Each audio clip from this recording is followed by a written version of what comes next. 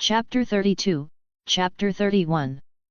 Neville and Ron barged into the Gryffindor common room like a pair of characters straight out of a disaster movie, only minus the cool slow-motion music.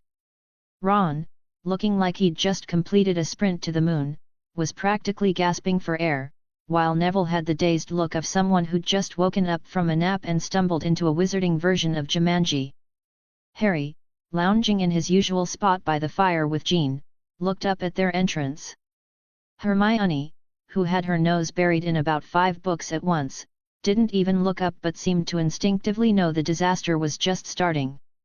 "Neville! Ron!" Harry called out, raising an eyebrow. "What's going on? You look like you've been chased by a herd of hippogriffs." Ron waved a hand, looking like he was still processing basic thought. "Neville's plant. It's gone completely mental." Neville, clearly still in the process of waking up, but with a certain "I am okay with this" gleam in his eye, rubbed the back of his neck sheepishly. "Yeah, well. I was asleep. And when I woke up, the fluxweed was glowing, and then it started growing a lot really fast. Like it was on some sort of magical growth hormone." Jean raised her eyebrows, looking between Neville and Ron like they were both mildly fascinating science experiments.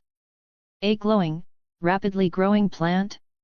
I've seen some weird things in my day, but that's definitely a new one." Hermione, who had now shut her book with an almost predatory snap, narrowed her eyes at Neville. "Fluxweed doesn't do that. There's something else at play here." She tapped her chin as if trying to put together a jigsaw puzzle made of chaos. "It's possible your mutation is starting to show, Neville. The plant's reacting to something inside of you." Harry blinked, processing that. "Wait, what? Neville, you're telling us you've got mutant powers now?" Jean gave him a knowing grin, her eyes full of warmth. "Welcome to the Mutant Club, Neville. It's a wild ride, full of surprises and the occasional disaster. But it can be pretty amazing. I'm sure of it." Neville looked like he might have just seen a ghost. Or more accurately, a mutant plant with a mind of its own. "Wait, what? I'm a mutant? Me? But I'm Neville Longbottom. I can barely keep a plant alive without it trying to kill me." Ron, ever the eternal optimist, or, in this case, a man in denial, had a sudden, rather startling moment of clarity. "Blimey! Neville, do you remember what Trelawney said in divination class yesterday?" Neville looked at him like Ron had just tried to sell him a used broomstick. "She said a lot of nonsense, Ron. What does it have to do with anything?" Ron grinned like he'd just cracked the Da Vinci Code. "She said something big was going to happen to you. Something life-changing.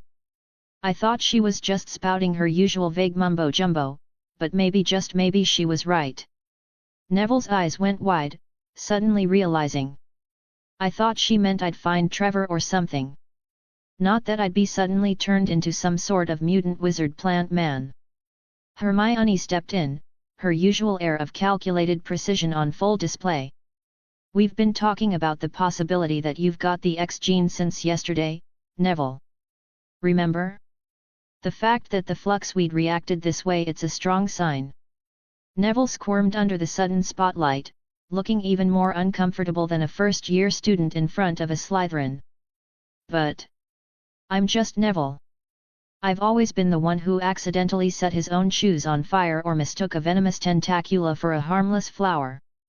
I never thought." Harry clapped a hand on his shoulder with a reassuring smile, one that made Neville's heart skip a beat. "Neville, you've always been special. Trust me. You just needed to discover it for yourself.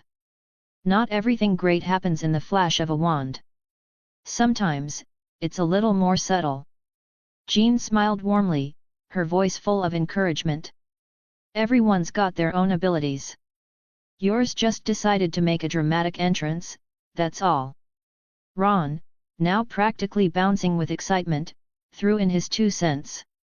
"And think of the possibilities, mate. You can help plants grow faster, make them more powerful, maybe even talk to them. You'll be like the magical version of Dr. Dolittle. You could even save the world one potted plant at a time. Neville's face lit up slightly at the thought, the sense of purpose creeping into his voice. You know, I guess I never thought about it like that. Helping people with plants, making them grow, it could be something useful. Hermione smiled gently at him, her eyes full of pride. You'll figure it out, Neville. We'll all help you. Just take it one step at a time.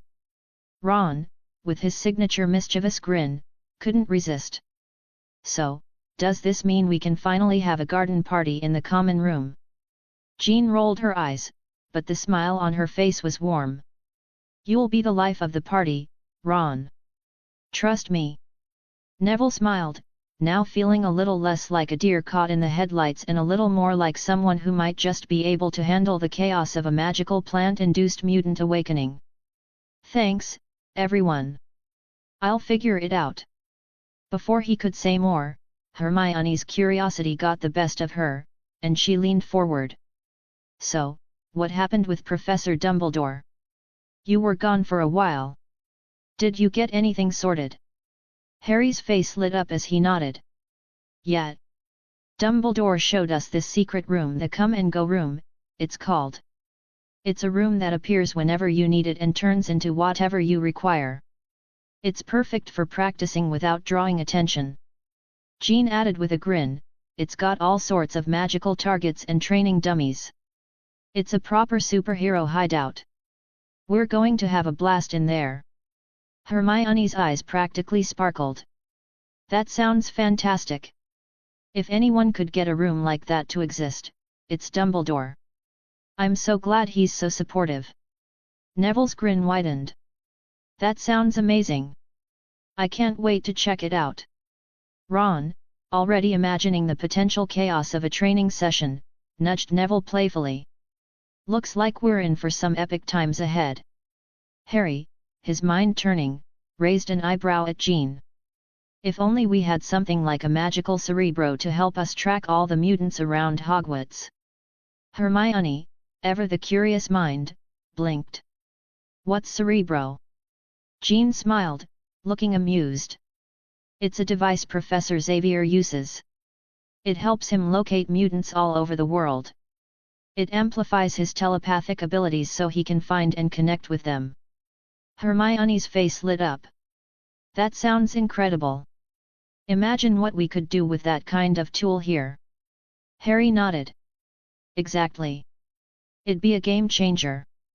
But for now, we'll have to rely on good OL observation and word of mouth. Jean's smile was warm but resolute. We'll make it work. Hogwarts has its own kind of magic, sometimes it's the people who make it special. Neville, feeling like his world had just shifted a little bit, added with more confidence than he'd felt in ages, with all of us working together, we'll make sure everyone gets the help they need. Ron, always ready to add his brand of cheeky humor, winked. Looks like we're in for one heck of a ride. Just another day in Gryffindor, right?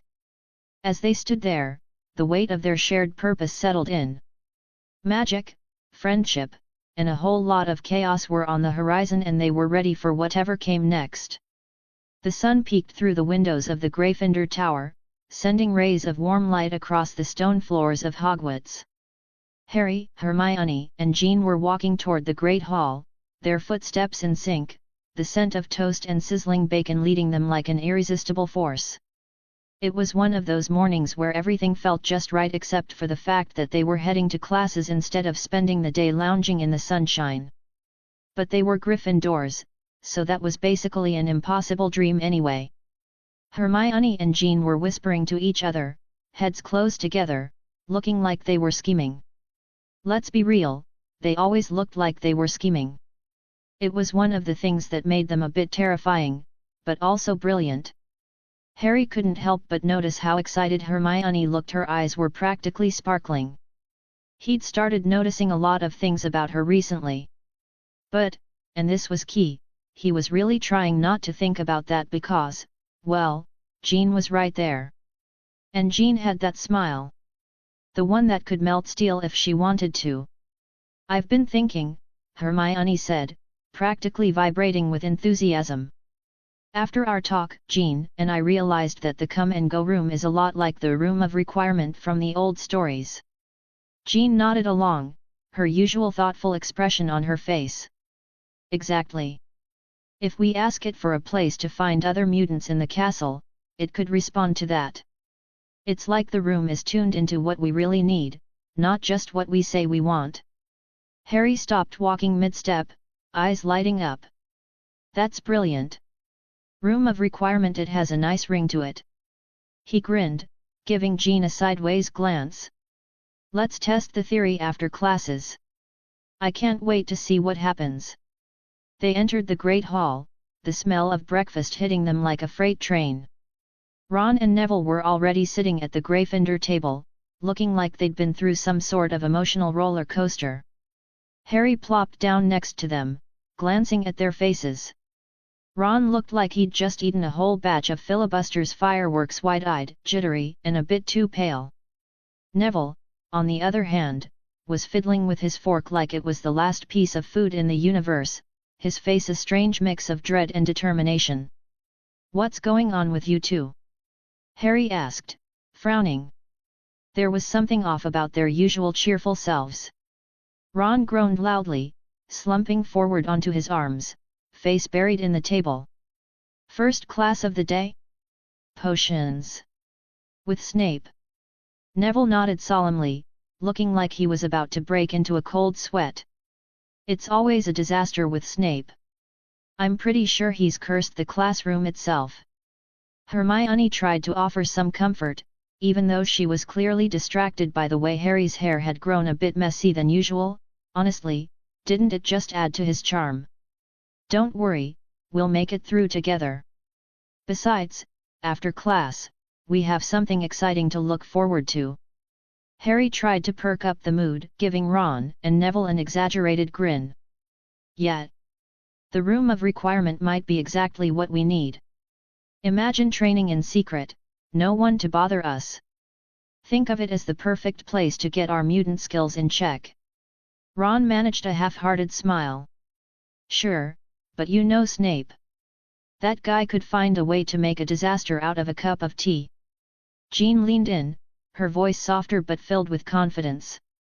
"Don't worry, we'll stick together. Snape's got nothing on a team like us." She gave Neville an encouraging smile, her eyes almost glowing with unspoken warmth. Neville swallowed nervously but straightened up, gripping his wand like it was a lifeline. "Thanks, all of you. Let's just get through this. Focus on the room of requirement." He gave Ron a little nod of support. "It'll be okay. We'll just stick to our plan." Ron glanced at Harry, clearly impressed by the calm in his friend. "How are you so calm? Snape's practically got a vendetta against you." Harry shrugged, tossing a glance at Jean. "I've been getting extra help from Andromeda Tonks on potions. Plus, with Susan and Jean helping me catch up, I've had lots of practice. Snape can try, but I'm not going down without a fight." Ron snorted, clearly amused. "Yeah, guess you've got the edge. It's the Harry Potter way, right?" Neville cracked a small smile, but it didn't reach his eyes fully. Still, it was something. "I just don't want another exploding cauldron situation. That's all I'm saying." Hermione watched Harry and Jean share a look. Something soft passed between them. It made her feel, well, complicated. Part of her was thrilled for them, they were her friends, and if anyone deserved some happiness, it was them. But then there was this small, tight knot in her chest that she couldn't quite explain. Was she jealous? Or was it just that she didn't want to feel left behind, like she was in the background while their connection grew? She didn't know, but she would figure it out later. For now, though, she plastered on her best everything's fine smile and addressed the group. "All right, we've got this. Just remember Snape's an absolute menace, but we're Gryffindors. And Gryffindors don't back down from challenges. Harry nodded, meeting her eyes. Exactly. And when we're done with potions, we've got the room of requirement to look forward to. And maybe we'll all survive Snape's lesson in the process. Jean flashed a grin, her blue eyes twinkling mischievously. If we survive Snape, I'll call it a victory. Ron smirked. If we survive Snape, I'm treating us all to a round of butterbeer. Neville perked up a little at that. Deal. But only if we don't end up in the hospital wing. Hermione couldn't help but laugh softly. I'll settle for just surviving and having all our limbs intact. As they laughed, the weight of their upcoming challenges seemed to fade just a little. Sure, Snape was a walking nightmare, but they were all together. And together, there was no challenge they couldn't face. Even if that challenge happened to be a potions class with the world's grumpiest professor. The Great Hall was buzzing with the usual morning chaos, plates clattering, students laughing, and a distinct smell of bacon sizzling in the air. Basically, the breakfast experience at Hogwarts was a sensory overload. This is when a familiar trio of redheads burst in like a human explosion. Ginny, Fred, and George. The Weasley siblings were like human fireworks, and this morning, their fiery hair practically glowed as they made their way over, grinning like they were about to pull off the prank of the century. Morning, everyone. Ginny's voice rang out, cheerful as ever, with that kind of energy that made her sound like she'd just jumped out of bed, ready to take on the world. Planning to practice for Quidditch tryouts today, Harry? The mention of Quidditch immediately made Harry's day seem 10 times better. It was like someone had flicked a switch in his brain. Definitely. Gotta stay sharp if we want to crush the competition, he said, flashing a grin. You never know when a rogue bludger is going to come hurtling toward your head. Fred grinned back, his eyes gleaming with a mischievous spark. Always good to be prepared. A bludger can ruin your day faster than you can say Quidditch through the ages. His smirk was pure trouble, and Harry didn't have to look closely to know that Fred and George were already planning some sort of preparation that was bound to make things interesting. George, picking up where Fred left off, added, or when a certain Slytherin's broom accidentally decides to throw them into the Whomping Willow, Harry snickered. The twins had a way of making everything sound like they were planning some disaster, and it was hard not to enjoy it. Oh yeah, I can totally see that happening. Just like last time when you two put extra grease in Malfoy's broomstick. Ron, who had been slouching over his plate of eggs as if the world had suddenly become a lot more difficult than usual, groaned. Please. Let's not talk about Malfoy. Or, heaven forbid, Snape. I'm not sure which is worse. Neville, who had been absent-mindedly twisting his fork in his pumpkin juice, glanced at Ron, his face pale with nerves. I don't think Snape could get much worse. Unless he's planning on turning us into toads again. He muttered, his voice trailing off as he looked down at his plate. It was clear that Neville had enough to worry about. His luck with potions was infamous, and his toad, Trevor, had gone missing for the 10th time this week. Jean, who had been quietly listening, leaned in toward Harry, her voice low and confident. Hey, I've got an idea, she said, her tone like a spark ready to ignite. What if we test that theory about the room of requirement today? We could ask it for something to help us find other mutants at Hogwarts. Harry raised an eyebrow. He'd never really given the room of requirement much thought, but now, with Jean's suggestion, it felt like the perfect way to spend the day. That's actually brilliant. We could use a little extra help finding our people. Hermione, who had been uncharacteristically quiet, nodded, her eyes bright with excitement. I'm in. If it works, it could be the perfect way to unlock Hogwarts' secrets. Plus, we've got to make sure we're not the only ones, right? Fred and George exchanged a glance, their shared look as synchronized as a couple of evil twins. Count us in. Fred said, slapping the table. Anything to get out of more homework, right? And if it means we get to find mutants, even better, George added with a wink. Could come in handy for a few pranks. Ginny, who had been standing off to the side, leaning casually against the table with her arms crossed, raised an eyebrow.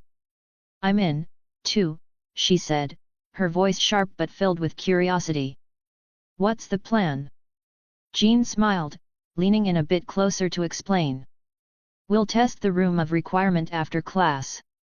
If we're lucky, it might help us locate other mutants here at Hogwarts. It's a long shot, but who knows? Hogwarts has a lot of hidden corners."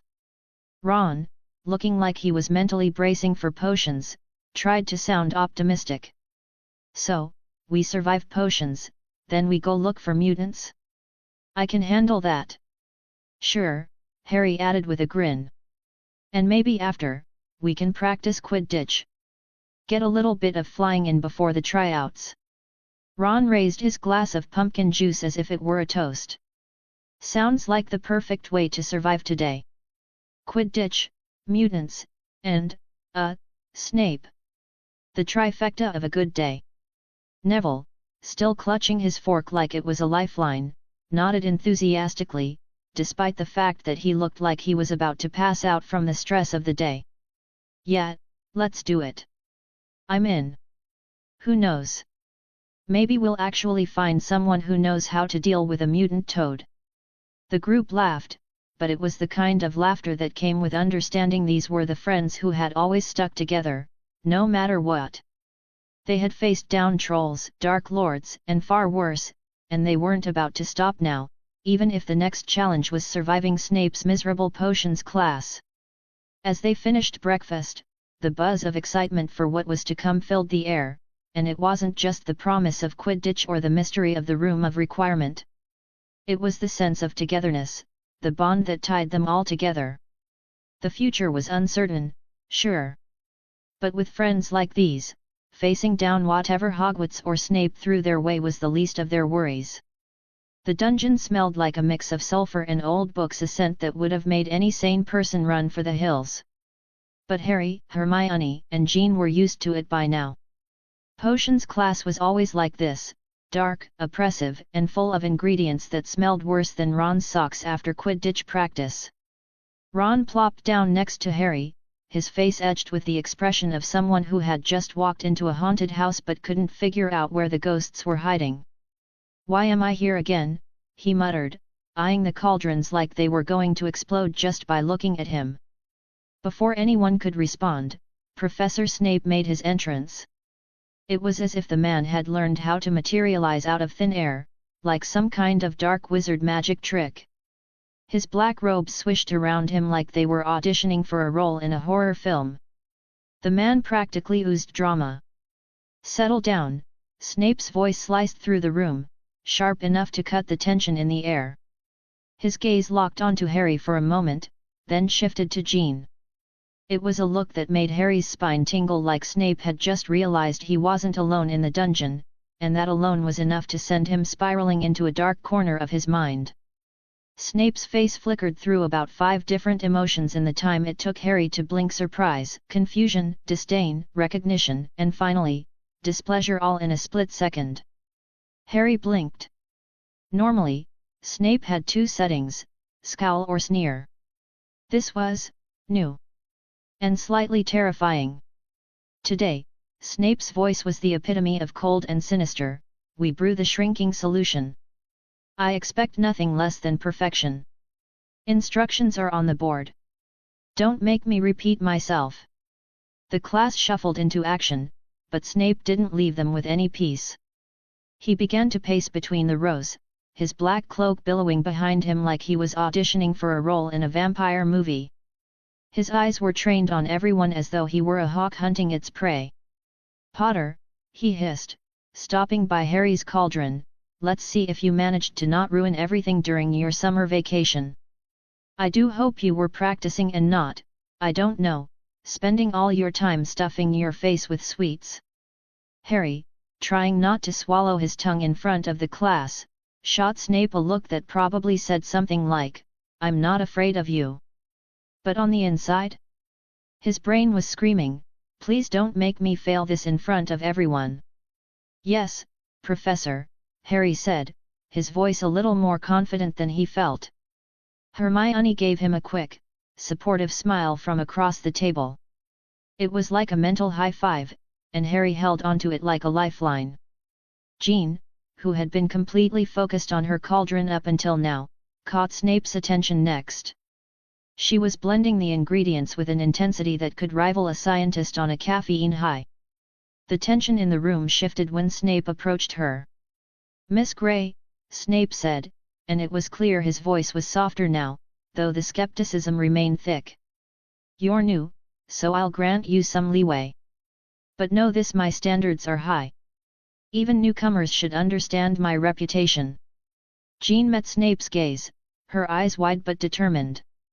"Yes, Professor. I'll do my best."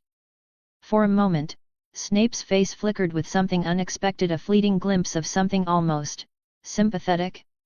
Harry blinked. Was that nostalgia? No way.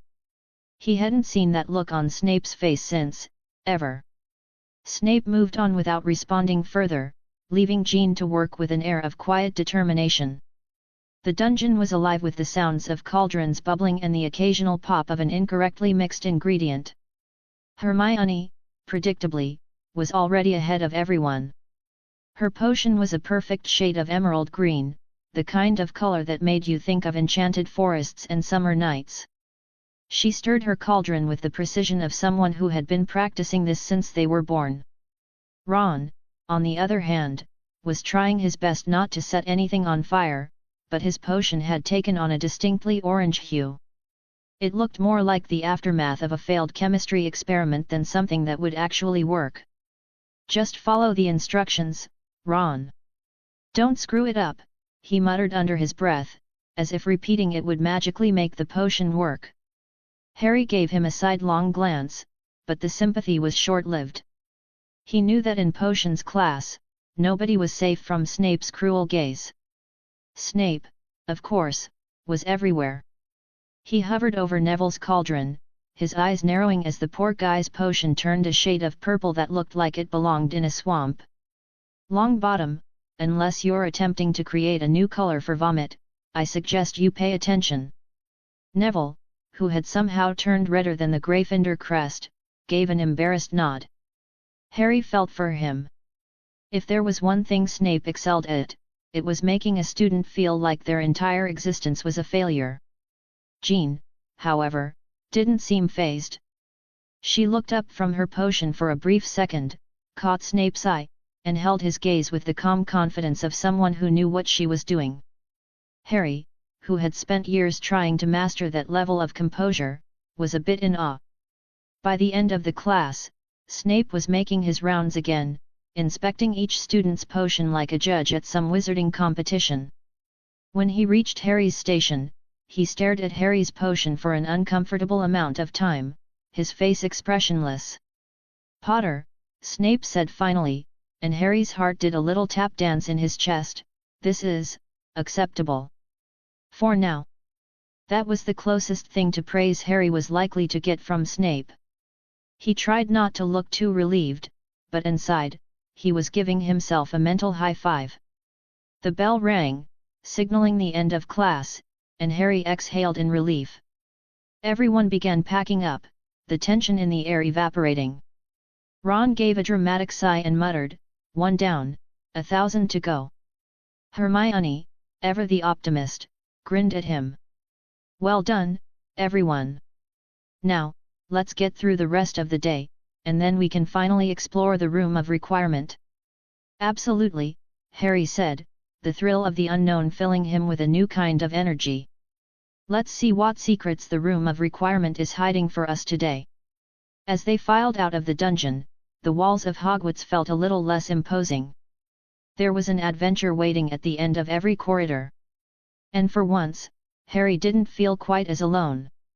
The castle wasn't just a place of magic, it was home, and with his friends by his side, there was nothing he couldn't face. Well, except maybe Snape.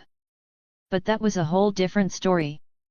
The Ministry of Magic's meeting room felt like a pressure cooker about to explode.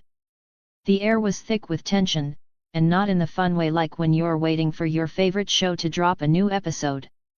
No, this was the kind of tension where you knew something was about to go down, and it was either going to be super embarrassing or incredibly dangerous.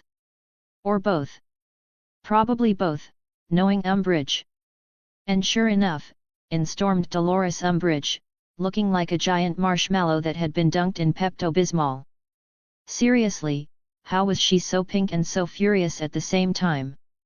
I mean, it was like watching a stuffed animal with a vendetta, but one that somehow made you want to hide in a cupboard. Her cheeks were so red they might have been radiating heat, and she had that smile, the one that could curdle milk just by existing. She didn't bother with pleasantries. Nope, Umbridge was like a social assassin, stabbing you with a smile before you even had a chance to blink.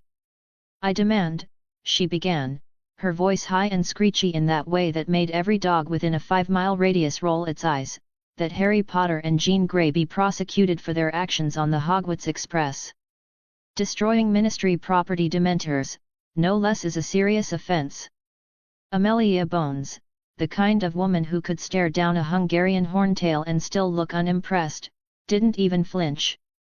She set her quill down slowly, like she was taking the time to savor the silence before unleashing her own brand of chaos.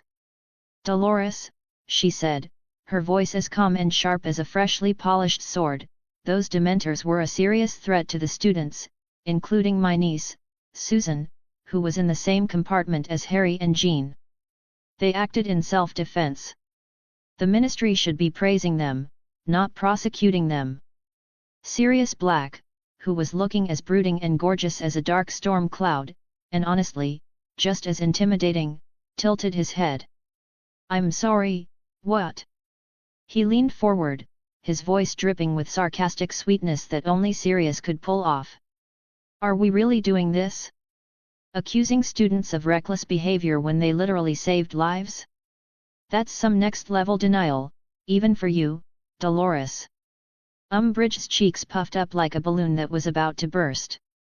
"Their behavior was unauthorized," she screeched. "They have no right to act like heroes. They should be punished for their audacity." Amelia's eyes narrowed, and you could practically feel the chill radiating off her. "The Ministry is not your personal playground, Dolores. These children acted in the best interests of their peers. If you're so eager to be a bureaucratic bulldozer, perhaps you should take it up with the higher UPS. But don't waste our time with these petty vendettas." Sirius, who'd been quietly plotting Umbridge's emotional meltdown like a true expert, chimed in. "You're really doubling down on this witch hunt, hey? You might want to rethink that strategy. People are already sick of your nonsense. The only thing that's going to happen here is that you'll isolate yourself, and when the public figures out what you're really about, you'll have even fewer friends than you do now. And trust me, that's saying something." Umbridge's eyes flared with something that was probably rage, but to anyone paying attention, it looked more like sheer, unfiltered entitlement. "This isn't over," she hissed, her voice sharp enough to cut glass. "I will make sure justice is served." Sirius leaned back, looking entirely unimpressed. "You keep telling yourself that, Dolores." He raised an eyebrow. "And when you finally figure out what justice actually looks like, let me know. I'll be here, saving the day and keeping people like you from making things worse." With a final flourish of her two pink robes, Umbridge spun on her heel and marched out, her footsteps echoing down the hallway like a mouse trying to stomp through a steel door. It was all very dramatic, way more drama than anyone in the room was actually interested in. As the door slammed shut, Amelia let out a long, frustrated sigh, the kind that made you wish you could throw a pillow over her head to shut out the world. "We don't have time for this. We have real issues to handle, like the hunt for Pettigrew. We can't afford to be distracted by her petty nonsense." Sirius nodded, his face hardening. "Right. Pettigrew, first and foremost. If anyone deserves attention, it's him. We'll keep an eye on her though," he said, as if the very thought of Umbridge was a dark cloud on his day. "She's not going to let this go.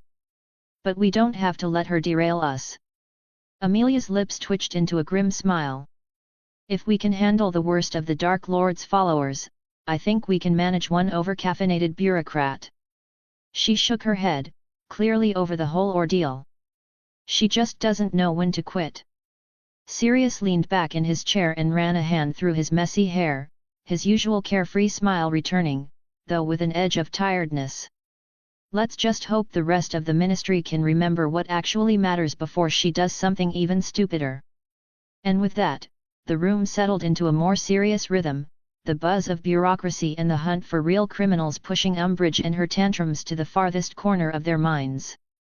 After all, there were far bigger problems than the petty machinations of a pink-wearing tyrant. Chapter 33, Chapter 32. History of Magic was dragging on like a dragon with a limp. The whole room felt like it was made out of old parchment and ghostly whispers, and the air was thick with the kind of apathy that only comes from listening to Professor Binns. The guy was a ghost, which was honestly impressive. He'd managed to be so boring in life that he'd become more boring in death.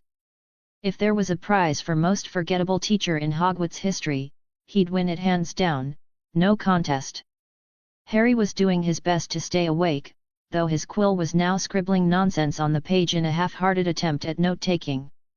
Next to him, Jean was using her own quill as a makeshift wand, twirling it absent-mindedly between her fingers as she fought the same battle.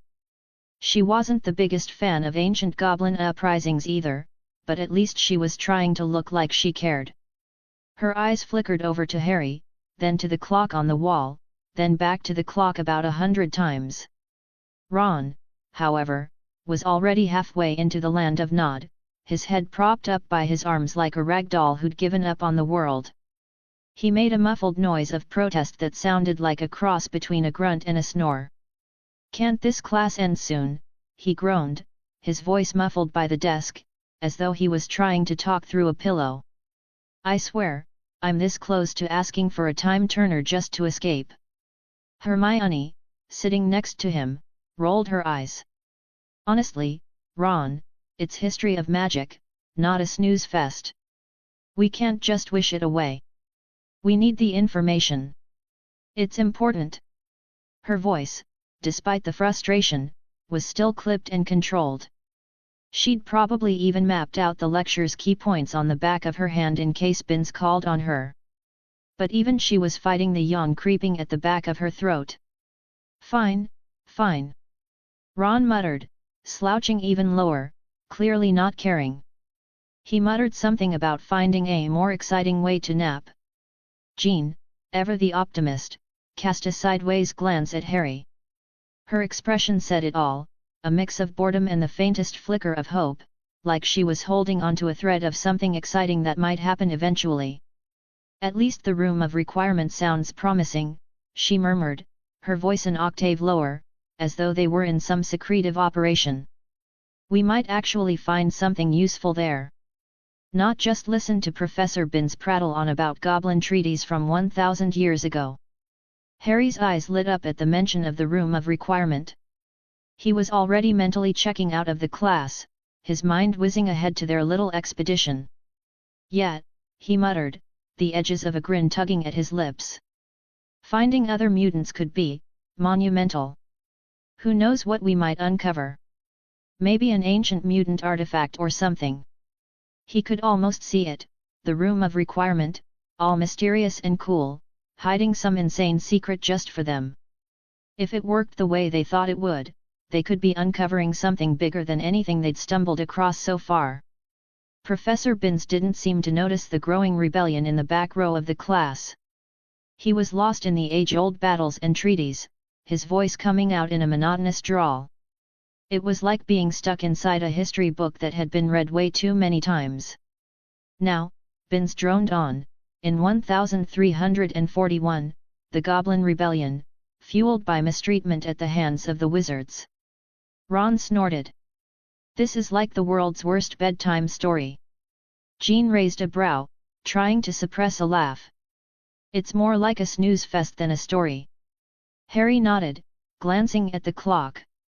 "Okay, maybe the Goblin Rebellion's important, but I'd rather be fighting something right now. At least that'd keep me awake." Finally, after what felt like an eternity of ancient goblin gossip, the bell rang. It was like the sound of sweet freedom echoing through the room.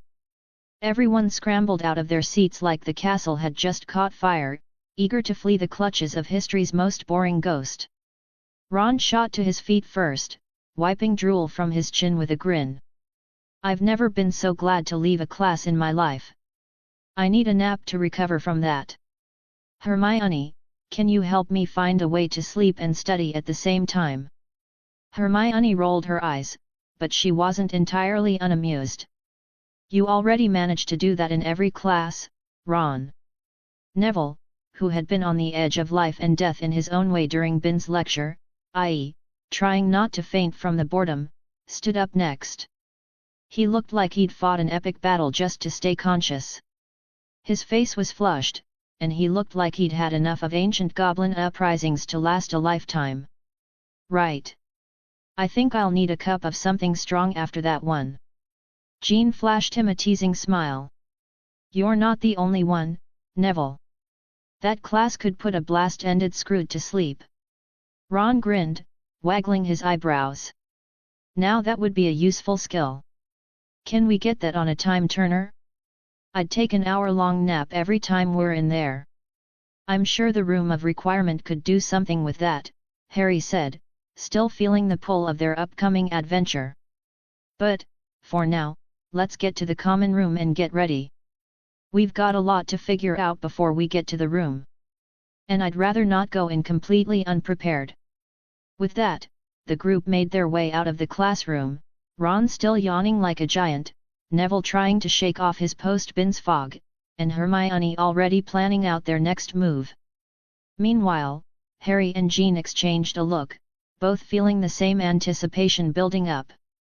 The Room of Requirement was waiting for them, and who knew what they'd find inside? One thing was certain, though, it was going to be anything but boring. The common room was buzzing like a beehive on caffeine as students peeled off their school robes in favor of more practical attire. Harry, Ron, and Jean were getting geared up in athletic clothes, ready for whatever shenanigans lay ahead.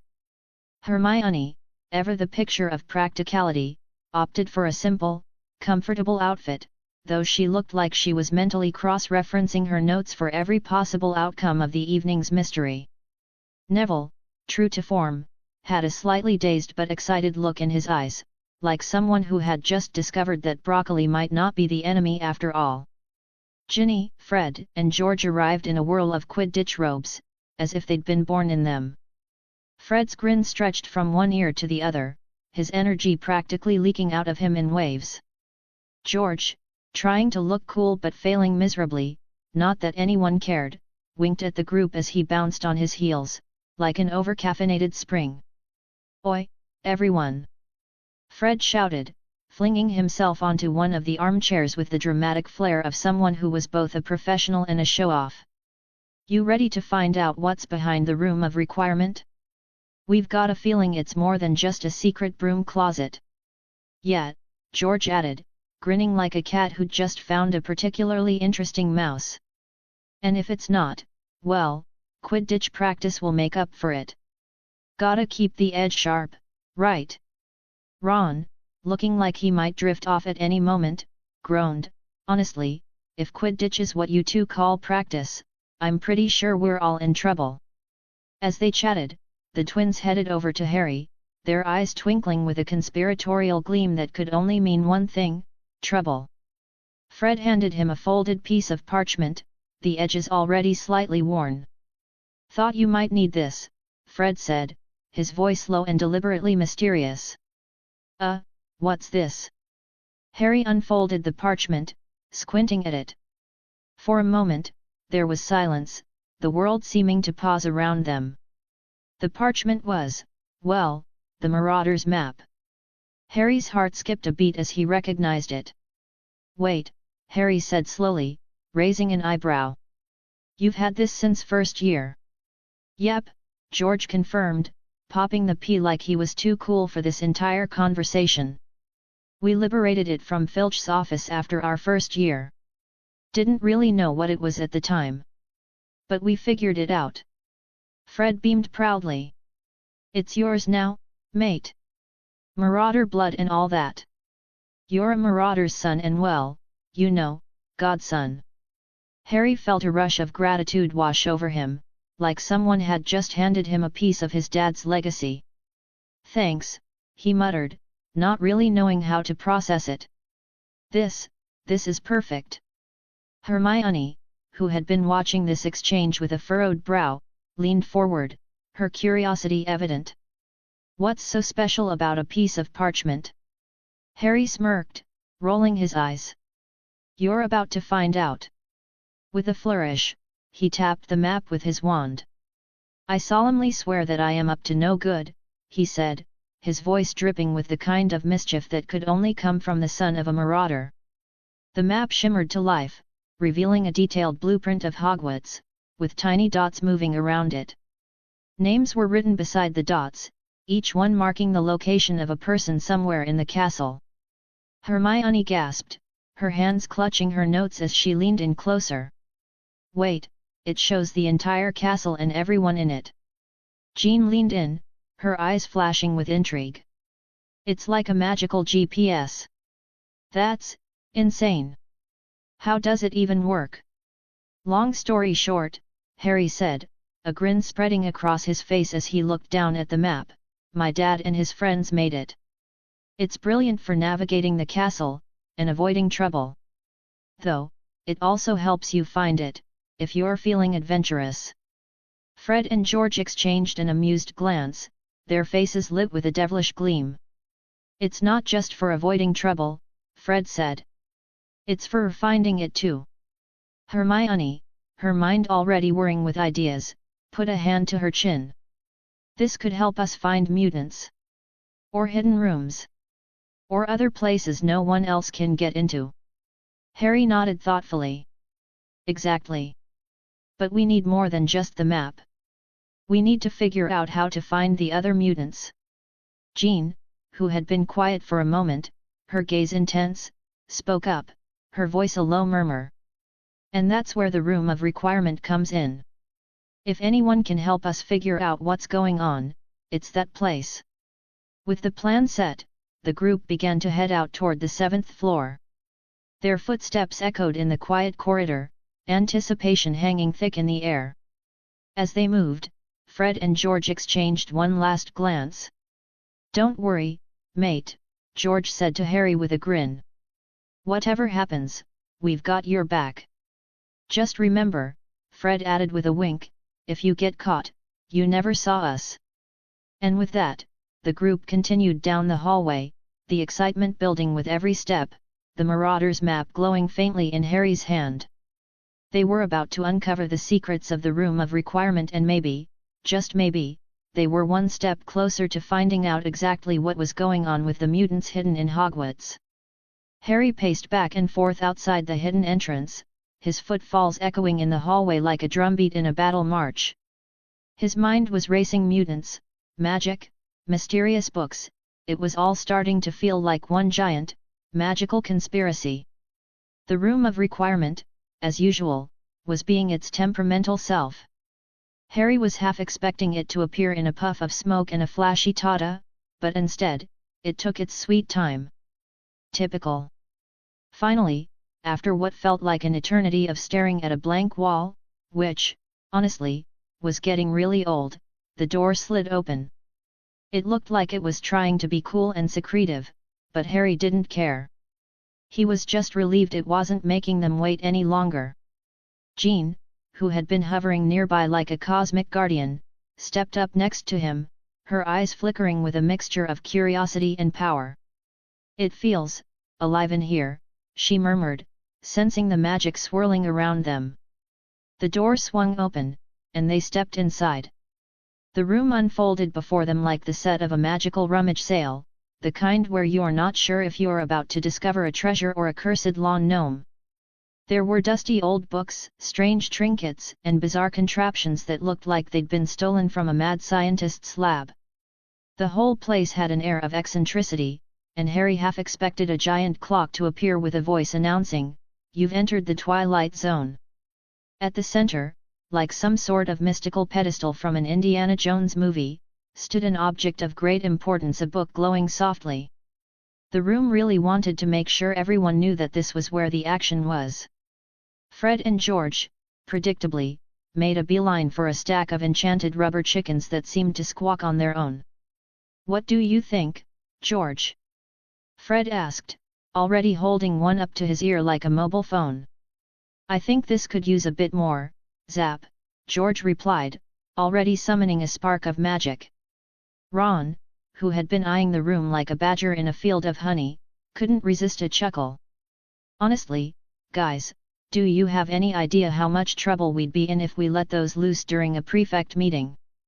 "Oh, don't be such a stick in the mud, Ron," George grinned, flicking a rubber chicken into the air. "We're just testing it. Strictly for scientific purposes." Ron shot him a skeptical look, but he couldn't help but grin. "Yeah, sure. For science." Meanwhile, Hermione and Percy were having what could only be described as a very serious discussion trademark about the academic potential of the Room of Requirement. Hermione was practically glowing with excitement as she picked up a dusty tome from a nearby shelf. "This could be a treasure trove of lost magical knowledge," she said, her voice practically buzzing. "The amount of rare spells we could—" "Exactly," Percy chimed in, his eyebrows furrowed with that special brand of Percy Weasley determination. "I've been thinking about how we could organize the room's potential. Imagine how much we could do with a proper—" Yeah, we get it," Harry interrupted, not because he wasn't interested, but because he was way more focused on the glowing book that was calling to him like a beacon in the night. Jean, looking over at Harry, raised an eyebrow. "Go on, Harry," she said with a grin. "I have a feeling that book wants to show you something." With a small nod, Harry walked toward the pedestal, his fingers itching with curiosity. The book's pages shimmered as he got closer, and when he peered at the inscribed names, he nearly gasped. His eyes flicked over them quickly. Harry James Potter, Jean Elaine Grey, Susan Angelica Bones, Daphne Amaranth Greengrass, Neville Frank Longbottom, Luna Pandora Lovegood. Harry blinked. "This is weird. The book has our names on it." Hermione squinted at it, her brow furrowing. "Do you think it's a list of potential mutants? It would make sense. It could be a way to identify people with special abilities, like a magical census." Jean, her eyes narrowed thoughtfully, seemed to be piecing it together. "Wait, Luna's on here. Do you think she's one of us?" "Well, Luna has always been a bit out there," Harry said, scratching the back of his neck. "But she's got a way of seeing things. Maybe she's got abilities we don't know about." Ginny, who'd been listening to the conversation with a half-smile, chimed in, "I can talk to Luna. She trusts me, and I don't think she'd mind me asking about this." Harry nodded gratefully. "Perfect. Let's find out what Luna knows." While the others were still processing the implications of the list, Fred and George were, of course, already 10 steps ahead in the planning department. They were off in the corner, debating the best way to prank the entire Slytherin house using enchanted rubber chickens as an army of chaos. "Imagine the look on Malfoy's face when they start squawking," Fred said, eyes gleaming with excitement. "Oh, it'll be glorious," George agreed. "But we need a backup plan, just in case they—" Before they could finish, the book shimmered again, and a new name appeared. Cedric Amos Diggory. The room fell silent. The name hung in the air like a lightning bolt, crackling with mystery. It was a new name, another potential mutant, or maybe just another twist in their already complicated quest. "Well, that's unexpected," Ron said slowly, a puzzled look crossing his face. "Cedric? I mean, he's the one who—" Yeah, we know," Fred cut in, "the one who all the girls swoon over. But what's his name doing in a book like this?" Harry wasn't sure what to think, but one thing was certain, the game had just gotten even more interesting. And knowing Harry Potter, that was never a good sign. Okay, Harry said, turning to the group. Let's go find Luna, and figure out who else is on this list. Things are about to get a whole lot stranger. Cedric Diggory was, to put it mildly, having one of those nights. You know, the kind where everything feels just a little off, like when you wake up in a dream and can't quite figure out what's real and what's just your brain deciding to mess with you. He was sitting on the edge of his dormitory bed, staring at his hand, the same hand that had just weirdly healed itself after he accidentally sliced it open on a corner of his bedside table. 1 second, he was watching blood well up from a small cut, and the next, his skin was smooth and unmarked. No scab. No scar. Just, normal. Now, Cedric wasn't a stranger to magic, obviously. He'd grown up in it. But this? This was something else entirely. Magic didn't work like this, at least not in Cedric's experience. He'd done the whole Oxio and Lumos routine, of course, but healing himself without even trying? That was a level of wizardry he didn't remember seeing in his textbooks. Cedric sat there for a moment, blinking at his now perfect hand. He even gave it a little poke for good measure. Nope. Not a single sign of injury. What in the name of Merlin? He muttered to himself, half expecting to look up and find the room of requirement had transformed into a giant, glowing question mark. Then, just to keep the fun going, he felt a strange sensation along his fingers. It was like a whisper, a pull, but not of magic. No, this was something more physical. Something more real. Cedric glanced down and nearly jumped out of his skin when a set of sharp claws extended from his fingertips. What the? Cedric yelped, jerking his hand back. He stared at his now extended claws, glinting in the moonlight streaming through the window. Okay, no. This is not happening. This is definitely not happening. But, sure enough, his claws remained. They looked sleek, sharp, and very much not something that could be easily ignored. He waved his hand in the air like he was trying to swat away a very aggressive fly, but the claws stayed put. Cedric took a deep breath and, deciding to take control of the situation, carefully retracted the claws back into his fingers.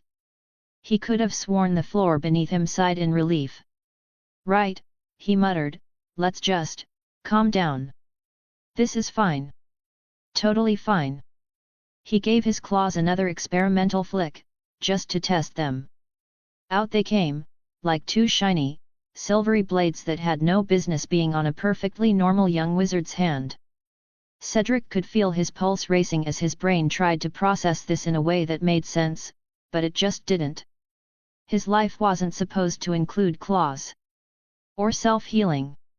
Or, well, anything that wasn't strictly regulated by the Ministry of Magic. I mean, I've always wanted to be more like one of those cool, brooding heroes in a dark fantasy novel, Cedric muttered, pacing back and forth. But I didn't exactly ask for the claws, did I?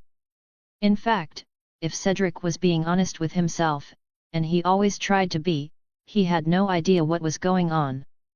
1 minute, he was dealing with the usual problems of being a Hufflepuff prefect, sorting out schedules, avoiding Fred and George's practical jokes, trying not to let his crush on Cho Chang ruin his concentration, and the next, he was becoming whatever this was. A mutant? No, that sounded ridiculous. There was no such thing in the wizarding world. Or was there?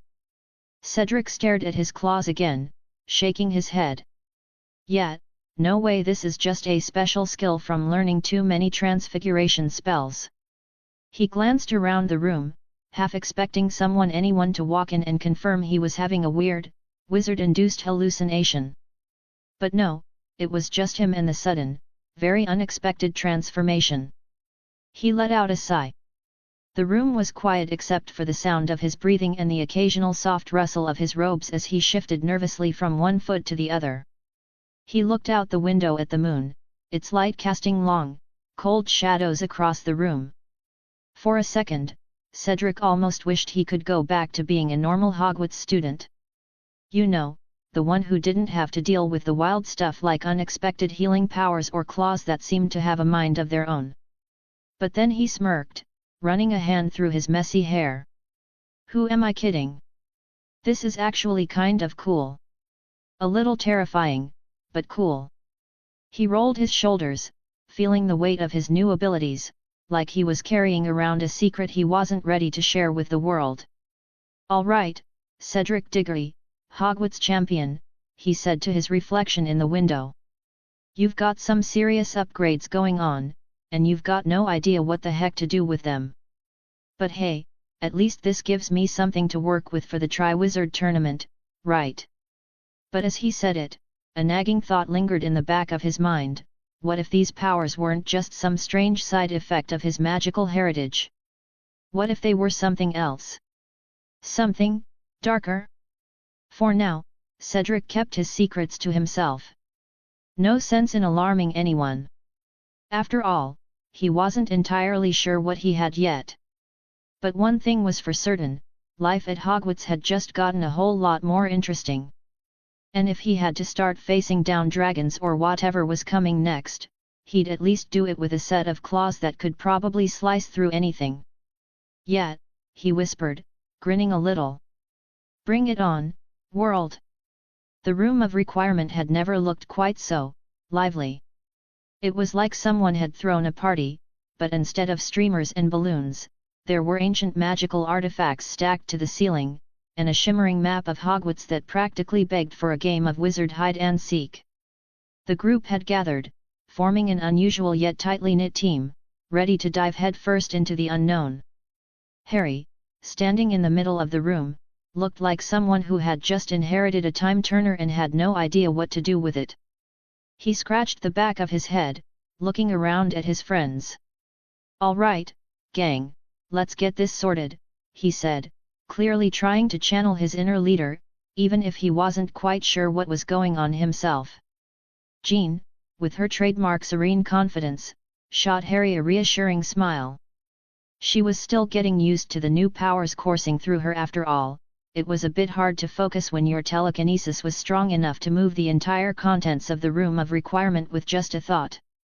"Cedric's in for a surprise," she said, leaning back against one of the shelves, her gaze soft but steady.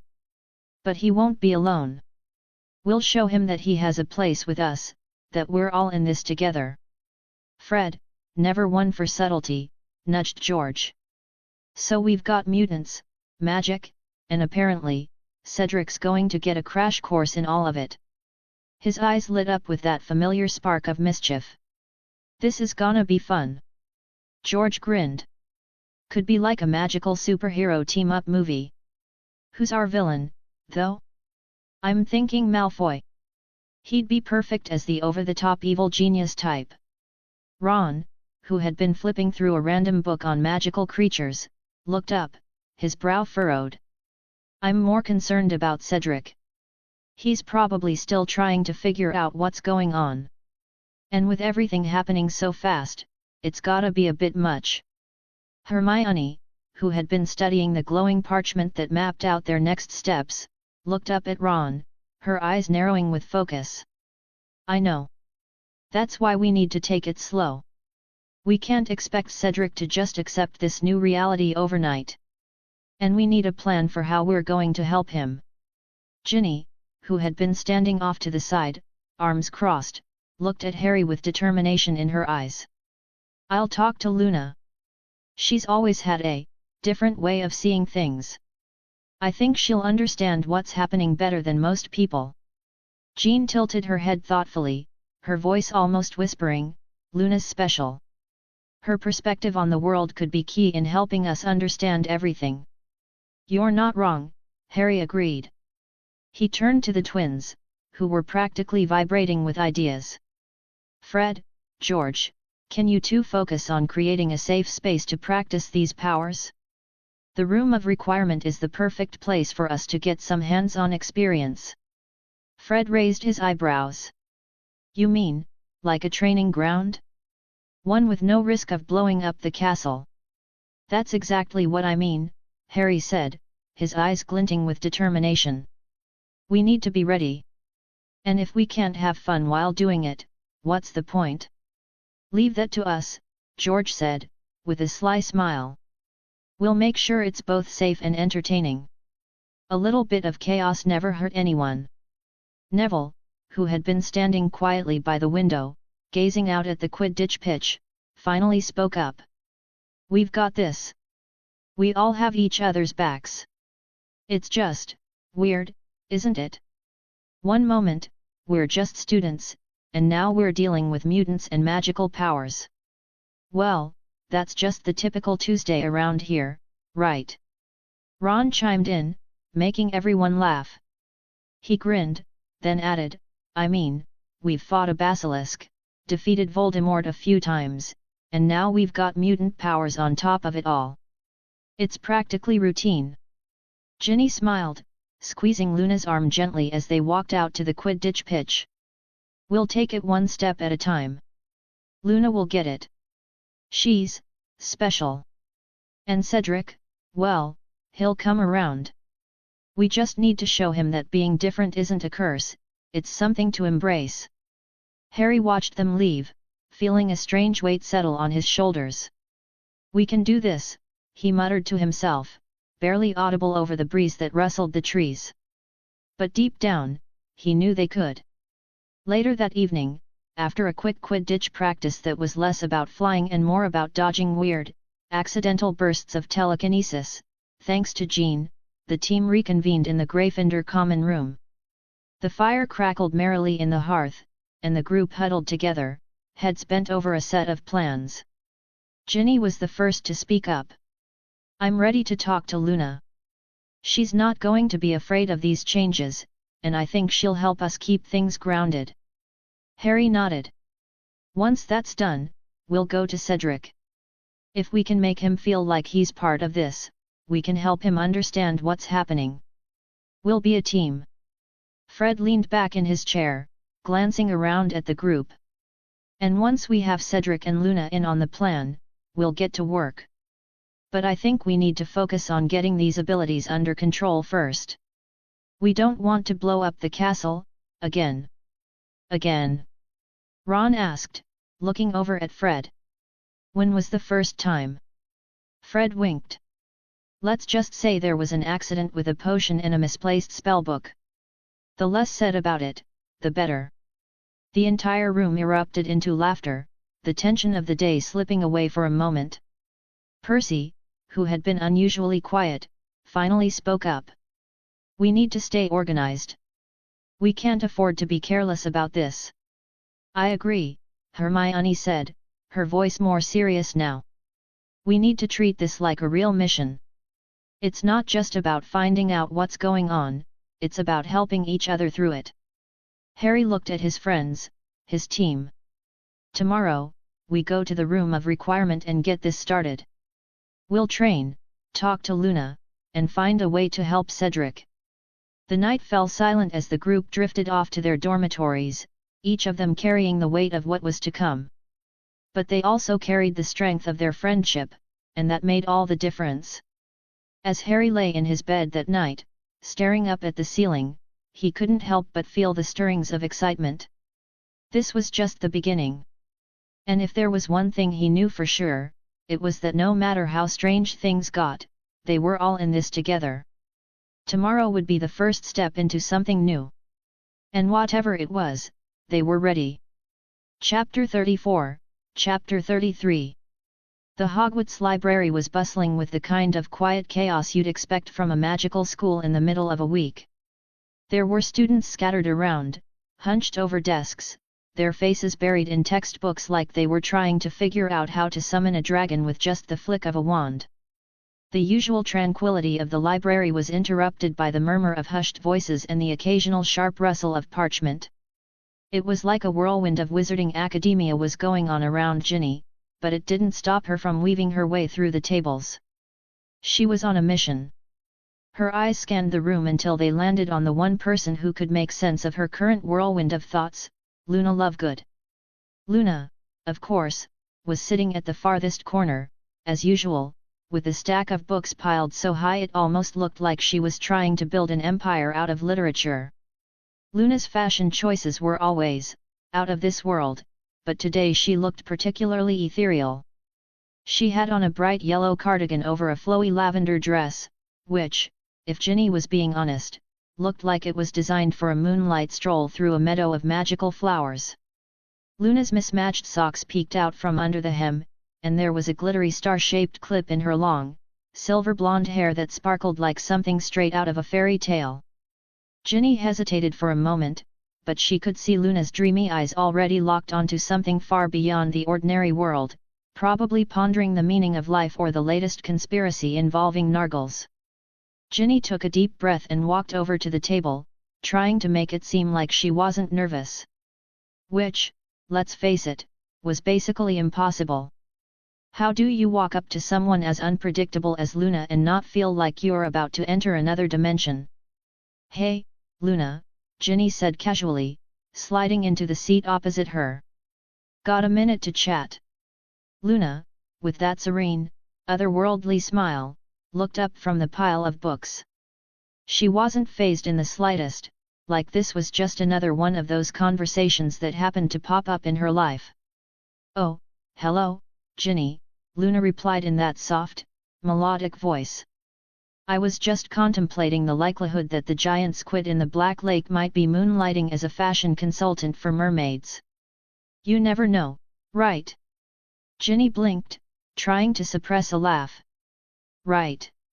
Of course.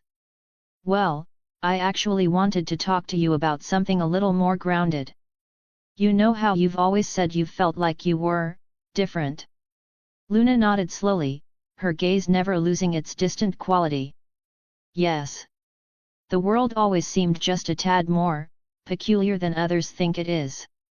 Like, when I found out about the crumplehorn snorkax, I just knew I wasn't the only one who believed in their existence." Ginny nodded, keeping her voice steady.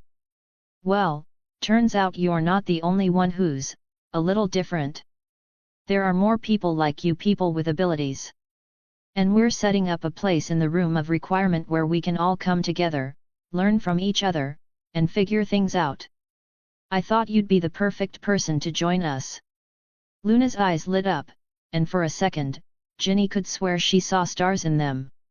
It was the kind of enthusiasm that could only belong to someone who truly saw the world in a way no one else did. "More like me." Luna's voice was barely above a whisper, but her excitement was palpable. "Oh, that's simply marvelous. I've always suspected there was more to the world than meets the eye. I once swore I saw a Gnarl hiding in the library last week, and it was definitely watching me with judgmental eyes. You're saying there are others who know the truth?" Ginny couldn't help but smile at Luna's enthusiasm. "Exactly. We're all in this together, figuring out what our powers mean and how we can use them. It's like a secret society, but with fewer robes and more practical applications. You know, like learning how to control your abilities and not accidentally setting something on fire." Luna's hands clapped together, causing her cardigan to flutter like a pair of enchanted wings. "That sounds positively splendid. I've always wanted to be part of something like this. Why, just the other day, I was convinced I was the only one who could hear the stars speaking in riddles. Now, it seems I've been wrong. I can't wait to join your little group." She paused, looking down at a book as if she were checking the footnotes of some interdimensional portal. "Maybe we can also figure out what the Gnarl really wants. It's been acting very suspicious lately." Ginny chuckled, her nerves easing. "We'll definitely keep an eye out for any more mystical creatures. But for now, I'm just glad you're on board. We could really use your perspective, plus, who knows what kinds of surprises we'll discover." Luna looked at Ginny with the most serious expression she could muster, which only made Ginny more certain that Luna was somehow on an entirely different wavelength. "If there's one thing I've learned, Ginny, it's that surprises are just undiscovered possibilities waiting to unfold. I'll be there, of course. After all, as my father always says, if you think of 10 impossible things before breakfast, the rest of the day can only be intriguing." Ginny laughed softly, feeling a surge of warmth from Luna's words. "I'll let the others know you're in." And if you find any more nargles or any other mysterious creatures, please, do us all a favor and give us a heads up." Luna gave a dreamy smile, already lost in the next chapter of her latest book. "Of course, Ginny. I'll keep my eyes peeled for any particularly elusive creatures. And I'm sure the stars will tell me all the secrets I need to know." As Ginny walked away, she glanced over her shoulder at Luna, who was already absorbed in her book with a distant yet satisfied look. For all Luna's quirks, Ginny knew they were lucky to have her on their side. Luna's way of looking at the world through a lens of wonder and possibility was just the thing their group needed. With Luna's enthusiasm on board and the room of requirement waiting to be transformed into their base of operations, Ginny couldn't help but feel that, maybe, just maybe, they were starting to build something special. Something that wasn't just about magic, but about embracing what made each of them unique. A team, but more importantly, a family. The Great Hall was buzzing as usual, students chattering, food appearing and disappearing with the usual magical flair, and, of course, the perpetual hum of gossip and rumors swirling through the air like a cloud of flying dust. Harry and Jean dodged a particularly energetic group of Hufflepuffs debating the merits of various Quidditch teams. It was way too early for that kind of high-stakes conversation, and finally found Susan Bones tucked away in a quiet corner. She looked the picture of calm, sipping her pumpkin juice with a focused expression, as if contemplating the deeper mysteries of the universe, like why Gryffindors' headscarves never seemed to match their uniforms, or why owls could navigate the skies, but couldn't seem to find a decent mailbox. Her headband, a sleek, metallic band with tiny gemstones woven into it, sparkled like a tiny constellation on her head. It was one of those things that screamed "I'm fashionable" without even trying. "Hey, Susan," Harry said as they slid into the seat across from her. His attempt at casual was somewhere between a smile and a grimace. "We need to chat about Cedric Diggory." Susan raised an eyebrow, her interest piqued. "Cedric? What's he done now? Is he planning another one of his perfect student stunts again?" she asked with a teasing lilt. Jean, sitting beside Harry, gave an exasperated look at Harry's "I am trying to be cool but failing spectacularly" posture before clearing her throat. "Actually, it's about something a bit more complicated than that." She tucked a lock of fiery red hair behind her ear, her fingers lingering a moment too long. "Cedric's got some new abilities. And since you've been training with us at Xavier's, we thought you'd be the perfect person to help him. You know, someone who gets what it's like to suddenly discover you've got powers that don't come with an instruction manual." Susan leaned forward, her curiosity more than piqued now. "Oh, I get it now. That whole 'what the hell am I supposed to do with this new power' thing. I've been there," she said with a nod of understanding. "Plus, you two are sitting so close it practically screams teamwork. I'm guessing you need all the help you can get. Might be a good idea for Cedric too." Harry's cheeks immediately flushed. Why did Susan always make things so blatantly obvious? But he managed to grin awkwardly, leaning back in his chair. "Yeah, exactly. We want Cedric to know he's not alone in this. It'd be good for him to have someone who knows what it's like, you know." Jean nodded enthusiastically, her green eyes flashing with a mix of determination and appreciation. "That's exactly why we wanted you to join us, Susan. Your experience could really help him feel like he has a place in all this madness." Susan's face softened, her usual teasing expression replaced with something warmer. "All right, I'm in," she said with a firm nod. "Cedric's always been a good bloke. He doesn't deserve to feel isolated just because his magic." She rolled her eyes a bit as she mimed air quotes. "Powers decided to show up late to the party. Plus, after this summer, I've got some tricks up my sleeve that might make it easier for him to adjust." Jean let out a small sigh of relief, and Harry couldn't help but smile at the ease with which Susan had agreed. It wasn't that Harry didn't trust his own instincts, but having someone like Susan around was a massive relief. It was like finding out the emergency button on the broomstick worked when you really needed it. "Thanks, Susan," Harry said, feeling a little more confident about their mission. You're a lifesaver. Susan gave them both a wink, finishing off her pumpkin juice with a dramatic flourish. No problem. Besides, who else is going to make sure Cedric doesn't start growing extra limbs or something equally ridiculous in the middle of potions class?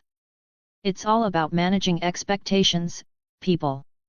Jean let out a small laugh, the sound light and warm. Exactly.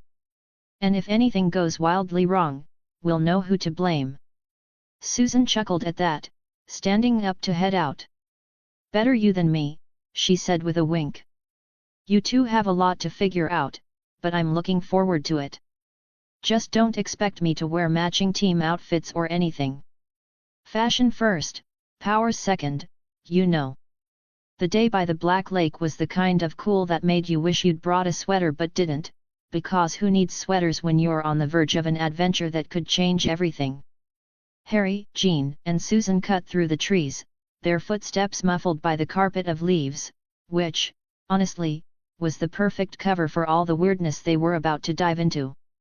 As they approached the shore, they saw Cedric Diggory standing by the water, looking like he was deep in thought. Maybe too deep, though. He was staring at the lake like it held all the answers to his existential crisis, and from the way his hands twitched, maybe it did. You could practically hear the brooding soundtrack in the background. Classic Cedric. Cedric. Harry called out, his voice a little too cheerful for the situation. Cedric spun around so fast that Harry was half convinced he might have missed a dramatic hair flip. The guy's a natural, he thought. Cedric's wide-eyed gaze flicked over the trio, and if Harry didn't know any better, he would have said Cedric was guilty of something. Maybe he'd been sneaking out at night and casting spells on the Slytherin's shoes? Harry knew that look all too well. What's up? Cedric asked, trying to act cool. Keyword, trying.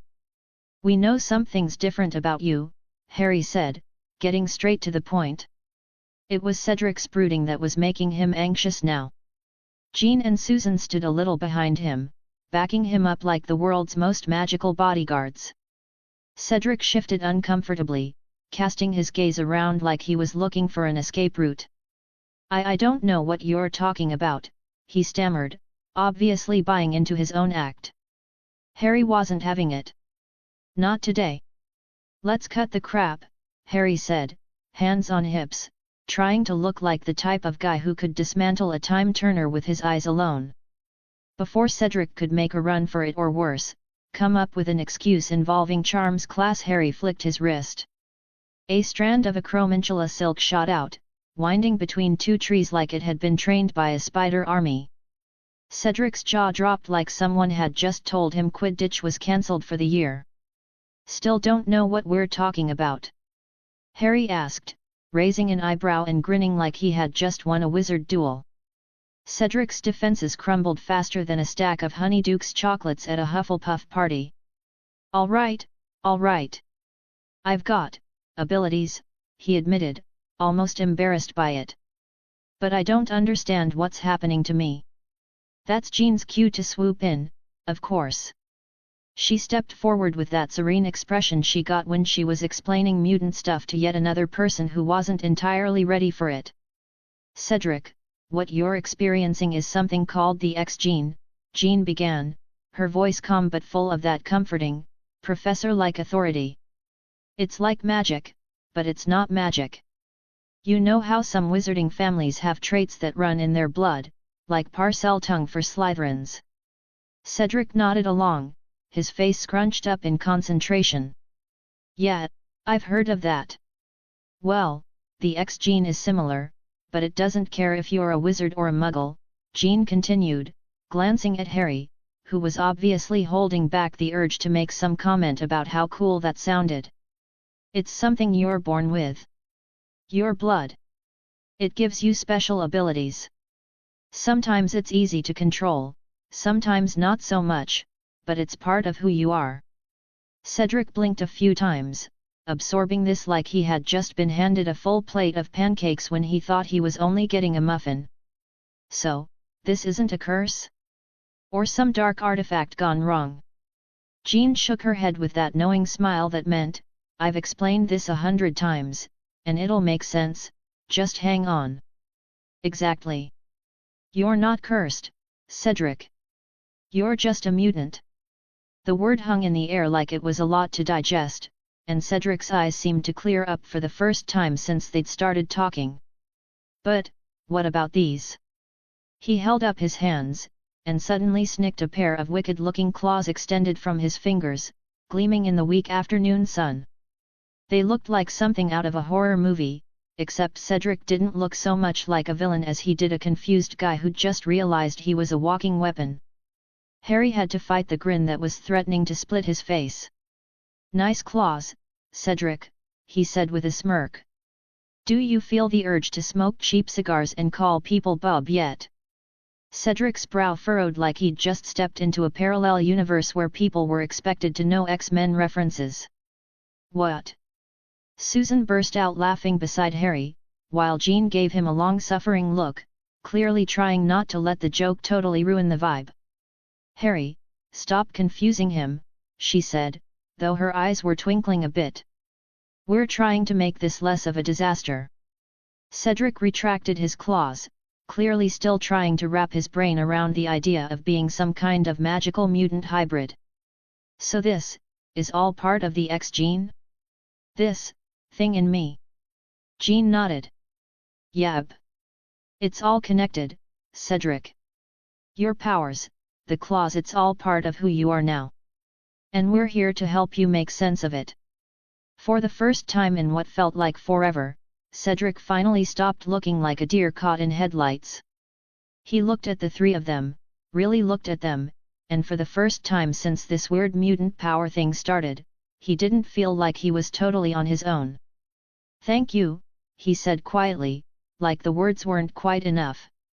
I don't know what I'd do without you guys. Harry shrugged it off, trying to keep his cool, but honestly, he wasn't fooling anyone. Don't worry about it. We've got your back, mutant powers and all. And with that, they walked back toward the castle, ready for whatever craziness was about to hit them next. Because in a world where magic and mutants collide, you could bet that this was just the beginning. The 7th floor of Hogwarts was as quiet as a library after hours, except for the faint sound of footsteps shuffling on the stone floor. Daphne and Tracy made their way to the spot Harry had marked, dodging the insane tapestry of Barnabas the Barmy teaching trolls ballet. Seriously, who thought that was a good idea? Probably the same person who thought it was a good idea to put the giant troll statues on the 3rd floor. Hogwarts had an unhealthy obsession with trolls. Honestly, Daphne muttered, eyes rolling as they passed the garish artwork, who decided trolls doing pirouettes was educational. It's Hogwarts, Tracy replied, shrugging. We should be used to bizarre by now. By the time they reached the spot, they found Fred and George already standing there, looking like two troublemaking twins who'd been waiting for the go-ahead to turn the world upside down. Percy, on the other hand, stood there, stiff and formal, like he'd been dragged along against his will. If there was one thing Percy Weasley loved, it was rules preferably written in triplicate. You're right on time, Fred said with an unsettlingly cheery grin, the kind that promised something disastrous was about to happen. Which is shocking, really, George added, crossing his arms. I thought we'd have a few more detentions under our belts by now. Tracy shot them both a dry look. Do you two ever stop? Why would we? Fred responded with a shrug, and George added a wink. Probably not, Tracy muttered. Ginny and Luna showed up next. Ginny, giving her brothers a scolding look that could have melted steel, and Luna, as always, lost in her own world, was already gazing at the tapestry with interest. You know, Luna said, completely unbothered by the absurdity around her, trolls would make excellent break dancers. They've got the right sort of moves. Tracy just blinked. What? Luna turned to them, still dreamy. The spins, the hops, the general wild and uncontrolled nature of it. Makes sense. Before anyone could respond, Harry, Jean, and Susan appeared, Cedric trailing behind them like he'd just stepped out of a mystery novel. He looked a little out of place, like he was the last one to realize he'd been invited to the cool kids club, but couldn't back out now without being rude. "All right, everyone here," Harry called, his voice carrying a familiar sense of authority that seemed to imply they were about to head off on some ridiculous adventure. "Perfect, let's get this started." Of course, right on cue, Hermione, Neville, Hannah, and Ron showed up. Hermione was flustered, probably from a last-minute scramble to get there. Neville was chewing on his lip, probably nervous, but ready. And Ron? Well, Ron looked like he was trying not to laugh and fail miserably. "Sorry we're late," Hermione said, giving the group an apologetic look as if she could have prevented time itself from dragging her to the meeting. "We had to deal with some things." "No worries," Harry said, grinning like a man who knew he was about to show off. "You're just in time for something epic." And when Harry Potter says something's going to be epic, you pay attention. The whole group turned their attention to Harry, who, for once, didn't seem too keen on making a dramatic entrance. Instead, he just started pacing back and forth like a man waiting for his cue in a play. Naturally, the room behind him, the room of requirement, appeared like magic. Not that anyone was surprised. This was Hogwarts, after all. Daphne and Tracy exchanged a glance. Yep, Hogwarts was officially the weirdest place on Earth. Even Luna, who had probably seen some unexplainable stuff in her day, blinked in surprise. For once, the room of requirement didn't just materialize randomly like usual. It practically exploded into existence, the door appearing as if it had been waiting for them all along. "This," Harry said, spreading his arms in dramatic fashion, "is the room of requirement. It's our new training ground." "Go ahead," Jean said, nudging Cedric forward. "Open it." Cedric, who'd been so quiet up until now, hesitated for a second. It wasn't the first time he'd been thrown into something massive without much warning, but it sure as hell didn't make it any easier. Finally, he gave a sheepish shrug and opened the door.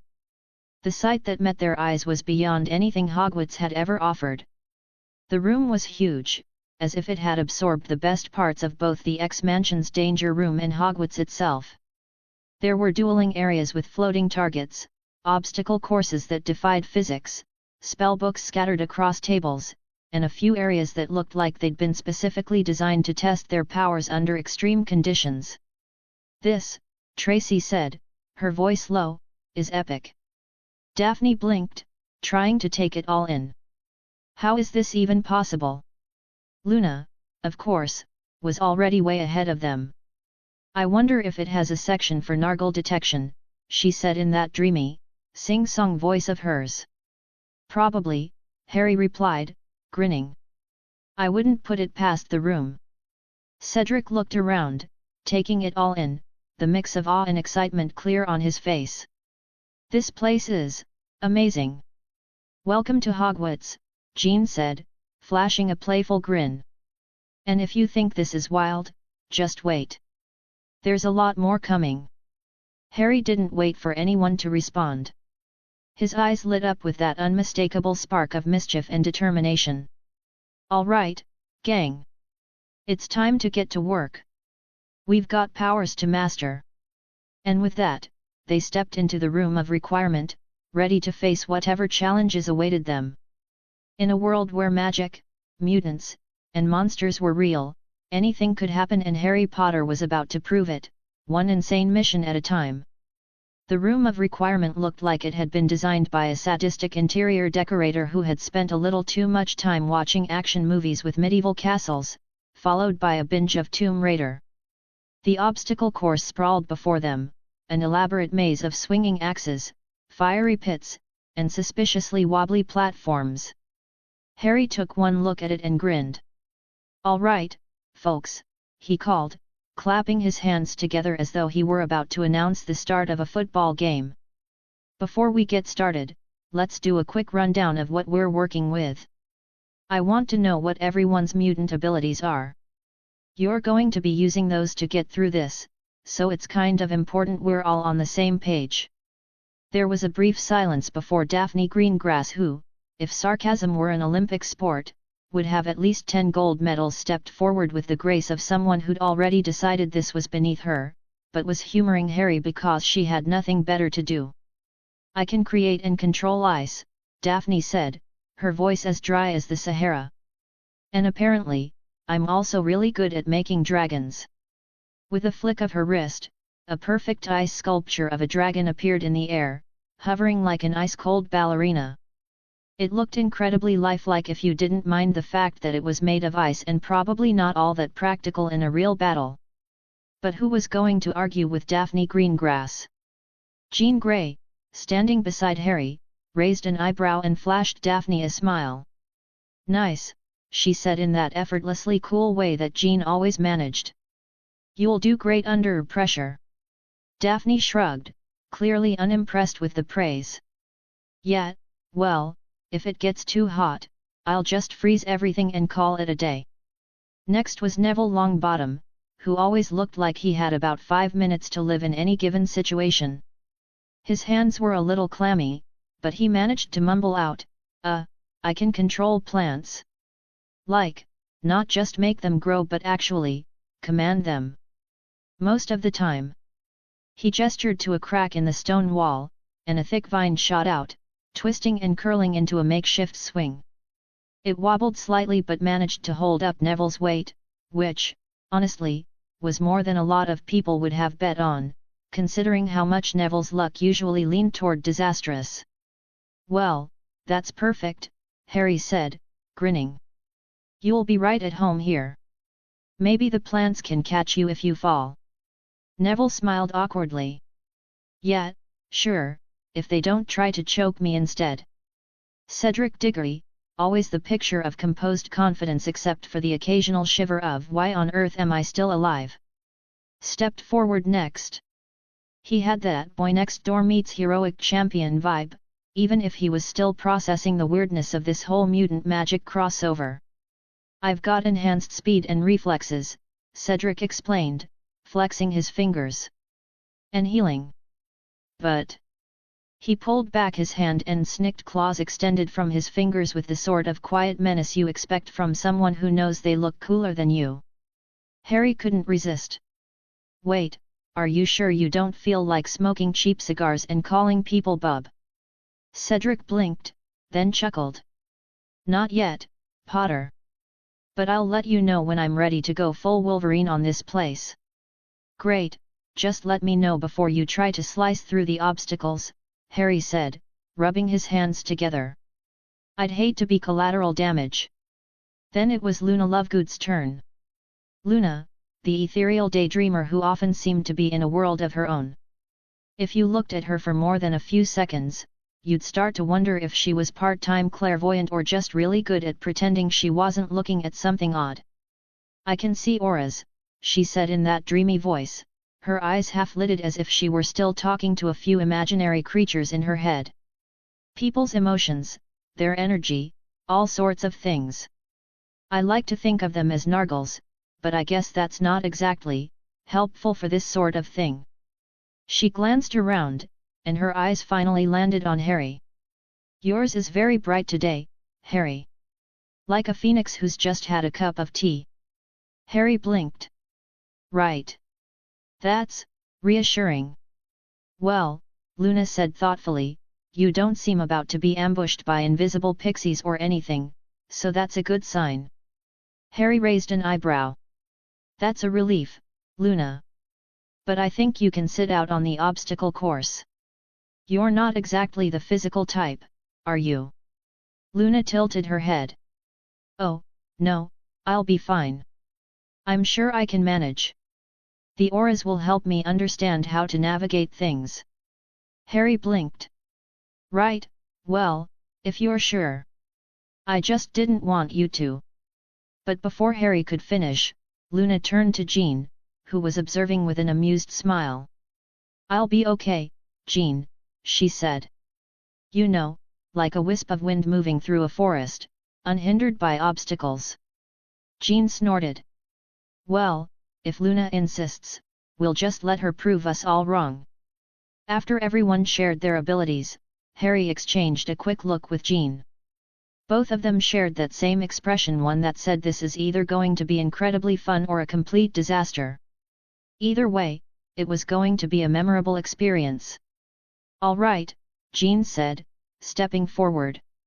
Now that we know what you can all do, let's see if you can actually control it.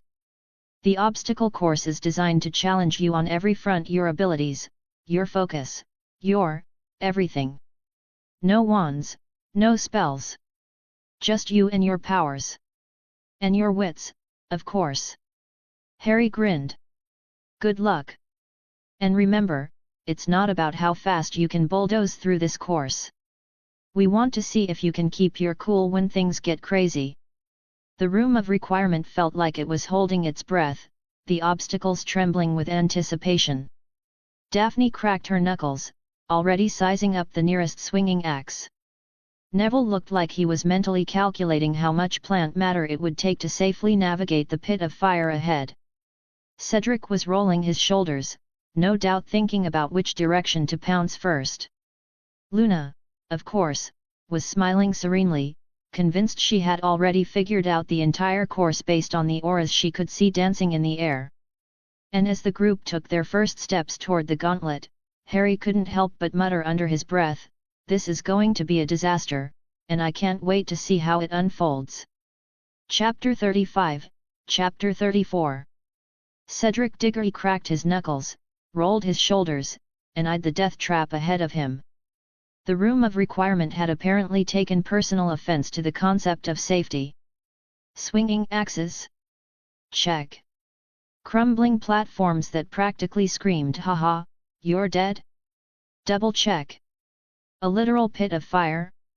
Because why not? If Hogwarts had health and safety regulations, this room was violating every single one of them. Harry clapped Cedric on the back like this was the most fun he'd had all week. "All right, bub, let's see what you've got." Cedric sighed, shaking his head. "I walked right into that one." Like a moth to a flame, Jean added, arms crossed. Her green eyes had that assessing X-Men leader look, like she was already running calculations on how many bones Cedric was about to break. "Remember," she said, voice slipping into coach mode, "you don't just have enhanced speed and reflexes. You've got healing too, which means you can afford to take risks. But try not to get impaled just to prove a point, okay?" Cedric smirked, stretching his fingers. "No promises." Susan Bones let out a dramatic sigh, flipping her red hair over one shoulder. "And this is why you're the problem child." "Excuse you," Cedric said, putting a hand over his heart. "That's Harry." Harry waved. "I am the problem, it's me." Luna Lovegood, who had, until now, been admiring the room's choice of torches, perked up. "That's a very insightful self-reflection, Harry." Cedric, clearly done with all of them, turned back to the obstacle course and moved. 1 second he was standing there, relaxed and unbothered. The next he was a blur. Cedric launched himself onto the first platform. The moment he landed, the floor tilted like it wanted to dump him straight into the pit of spikes below.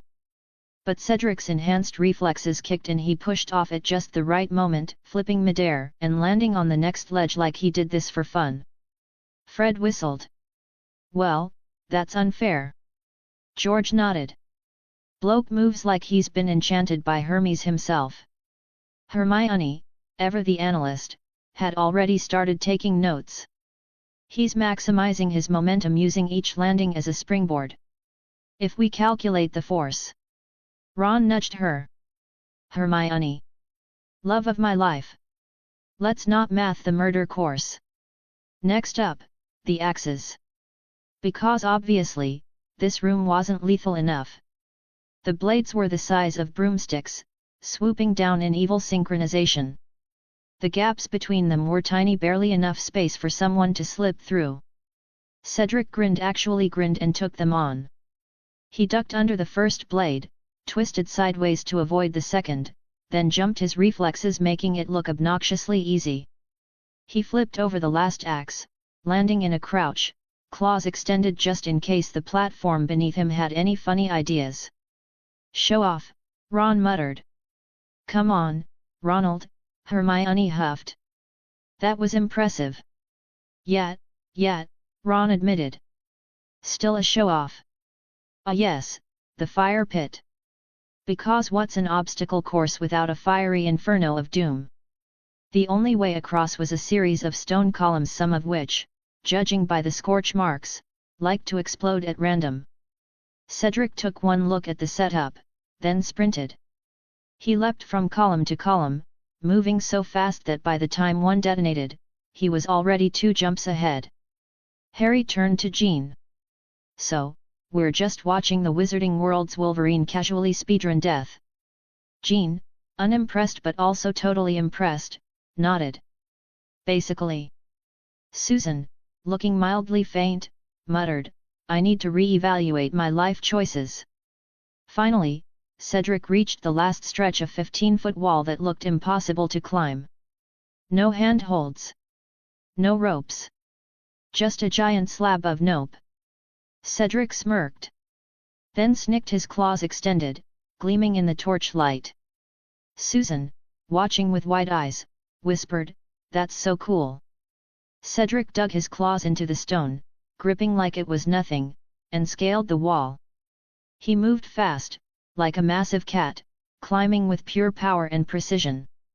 Then, just to rub it in, he flipped off the edge, landed in a crouch, and stood up completely unharmed. The room was silent for 3 seconds. Then, Fred started clapping. George followed. Ginny, Susan, and even Daphne, who was pretending she wasn't impressed, joined in. Cedric dusted off his hands, retracting his claws. "That was fun." Harry snorted. "You're a menace." Jean gave him a once-over, making sure he hadn't accidentally stabbed himself. "Well, you survived. And you didn't impale yourself, so that's progress." Cedric grinned. "Guess that means I pass." Harry glanced at the smoldering fire pit, then at the group. "Yeah. You definitely pass." Before anyone could volunteer, or be voluntold, Harry turned to Luna. "Okay, so, Luna, I'm reminding you once again that you don't have to run the obstacle course." Luna tilted her head. "Why not?" "Because your powers aren't really." He gestured vaguely at the murder gauntlet. "Physical." Luna blinked at him. "That sounds like a limiting belief." Harry pinched the bridge of his nose. "Luna, you literally float places. The swinging axes are not going to respect your personal space." Luna gave him a look. "Neither do you, and yet you expect me to tolerate it." "Fair. Besides," Luna said, her dreamy smile unwavering, "I want to run it." Harry sighed.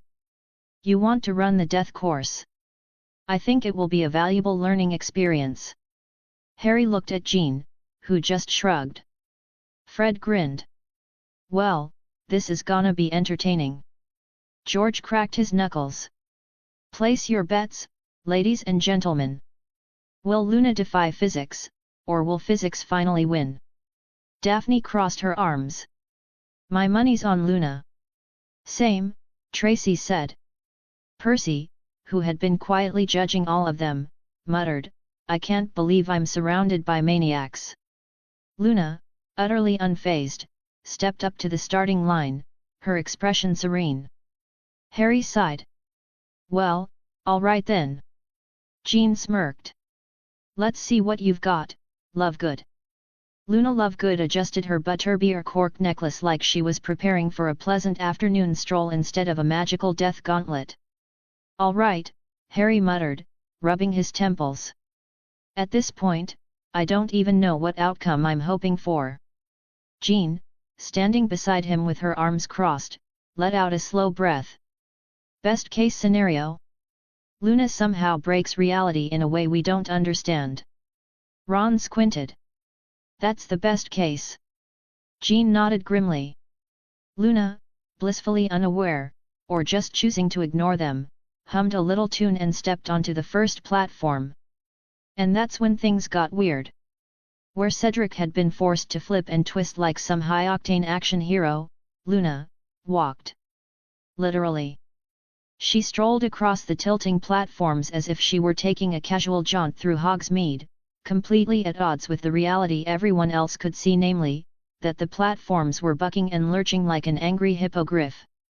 "They're not moving for her," Hermione whispered, clutching her quill in existential horror. "Why aren't they moving for her?" Fred and George exchanged a look. "All right," Fred said, "who's gonna say it?" George nodded. "She's walking like she's in a Studio Ghibli movie." Ron, his jaw practically unhinged, sputtered, "That's not how physics works." Luna twirled onto the final platform with a flourish, then smiled back at them. "Oh, but Ron, physics is just a very stubborn nargle. You have to befriend it." Ron made a strangled noise that might have been words. Cedric, watching this from the sidelines, ran a hand through his hair. "I did all those flips for nothing." Jean patted him on the shoulder. "Yeah, sorry, mate. You went full action hero, and Luna just walked across reality like it was a slightly inconvenient puddle." Cedric groaned. "I hate this." The axes, sharp, deadly, and clearly designed by someone with a vendetta against living things, swung in terrifying synchronization, waiting to ruin someone's day. Luna stepped forward, tilting her head as if listening to something only she could hear. Then, in a move that made absolutely zero sense, she started dancing. Not dodging. Not evading. Dancing. She twirled, pirouetted, and waltzed through the blades with eerie precision, her movements so effortless that it looked like she had choreographed the whole thing in advance. The worst part? The axes seemed to hesitate. Just slightly. As if they, too, were in awe of whatever eldritch magic she was channeling. Did she just ballet her way through the axes? Ron screeched. Hermione's quill snapped in half. Ginny, wide-eyed, shook her head. "I think the laws of physics just gave up." Remus, who had been calmly watching up until this point, ran a hand down his face. "This is a deeply troubling moment for magical academia." Harry sighed, already resigned. Of course she did. Luna took one look at the burning inferno ahead of her and nodded sagely. Then she skipped onto the first column. And just like the platforms before, nothing happened. The fire, which had absolutely incinerated a chunk of Cedric's robes earlier, just didn't react. Everyone stared. "She's not triggering the traps," Susan whispered, sounding vaguely horrified. "No," Daphne muttered, her frown deepening. "The traps are choosing not to trigger." Luna, meanwhile, moved with the grace of someone who had no idea the world was supposed to work against her. She hopped from column to column like she was playing an innocent game of hopscotch and not, say, navigating a deadly magical obstacle course. Then, as she reached the final column, the one that had definitely exploded under Cedric, Luna knelt down and whispered something to it. A moment later, the column calmly stayed intact as she hopped off it. Everyone gaped. "She just negotiated with the trap," George whispered. Percy, whose entire existence had been built on the foundation of rules making sense, looked like his soul had left his body. "That's it," he muttered. "I'm going to bed. Forever." Harry threw his hands in the air. "At this point? Yeah. Sure. Why not?" By all logic, the sheer, hand-hold-less wall should have been the end of Luna's absurd defiance of reality. Luna, however, had other plans. She tilted her head, watching the wall like it was an old friend. "Oh, you have Raxpert stuck in you. That's why you're so grumpy." Then she reached out a hand. And then, because of course she did, she floated. Not jumped. Not climbed. Floated. Drifting up the side of the wall like gravity had simply given up. Tracy, watching this with a deepening frown, turned to Daphne. I don't like how much sense that doesn't make. Daphne nodded. It's deeply upsetting. Hannah Abbott, who had been silent this entire time, finally spoke. Are we sure she's human? Neville shook his head. I don't think we can be sure of anything anymore. Meanwhile, Luna landed gracefully at the top, spun in a circle, and gave them all a dreamy smile. That was lovely, she said. I do hope the traps feel better now. The room, seemingly in agreement, rumbled and then stopped. The fire pit extinguished. The axes halted mid-swing. The tilting platform settled.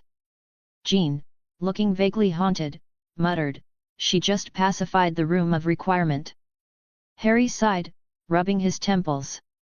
Of course she did. Luna beamed. Would you like me to run it again? No. There was silence. Deep, profound silence. Then, finally, Fred spoke. Well, he said, voice hoarse, I think I just found my new religion. George nodded solemnly. All hail Luna. Luna clapped her hands. Oh, I do love new traditions. Ron, eyes glazed over, muttered, I need to go lie down. Hermione, clutching her shattered quill, whispered, I need to rethink how the universe works. Harry just shook his head, completely resigned. All right, I think it's safe to say that Luna wins. Luna smiled. Oh, I wasn't trying to win. I was just having fun. Harry sighed, turning to Jean. Okay. Who's next? Jean, still looking vaguely traumatized, shook her head. I think we need a minute to process whatever just happened. Susan, staring at Luna like she was an unsolvable equation, whispered, I don't think I even want to understand. Luna just tilted her head, completely serene. That sounds like a limiting belief. Everyone groaned. After what felt like an appropriate mourning period for the death of reality, the group finally pulled themselves together. Ron had stopped twitching, mostly. Hermione had recalibrated her entire worldview, again. Percy had rejoined the land of the living, still clutching a cup of tea like it held the last remnants of his sanity. And now, it was Daphne's turn. She rolled her shoulders, cracked her knuckles, and took a slow, deep breath. All right. Let's get this over with. Harry squinted at her. I just want to confirm, do you plan on respecting physics? Or are we about to witness round 2 of Screw You, Reality? Daphne smirked. Oh, don't worry.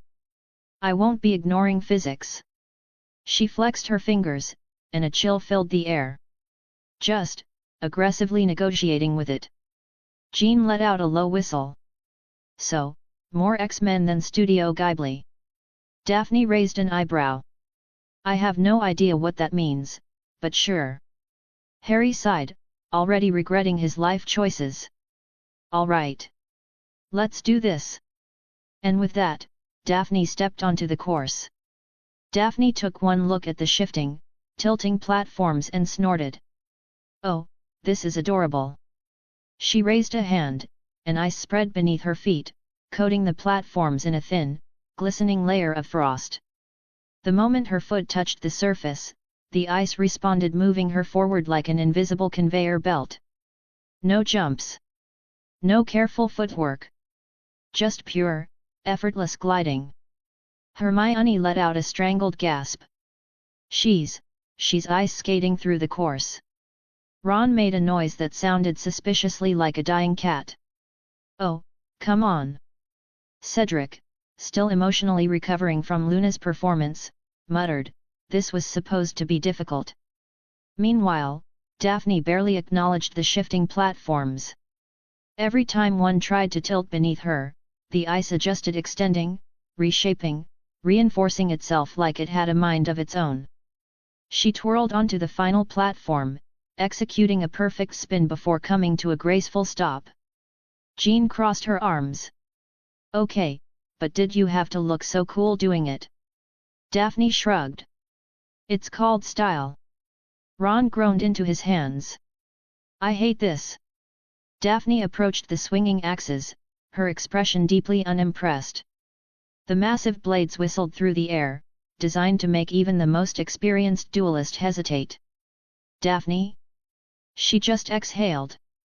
A blast of frost surged outward, and suddenly cracked. The axes froze solid in midair, their momentum stolen by thick layers of ice. Everyone blinked. Daphne strolled through them casually, trailing a hand along the frozen metal. I feel like, Ginny said slowly, that should not have been that easy. Susan, eyes narrowed, folded her arms. That was an expensive security measure, you know. Hermione, looking increasingly done, just scribbled something in her notes. Remus tilted his head, stroking his chin. It's a very practical approach. I'll give her that.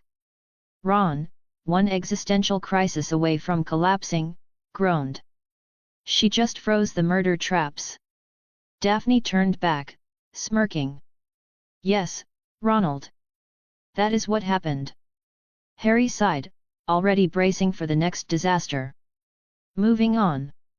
Ahead, a raging inferno roared, flames licking high, waiting to torch anyone who dared cross.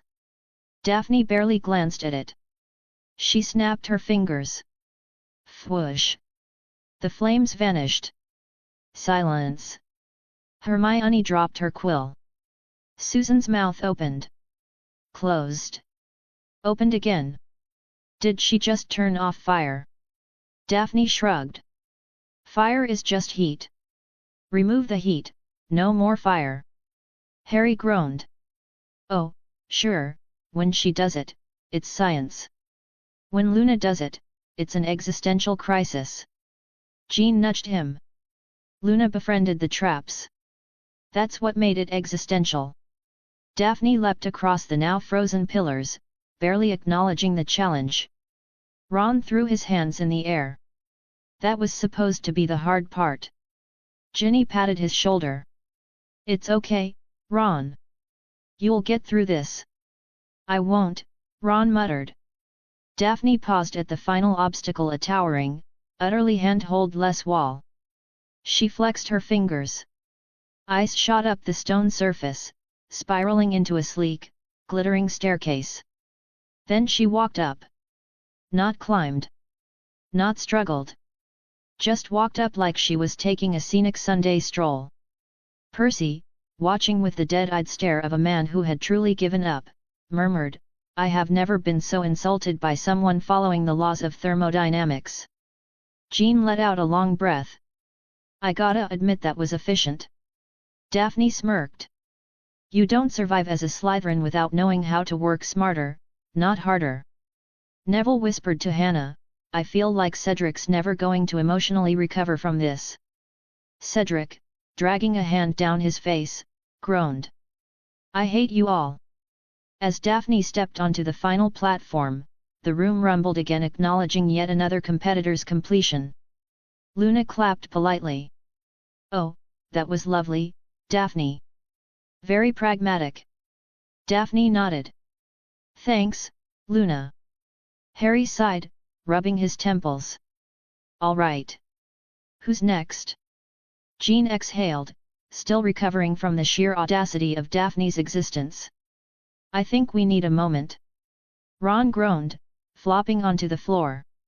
We need a year. Fred and George, ever the opportunists, exchanged a look. Well, Fred said, stroking his chin, I think I've found my next business investment. George nodded sagely. Ice walking lessons. Fred grinned. Ice walking lessons.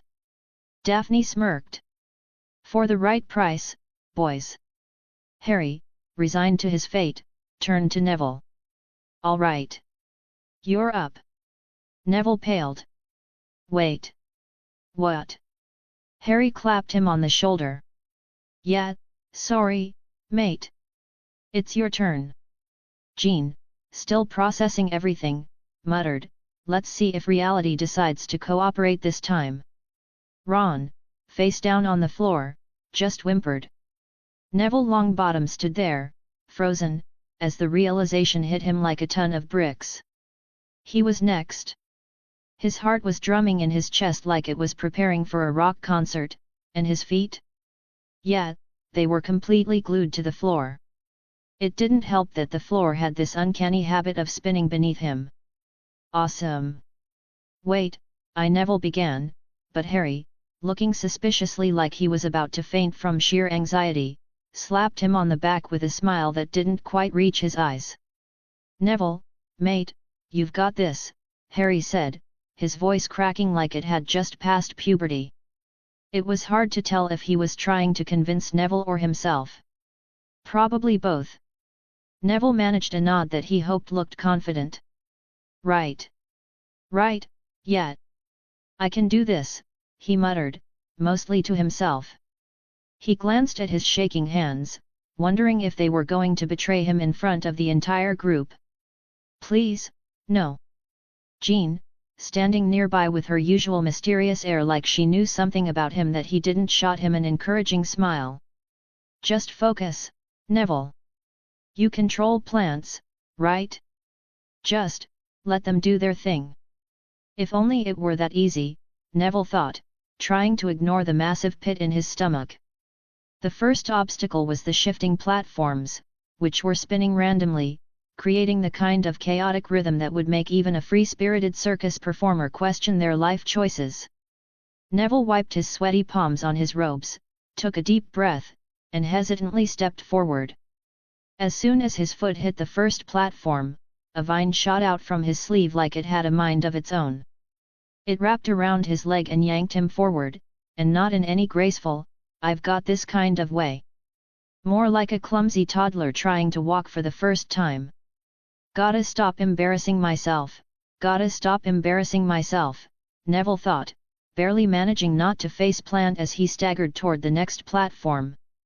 Hermione's voice echoed in his head, "You've got control over plants, Neville. You can do this. Just believe in yourself." Yeah, that was easier said than done. He gave the vine a mental shove to make it work properly. It wriggled awkwardly before pulling him forward again, this time with a little more grace. Okay, I'm doing this." But then his foot slipped. He grabbed a nearby pillar, heart racing like a runaway broomstick. Sorry about that," he called out, his face burning with embarrassment. The vine, probably sensing his mortification, retracted quickly, almost apologetically, before reaching out once more, this time with more intention. "Okay, I'm in control." "I am in control," Neville whispered, trying not to hyperventilate. The vine listened this time. It wrapped around the platform more smoothly, allowing Neville to glide well, sort of, toward the next section. And by glide, I mean awkwardly stumble while trying not to look like he's drowning in slow motion. As Neville reached the swinging axes, he froze. His mind went blank. Axes. Big, sharp, deadly axes. And Neville? Well, he didn't exactly have a black belt in dodging murderous obstacles. He had to act. And fast. A flick of his wrist, and vines shot out from his hands, spiraling and twisting together like a tangled mess of spaghetti. The axes swung down, cutting through the air with terrifying speed. But Neville didn't panic. Not yet. The vines tangled around the axes just in time, catching them mid-swing and freezing them in place, the blades suspended in mid-air, completely unable to continue their murderous trajectory. Neville stood there, chest heaving, trying to act casual. Okay, that wasn't too bad," he muttered to himself, barely believing what just happened. Meanwhile, Daphne, who had been watching all this like she was enjoying a particularly good episode of The Neville Show, raised an eyebrow. "Not bad for a first try. Though, I'm starting to think these obstacles are just getting scared of you now." Ron, who had been lying on the floor, possibly considering a nap to avoid further humiliation, groaned from beneath the stone. "I'm never going to financially recover from this." Neville forced himself to ignore the nervous laughter in his chest and pressed on. With the axes out of the way, he had to tackle the next bit floating, spinning pillars that looked like they were designed by a madman on a sugar high. Neville could feel the panic rising in his throat, but he pushed it down. "All right, Neville. Focus," he muttered under his breath. With a deep breath, he raised his hands, and the vines shot out like an extension of his own body. They gripped the floating pillars, keeping him steady as he hopped across them, each jump slightly more graceful than the last. Then came the fire. Neville's heart leapt into his throat. Fire was his worst nightmare. He wasn't exactly best buds with anything that involved burning or intense heat. But he couldn't back out now. He had to do something. "Focus," Neville whispered, his hands trembling as vines emerged from his fingers, snaking their way toward the fire. The flames licked at the air, almost mocking him. And then, something clicked. The vines coiled around the fire not to snuff it out, but to embrace it. They wrapped around the flames like a loving, maternal hug, absorbing the heat until the fire seemed to surrender and flicker out. A few sizzling pops and poof, it was gone. Neville stood there, wide-eyed. Did he just do that? The room fell into a dead silence. And then, as if on cue, the group erupted into applause.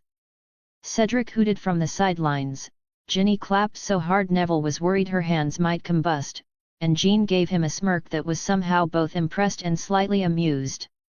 Well, that was certainly unexpected. Ron, still face down on the floor, muttered, "How is everyone so good at this?" Ginny patted him sympathetically. "It's okay, Ron. You've got other talents."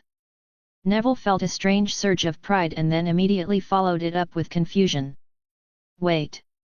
How do I get up that wall?" he asked, pointing at the sheer stone face that loomed in front of him like a sarcastic challenge. The crowd waited for him to figure it out. Neville didn't even hesitate. With a flourish of his hands, vines shot up from his fingertips, twisting together into a makeshift rope. He climbed, hand over hand, until he reached the top. Looking down at the stunned faces below, Neville wiped his brow. I guess that's it." Daphne, who had been observing him with an almost ridiculous amount of interest, raised an eyebrow. "Impressive. Not bad for a first attempt." Neville gave a shaky grin, before promptly collapsing onto a nearby surface. "Never again." Harry chuckled from the sidelines. "Oh, don't worry. It gets worse." All right, so there they were, Harry, Jean, and Susan standing in front of a group of newly minted magical mutants trying to explain the concept of MageX. In case you are wondering, MageX is the magical equivalent of the X-Men. Superpowers? Check. Fighting evil? Check. Wearing ridiculously stylish costumes? Maybe, but let's not get ahead of ourselves. Cedric, Luna, Daphne, and Neville had just wrapped up their trial runs, showing off their abilities, and now it was time for the big pitch. The problem? All four of them were pure-blood wizards, and apparently, the whole mutant superhero team thing was lost on them. "All right," Harry started, leaning against a table with a sigh, "let's go over this again, just so we're clear. We are MageX. Yes, we're kind of like a magical superhero team. We fight for mutant rights. And no, Cedric," he added, turning to the pale, confused-looking blonde, "being magical doesn't automatically make you a mutant. A mutant has, well, a mutation. Like a genetic thing."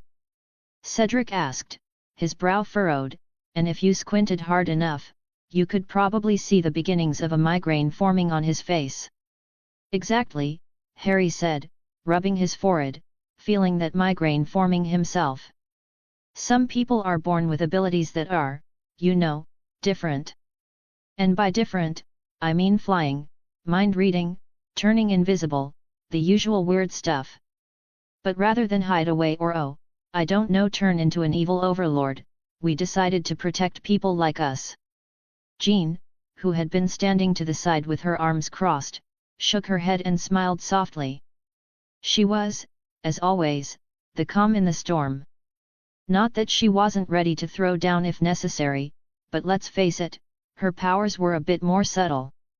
I know this might sound crazy, Jean said, stepping forward, her voice like a warm breeze, but the X-Men have been doing this for decades. Fighting for people with powers.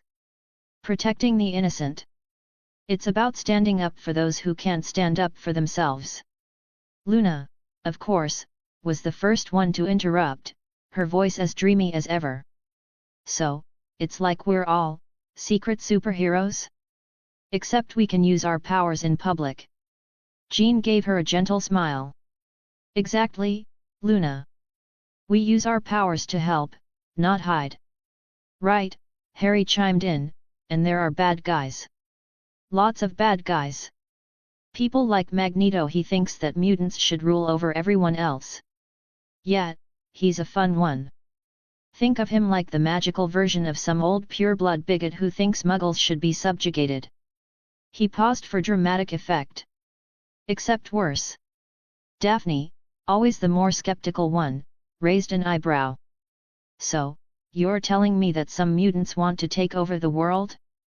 How original. Hey, I don't make the rules, Harry said with a shrug. But yet, there are some who think their powers make them superior. That's what MageX is all about, stopping them, protecting people, and making sure no one has to hide who they are. Neville, who had been silent up until now, looked like he was absorbing the information with the same focus he applied to herbology. So, we're fighting these people. Yep, Susan chimed in, her voice upbeat, as usual. Fighting evil, saving the world. The usual hero stuff. And you don't need to be a mutant to join? Daphne asked, eyes narrowing. Like, if you don't have any powers, you can still be in this MageX thing. Jean's eyes softened. That's right, Daphne. It's not just about powers, it's about the heart. About doing what's right. Hermione, the Weasleys, even Hannah Abbott, they're part of MageX. No mutant genes in sight. But they believe in the cause, and that's enough. Exactly, Susan added. I mean, look at us. We're a team. No one gets left behind. Plus, Harry said, glancing at Tracy, who was standing a bit awkwardly by the side, we've got room for honorary members too. Like Tracy. She doesn't have mutant powers, but she's got enough guts to join the fight. Tracy blinked, clearly startled at being mentioned, but then nodded firmly. If you need me, I'm in. I've got your backs. See? Harry grinned, happy to have that part of the speech done. It's about the cause, not just powers. If you're in for the fight and you believe in what we're doing, then welcome to MageX. Luna looked thoughtful for a second, her head tilted like she was figuring out how to process everything. So, like, we're all part of one big family? She asked. Yes. Jean said brightly, giving her an approving smile. Exactly. One big, slightly dysfunctional family. And if you need someone to prank, you've got Fred and George in your corner, Harry added, grinning at the twins, who had, as usual, been lurking in the background, waiting for their cue. Always ready to cause some chaos, Fred said, his twins' lips curling into an identical grin. Hey, if I'm not on a broomstick and causing havoc, am I even living? George added, causing everyone to laugh. Daphne raised an eyebrow, half amused, half serious. I still want a code name. You can't be in a superhero team and not have one. Harry raised his hands in mock surrender. Okay, maybe we'll give you a code name. But not Mistress of Shadows, Daphne. We're keeping it simple for now. We've got to start with basics first, like figuring out how not to get blown up by the bad guys. I'll settle for Ice Queen for now, Daphne said, but her smirk was so full of mischief that it was hard to tell whether she was joking. All right, Jean said, her tone more serious now as she looked each of them in the eye. Are we all agreed? MageX could use people like you. The room went quiet. Everyone was looking around, processing what this would mean for their futures.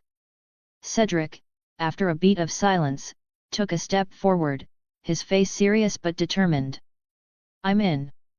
I think I'd like to give this a try, Luna said with that dreamy, serene smile of hers. It'll be fun. Daphne nodded, her expression thoughtful. Fine. I'll play along. But there better be a cool team meeting room with snacks.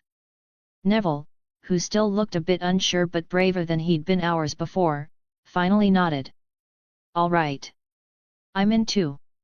I want to do the right thing. Tracy gave a firm nod, glancing at Harry. If you'll have me, I'll fight for this. Count me in. Harry's grin spread across his face. Great. Welcome to MageX, everyone. Now, let's go do some superhero stuff. And just like that, the team was ready. Whether they had powers, skills, or just the sheer guts to stand up for what was right, they were in it together. Ready to fight. Ready to win. And if you ever need a cape, Harry added with a wink, just ask Fred and George. They're working on some prototype ones. And so began the next chapter of MageX. Chapter 36, Chapter 35. If Harry had to sum up a Niffler in one sentence, it would be, adorable chaos gremlins with an unholy addiction to shiny things. Alternatively, the reason goblins probably have aneurysms every time someone brings one into Gringotts. He was currently watching his assigned Niffler, whom he had mentally dubbed Klepto, as it scurried around the enclosure, its little black nose twitching like a bloodhound on the scent of gold. It had already attempted to rob Ron twice. Oi! Ron yelped, slapping at his robes as Klepto burrowed into his pocket like a tiny, furry burglar. Get out of there, you little thief! Technically, Hermione said, not looking up from her parchment as she carefully sketched her own Niffler, that's exactly what they do. Nifflers have an innate ability to sense and retrieve valuable objects. Yet, Ron, Harry smirked. It's not stealing if it's instinct. Says the guy who swiped my chocolate frog 5 minutes ago, Ron muttered, finally yanking Klepto out of his pocket. The Niffler just blinked up at him innocently, gold coin in one tiny paw. Jean, who had paired up with Harry for the assignment, was crouched nearby, sketching their Niffler with a level of concentration that suggested she was either really dedicated to the assignment or pretending to be, so no one questioned why she and Harry were whispering about battle strategies. Think they'd make good team mascots? She asked, her tone casual.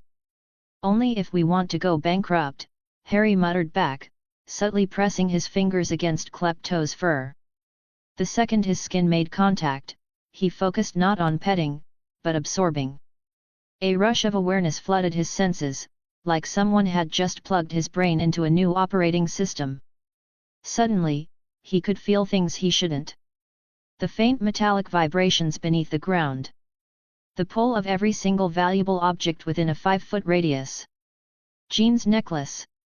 The sickles and nuts in Ron's pocket. The silver threading in Hermione's sweater buttons. The expensive belt buckle on Malfoy's trousers, which, frankly, said a lot about his priorities. Harry?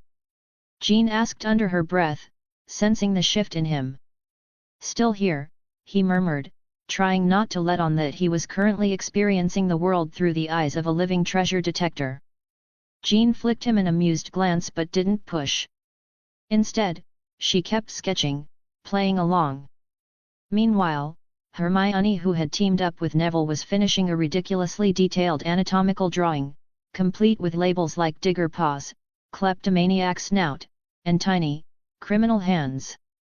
Honestly, Neville mused, watching his Niffler attempt to dig through solid rock, I don't see why Hagrid doesn't just let us adopt these instead of, say, hippogriffs.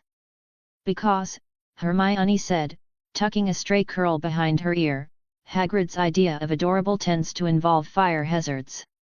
Neville nodded solemnly. Right. Never mind.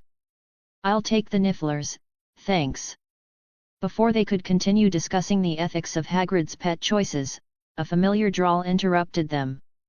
Ugh, honestly, why are we even doing this? And there was Draco Malfoy, striding toward them like someone had personally insulted his family legacy by making him touch a niffler. Behind him, Pansy Parkinson was inspecting her manicured nails like the very air of the enclosure was offensive. Crabbe and Goyle stood behind them, staring at their own niffler with the kind of dumbfounded awe usually reserved for toddlers discovering their toes. If we wanted to play with vermin, Malfoy sneered, we could have just gone to the Weasleys' house. Ron turned red. Say that again, Ferret. Leave it, Ron, Hermione sighed, already preemptively tired. I mean, really, Pansy continued, flicking her hair dramatically. This is disgusting. What am I even supposed to do with this thing? Jean, still sketching, didn't even look up. Maybe draw it. Pansy turned, clearly ready to unleash peak Slytherin pettiness only to stop short when she actually looked at Jean. Jean, who was all confidence, effortless beauty, and the kind of self-assured smirk that screamed I don't have time for your nonsense, but I'll put you in your place anyway. Pansy faltered. Just for a second. Then she narrowed her eyes. Well, excuse me if I don't have time to sketch filthy little creatures. Funny, Jean finally looked up, meeting Pansy's gaze with a slow, assessing once over. I thought you had plenty of time to be one. Harry nearly choked. Hermione actually laughed. Ron let out an undignified snort. Pansy's mouth opened. Closed. Opened again. She looked scandalized. You. Malfoy, sensing incoming disaster, cut in before she could fully explode. Whatever. Let's just get this over with. Crabbe, Goyle, you two draw or whatever it is we're supposed to do. Crabbe and Goyle exchanged a look. Then turned back to their niffler. Crabbe poked it. What's it made of? Goyle frowned. I dunno. Fur. Harry turned to Jean, shaking his head. We need a better selection process for new recruits. Jean smirked. Yeah, I don't think Malfoy and co are exactly MageX material. Hermione, still sketching, sighed. Thank Merlin for that. Meanwhile, Harry was still adjusting to his newfound niffler instincts. The gold in Malfoy's pocket called to him. He could feel the sickles Pansy had tucked away. The glint of silver on Goyle's belt buckle. He could steal everything in less than 5 seconds. Was it a little unethical? Maybe. Was it tempting? Absolutely. Jean shot him a warning look. Don't. Harry grinned at her. Wouldn't dream of it. Mostly. But for now, he focused on the actual mission, training MageX. Because as fun as nifflers were, they weren't exactly going to help in a fight against mutant-hating extremists or rogue Death Eaters. All right, he said, bringing the conversation back on track. So about the training, what are we thinking? Jean tilted her head. We'll need a mix of combat, strategy, and teamwork. Cedric, Daphne, and Neville have power, but they need refinement. Luna's got instincts, but she needs structure. Tracy, she's a wild card. She's got magic, but no powers. We need to train her like a support fighter. Hermione, ever the strategist, tapped her quill against her parchment. Maybe we could set up different battle scenarios. Simulations. Like a danger room. Jean mused. Ron frowned. That sounds ominous. That's because it is, Harry said with a grin. But it's also exactly what we need. Jean smirked. Then I guess we better start planning. Because something tells me we won't be hurting nifflers forever. And with that, they got to work. As they trudged up the winding staircase to Gryffindor Tower, parchment sketches of nifflers clutched in their hands, the air buzzed with the aftermath of their care for magical creatures class and Harry's most recent, utterly bizarre, talent. If talent was even the right word, Gift might be a better one, but, honestly, he wasn't sure if sensing treasure was exactly hero material. So, Harry, Jean started, her long strides making it clear she was walking slightly faster than the rest of them, her tone casual but curious. Aside from your weird ability to smell gold, what else did you get out of that whole niffler thing? Burrow through walls like an actual animal. Harry hesitated, trying to piece together exactly what had changed in him. Well, I mean, I do feel faster? And lighter on my feet. I don't know how else to explain it. He shrugged.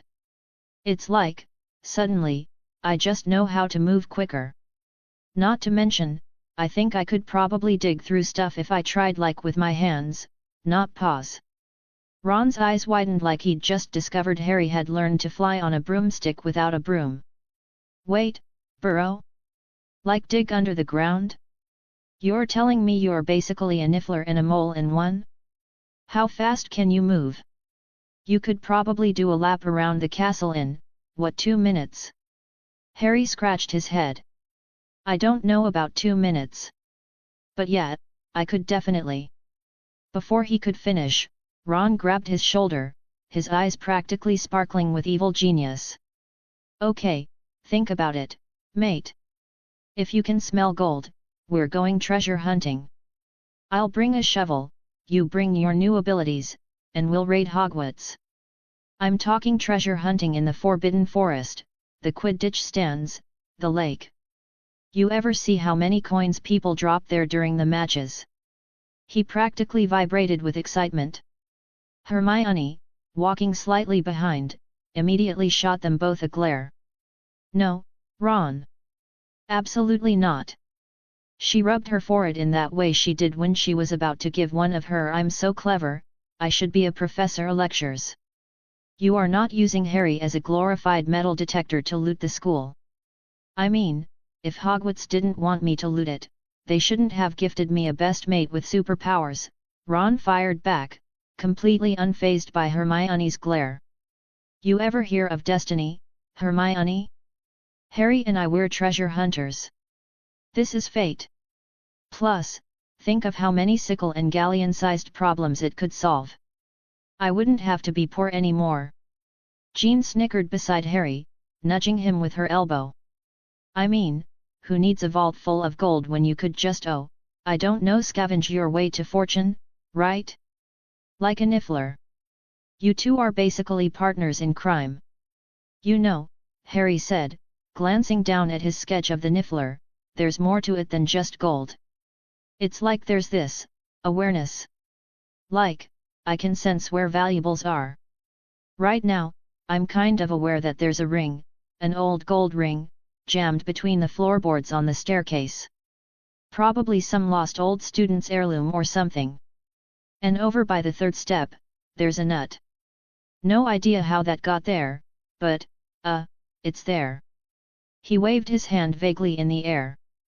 Ron froze mid-step, looking like Harry had just told him he could turn water into wine. Wait, what? You can smell that? Like, you can sense it right now. Yeah, I mean, it's not exactly like sniffing it out, Harry said, trying to sound casual. It's more like a pull? Or like it's calling to me, you know. Ron's eyes lit up. So we're talking like real-life treasure hunting? Like an actual metal detector, but with you as the detector? Mate, this is brilliant. You, me, the Forbidden Forest. We could find. Ron, Hermione cut in, sharply enough that Ron nearly tripped on the stairs, you cannot just loot Hogwarts. This isn't some treasure hunting game. Ron turned to her with the kind of look a toddler might give their mother when they've been denied candy. You say that, Hermione. But think no more being poor. You can buy all the books you want, the best seats at the Quidditch matches, and get this Hogsmeade candy all year long. We could even get ourselves a boat. Like those goblins who go on expeditions. Harry's the treasure hunter, I'm the assistant. Simple. Hermione folded her arms and gave him her patented I am not impressed stare. If you want a boat, Ron, maybe start with getting your grades up instead of attempting to loot the school like a common thief. Fair, Ron said with a dramatic sigh, but his grin didn't fade. I'll get the grades. The gold? Harry's got that covered. At that, Jean, who had been silent for a few moments, raised an eyebrow. But what else did you pick up from the Niffler thing, Harry? I mean, you can sense treasure, burrow, move faster, and let's not forget now you've got a grip like a vice. Harry flexed his fingers, then suddenly latched onto Ron's sleeve. Ron yelped, trying to tug away, but Harry's grip wouldn't budge. Oi! Ron managed to get out. What is that? You've got hands like a bloody vice. Whoa, Harry muttered, surprised by how tight his grip was. Okay, yeah. Definitely stronger than I thought. This is gonna be awkward if I accidentally start, you know, breaking stuff or squeezing someone's head like a watermelon. Jean leaned in with a smirk. Well, that's an interesting power, Harry. Maybe a bit too interesting. What else? Nothing else that I've figured out yet, Harry said, pulling his hand away from Ron's sleeve. But he paused, looking around, as if the next idea had just clicked into place. I don't know. It's kind of like Nifflers have this bottomless pouch, right? They just stuff things in there and they never seem to run out of space. Ron's face lit up again, but this time in awe. You mean, you've got, like, a Niffler pouch inside you? You could store stuff. Possibly. Harry said, a little uncertain. I mean, I haven't exactly tried stuffing anything in there yet. Ron immediately reached into his pocket. Do you think it'd work with chocolate frogs? I've got one here, mate. Test it out.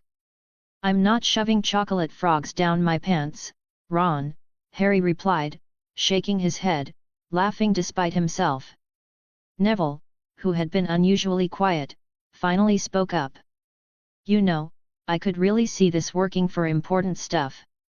Like if we ever need to find something really valuable, you'd be the one to track it down. He looked at Harry seriously. You could even use it in battle, right? Get in close, sense the gold, then just grab whatever you need. Harry smiled. Well, when you put it that way, maybe I am going to be a professional treasure hunter. Treasure hunter with superpowers, Jean teased, looping her arm through his.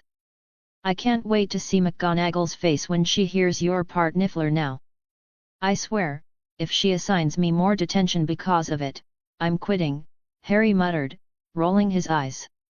Neville just laughed, shaking his head. At least Hagrid will think it's brilliant. He'll probably want you to help him with his dragon hoard or something. And with that, the group continued up the stairs, leaving the idea of treasure hunting possibly starting with a hidden stash of chocolate frogs hanging in the air. But no one could deny it, this adventure was only just beginning. The Gryffindor common room was buzzing with the kind of chaos that only first-year students could create. It felt like the entire castle was preparing for some kind of spontaneous, magical riot. Well, that might have just been Harry's imagination running wild. Or maybe it was just the Niffler in him, twitching at every shiny object that might be hiding in someone's pocket. But today? Today was about something else. Something important. October 27th. The first Hogsmeade weekend of the year. And Jean's 14th birthday. The girl was practically beaming when she'd announced it over breakfast. Apparently, turning 14 meant she could officially become more mischievous without the awkward teen label, or at least that's what Jean had claimed. Right, Ron said, throwing himself down onto the couch, his voice thick with excitement. Hogsmeade. First visit. What are we doing first? Zonkos? Honeydukes? I'm not saying we get to the joke shop first, but we could. Hermione, ever the voice of reason, gave him a disapproving look.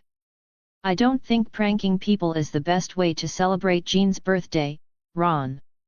Maybe we should start with honeydukes. That's what I said. Ron grinned, proudly leaning back like he'd just discovered the secret to eternal happiness. Gotta get the good sweets in before we hit Zonkos for the fun stuff. Jean, who had been quietly sitting by the fire, rolled her eyes so dramatically Harry thought her head might have spun right off her shoulders. You're both ridiculous. I'm going straight to the bookshop in Hogsmeade. Honestly, how old are we? We can't live off candy and pranks forever. You know you could, right? Neville chimed in, his face lighting up like he'd just discovered fire. I mean, it's Hogsmeade, you can definitely get away with living off candy there. Jean gave him a sidelong look, clearly trying to hide her smile. Fair point, she said, but then turned to Harry, who was deep in thought. It wasn't that he didn't want to go to Zonkos or Honeydukes, no, Harry was all in for sweets and magic trickery. But this was Jean's birthday, and he wanted to make it special. He was already formulating some plan in his head, probably something involving Bertie Bott's every flavor beans and a lot of jokes about Gilderoy Lockhart. You guys are making it sound like there's only one place to go, Harry said, breaking into a grin. How about starting with a few sweet things, then getting something unique from the magical trinket shop? Jean raised an eyebrow, her lips curling into a playful smile. You are full of ideas today, Harry. We might just take you up on that. As the group continued to chatter, getting even more excited about their plans, a voice suddenly cut through the noise like a knife made of irritating. Well. If it isn't the Gryffindor gang, planning an epic birthday bash. Cormac McLaggen, ever the guy who thought his opinion was worth more than anyone else's, sauntered over with his chest puffed out and a grin that suggested he was far more pleased with himself than anyone else would ever be. Jean, rolling her eyes for the fourth time that day, crossed her arms. Oh, it's you, she said, voice thick with sarcasm. What is it this time, McLaggen? Gracing us with your presence just in time to ruin everything. Ron snorted loudly. You're lucky you're breathing, mate, he muttered, eyeing McLaggen like he was the last rat on the sinking ship. McLaggen, however, didn't seem to notice. Or care. He was too busy staring at Jean like she was the only thing worth looking at. Well, I couldn't help but overhear that it's your birthday, Jean. How could I not help but suggest that your big day be extra special? I mean, a birthday date, what's the point if you're not going with someone who can really show you a good time? There was a collective groan from everyone except Hermione, who, much to her credit, raised an eyebrow, clearly intrigued. Jean, on the other hand, didn't even look fazed. If anything, she looked amused. A date? Jean said, as though the idea had just popped into her head like the world's greatest plan. I mean, I suppose that could make the day even more fun. She turned, locking eyes with Harry and flashing a devilish grin. Harry, would you like to be my date for my birthday in Hogsmeade? There was a beat of stunned silence. Harry, normally cool and collected, when it wasn't the end of the world, blinked. Then blinked again. He didn't even know what just happened. Jean had just asked him to be her date. For her birthday. And she was serious. Well, Harry stammered, his brain feeling like it had just gone into emergency shutdown mode. This was not what he had been expecting today. Yeah. Sure. I mean, I'd love to. The room seemed to hold its collective breath. Ron was staring at Harry like he'd just sprouted wings and taken off to fly. Neville's eyes flicked between Harry and Jean, and it wasn't clear if he was more confused by the whole idea or impressed by the audacity of it. Hermione, however, seemed more amused than anything else. I can't believe this is happening, Ron muttered, his voice high-pitched like he was about to have an aneurysm. I mean, Harry Potter is going on a date. And it's with Jean. On her birthday. I never thought I'd see the day, Neville agreed solemnly. Hermione's eyes sparkled with barely contained laughter. You know, Harry, it's very brave of you to volunteer for such a thing. Jean was now positively grinning. I'm glad you're up for it, Harry. It's gonna be fun. As for Cormac, well, he looked like he'd just been smacked in the face with a cold shower. Wait, what? His smug grin faltered as he looked from Jean to Harry, trying and failing to process what had just happened. I'm right here, you know. Jean didn't even glance at him as she gave a breezy wave. You heard him, McLaggen. I'll be going with Harry. And, just like that, the first Hogsmeade weekend of the year turned into something even stranger than Harry had ever imagined. So, we're all set for Hogsmeade?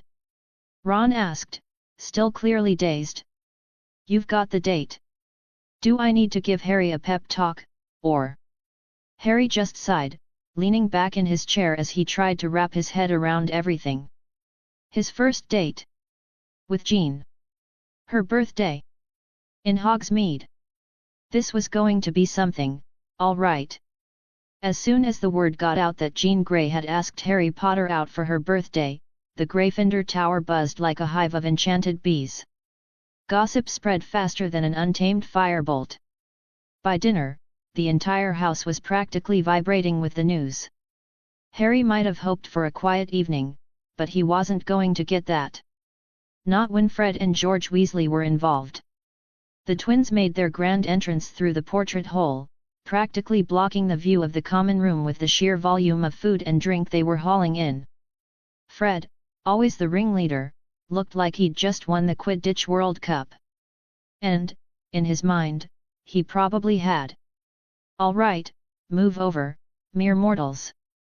We've brought enough snacks to keep you lot from starving through your misery. Fred bellowed, plopping down crates of chocolate frogs and several dozen bottles of butterbeer like he was unpacking for a week-long holiday. George didn't waste any time. Ron, mate, don't just stand there. This isn't your average party food. Step aside and let us handle this. Ron, already looking slightly uncomfortable at the attention Harry was getting, stepped aside reluctantly. He caught Harry's eye and gave him a look that screamed, I don't know if I should be proud of you or worried. Harry could practically hear his friend's internal monologue, it's Jean Grey, mate. Jean Grey and you idiot, didn't even realize you liked her until she asked you out. Fred and George immediately led the charge, turning the common room into a full-on celebration. The twins were experts at this kind of thing, chaotic, loud, and somehow organized despite the madness. Angelina, Alicia, and Katie followed close behind, their arms full of more treats, and joined the crowd quickly. Fred, grinning like the Cheshire Cat, looked over at Harry, who was now surrounded by people offering their congratulations and teasing him endlessly. Well, well, well. Who's the lucky guy who finally bagged the mysterious Jean Grey, he said, clapping Harry on the back so hard it almost sent him face first into the nearest table. Thought she'd never ask, mate, George added, waggling his eyebrows. We knew you were all mopey about it, but to think you actually needed her to make the move, classic Potter. Ron, who was trying to seem happy for Harry, threw in his 2 cents. You've been moaning about her for ages, Harry. And you didn't even see it? The way you look at her when she wasn't looking? Merlin, mate, it was as obvious as a Hagrid-sized pumpkin. Harry, who was still reeling from the whirlwind of what just happened when Jean asked him out, could only manage a small laugh. Yeah, well, I'm still kind of processing it myself, he admitted, trying not to blush like an embarrassed Weasley. But, thanks for the support. Fred and George exchanged a look, then burst into laughter. Mate, it's a party, not a support group, Fred said, gesturing toward the growing chaos in the room. The whole house knows now. If we didn't make a big deal of it, we'd be letting down the collective Gryffindor spirit. Ron, ever the awkward supportive friend, shot Harry a grin. You've got to admit, this is huge. Like, bigger than when you saved the Philosopher's Stone. Who knew Jean Grey had it in her to make a move like that? Neville, who had been standing nearby, cleared his throat and looked at Harry with a mixture of pride and awkwardness. You must have been a nervous wreck when she asked, "Hey?" "I mean, I would have been. Not every day someone like Jean Grey notices you." Harry, still processing everything, nodded, trying to hide his disbelief. "Yeah, you could say that. I definitely wasn't expecting it." Just then, the trio of Angelina, Alicia, and Katie came to a halt in front of Jean, who was already laughing at something Hermione had just said. They all took a moment to eye each other, clearly preparing for what could only be described as girl talk. Hermione, her eyes lighting up with that mischievous spark she always got when she knew something Harry didn't, leaned toward Jean with a knowing smile. "I'm proud of you," she said, giving her friend an enthusiastic nudge. "You did it. You finally went for it." Ginny, always a bit more straightforward, crossed her arms and smirked at Jean. "Harry's an idiot when it comes to this sort of thing. But don't worry, it's clear he's into you. He just doesn't know how to show it yet. He's still figuring out how not to be a complete prat." Jean gave her a half laugh, raising an eyebrow. "You mean the guy who needed me to ask him out to get it through his thick skull that I liked him?" She grinned. "Not my first choice in dating tactics, but hey, it worked." Alicia, always one to enjoy a little banter, leaned in. "It's a Gryffindor thing. They're all like that. Trust me, the minute he realizes what's going on, he'll be an absolute mess." Katie nodded sagely, her smile full of warmth. "You two are perfect together. But don't go easy on him. Let him sweat it out a little. He deserves it for being so slow on the uptake." Jean's grin grew even wider. "Oh, don't worry. I'm definitely not letting him off the hook." As the night went on, the common room became a cacophony of laughter, teasing, and general mayhem. Fred and George's party planning skills were in full force, and the entire Gryffindor house was celebrating like they'd just won the Triwizard Tournament. But through all the noise, Harry couldn't help but feel a little nervous excitement brewing in the pit of his stomach. This whole dating Jean Grey thing was a lot to take in, and he was beginning to suspect he had a whole new set of problems to deal with. Ginny and Hermione exchanged a quiet look across the room. They both knew the truth: they were not immune to Harry's charm. But they also knew that sometimes, people had to go through their own journeys. And as long as Harry was happy, they'd be supportive. Even if it meant hiding the fact that they both secretly wished they were the ones he was dating instead. But for now, the only thing that mattered was that Harry had a date with Jean Grey. And Harry? He was about to find out that being the guy who gets the girl wasn't always as easy as it seemed. Especially when that girl was Jean Grey. And let's just say, the ride had only just begun. Sirius Black sat across from Amelia Bones, trying to look like a professional, but honestly, he was feeling more like a kid at his first job interview. You know, the one where you spend the whole time wondering if everyone can tell that you have absolutely no idea what you're doing? Yeah, that was Sirius right now. He was supposed to be focusing on the Peter Pettigrew manhunt, big deal, important, world-changing stuff. But no, his brain was completely distracted by the Godfather sense. Yes, he had his own sense for these things, and no, he couldn't explain it, but it was there. And today, it was tapping him on the shoulder like a waiter asking if he wanted more bread. Something big was happening with Harry, something awesome. "I swear, I can feel it," Sirius muttered, squinting at some paperwork that looked entirely unrelated to anything. He just didn't have the focus for this. "Something's happening. I don't know what, but Harry, he's up to something spectacular. Like, something only a wizard with serious swagger would do." Amelia didn't look at him like he'd just announced he was going to turn into a hippogriff and fly away. In fact, she barely even raised an eyebrow, the sign of an actual adult. She glanced up from her papers with an amused smile that somehow made Sirius feel like a puppy that had just learned how to do a trick. "Auntie Sense, she said, her voice light but firm. It's not as dramatic as your godfather sense, she added, giving him a side-eye that was almost a compliment. But I get it. When Susan's about to do something reckless, dangerous, or just, well, Susan, I can feel it. Like, deep down in my bones. It's not magic, not like you and Harry. But it's there. Sirius blinked at her, still not fully processing what she was saying. You what? Wait, you've got a sense like mine? Really? Amelia just raised an eyebrow, looking like she'd been preparing for this kind of question her whole life. It's not magic, Sirius. It's the kind of thing that happens when you care about someone. Like a parent would, but I'm an aunt. So. Anti-sense. Anti-sense. Sirius echoed, still in shock. He was pretty sure that wasn't a thing in any magical textbook he'd ever read. You mean to tell me you've got some weird, mystical connection to Susan, where you just know when she's about to get herself in trouble? Amelia leaned back in her chair, giving him a knowing smile. It's not mystical, Sirius. It's just, a thing. You know, that feeling when someone you care about is doing something wild. Like sneaking off to meet a dangerous wizard or, in Susan's case, talking back to me in a way that's almost certainly going to get her into trouble. Sirius' mouth hung open. He closed it, opened it again, and finally blurted out, You've got a spy-day sense for trouble. Amelia chuckled, clearly enjoying this way too much. I don't know if spy-day sense is the right term, but sure. We can go with that. She winked at him.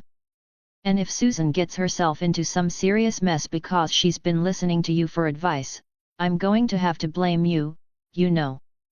Me? Sirius exclaimed, putting his hands up in mock defense. I'm a great influence, thank you very much. He tried to look innocent, which was about as effective as a werewolf trying to play hide-and-seek. Amelia raised a skeptical eyebrow. Sure you are. Just like I'm sure Susan never tries to sneak out at night to save the day in the most Susan way possible.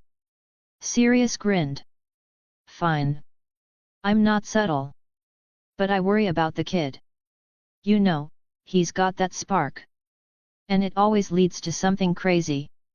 But today, something's different. Something's big. I can feel it. Whatever it is, it's gonna be insane. Amelia leaned back, her posture relaxing just slightly. He's your godson. Of course you're going to feel it. It's natural. But you're right about one thing, whatever Harry's about to do next, it's going to be big. And knowing him, he'll probably pull it off. Sirius let out a long breath and gave her a look that could only be described as nostalgic. He always does. But if he doesn't, well, that's why I'm here, right? You're here to make sure he does, Amelia corrected, her voice soft but firm. Just like you always have been. And you'll keep doing it, won't you? Wouldn't dream of anything else, Sirius said with a grin that was pure mischief. He raised his mug in a mock toast. To weird, unexplainable connections with people we care about. Amelia clinked her mug against his with a smile that was half fond, half amused. I'll drink to that. The two of them sat there for a moment, the weight of their strange, inexplicable senses settling between them like some sort of unspoken bond. It was a little surreal, honestly. One moment, they were discussing murderers and manhunts, and the next, they were sharing an understanding about their weird family connections. It wasn't magic. It wasn't complicated. But it worked. And sometimes, that was enough. Sirius leaned back, flashing her another smirk. So, when Susan does something crazy, like getting caught in the middle of an explosive situation, do you get that panic feeling? You know, the one where you want to pull your hair out and scream, I told you so. Amelia's gaze narrowed slightly, a spark of maternal annoyance flickering. Not unless she's been listening to you, she said with mock severity. And if that happens, you and I are going to have words. Sirius held up his hands in mock surrender. All right, all right. I'll try to be less of a bad influence on the future of the Bones family. He waggled his eyebrows. For now, anyway.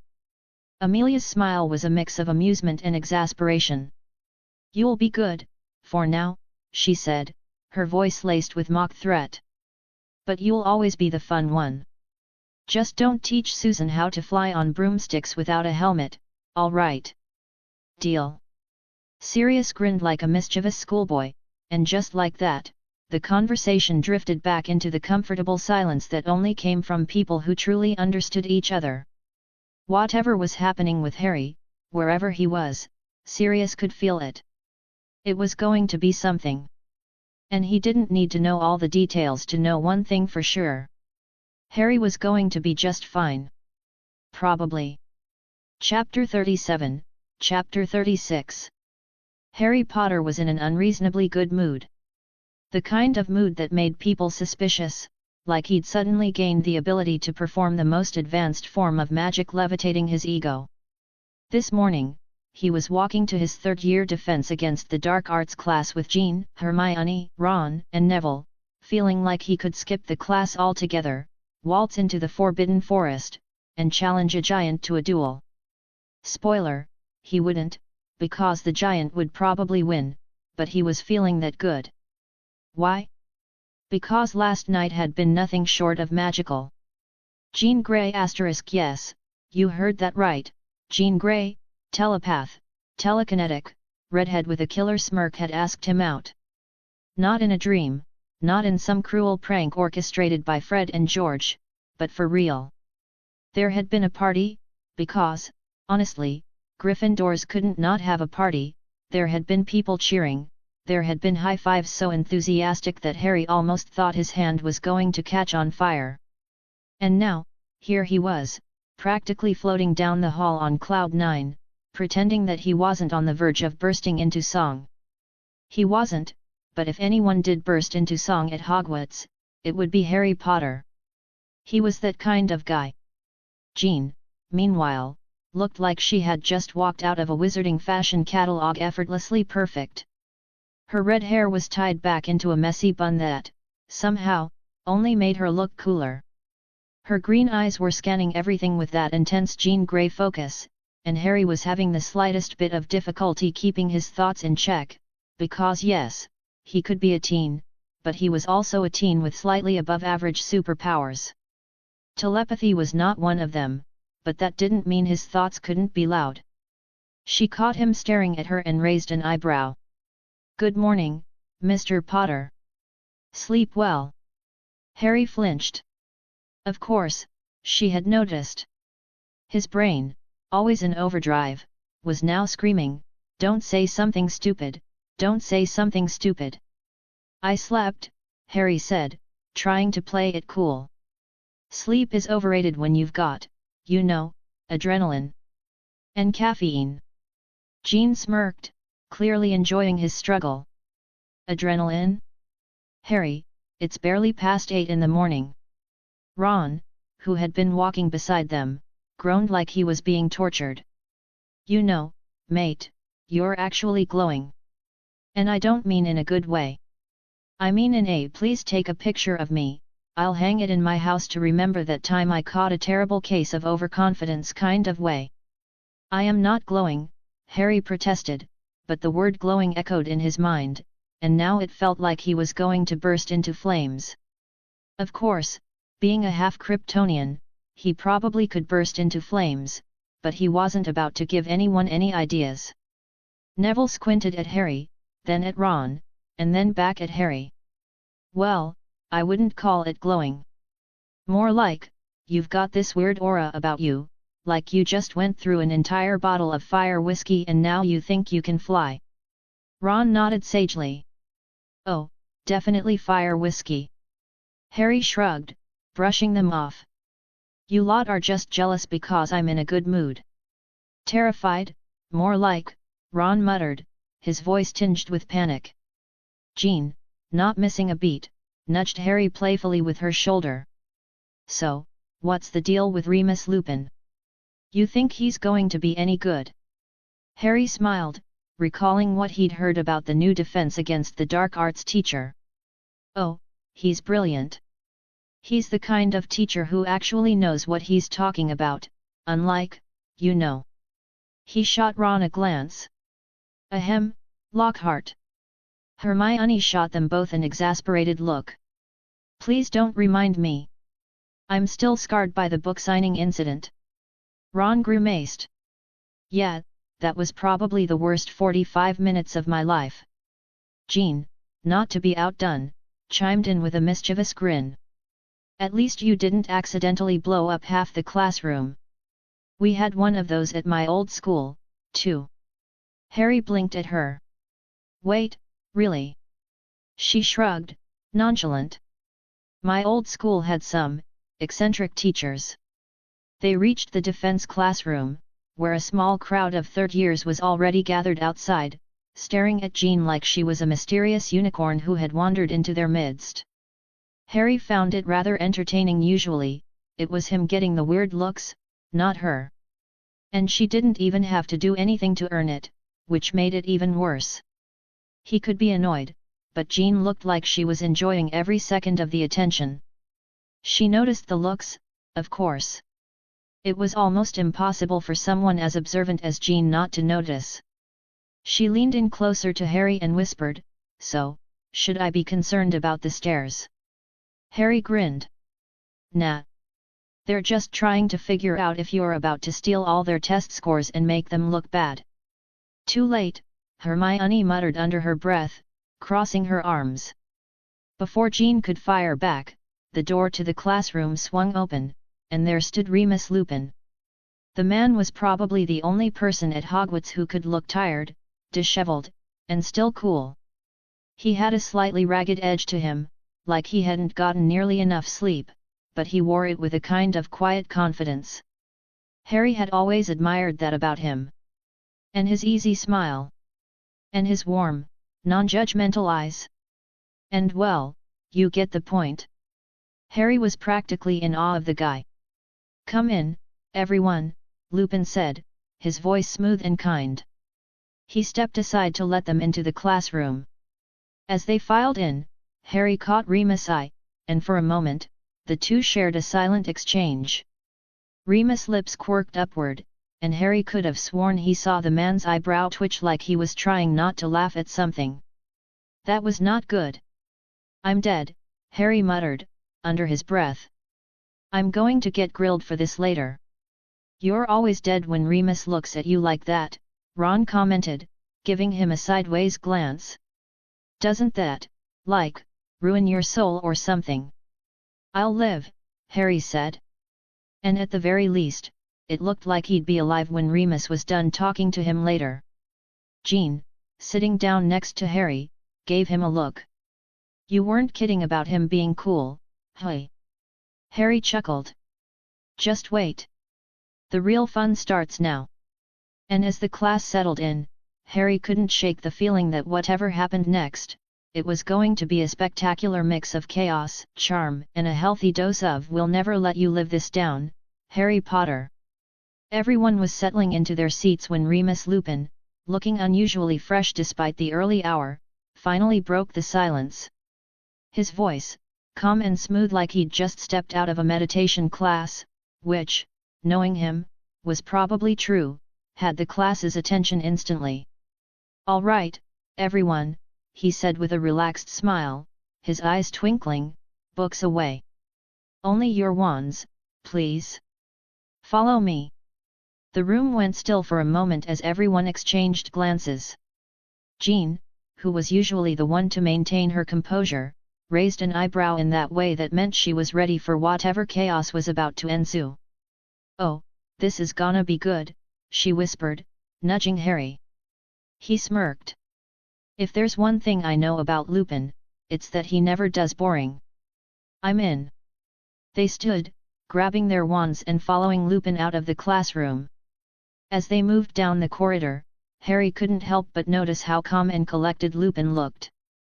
There was a faint tiredness in his eyes though, something that didn't quite match the energy of a teacher leading a class toward, what, Some kind of epic lesson?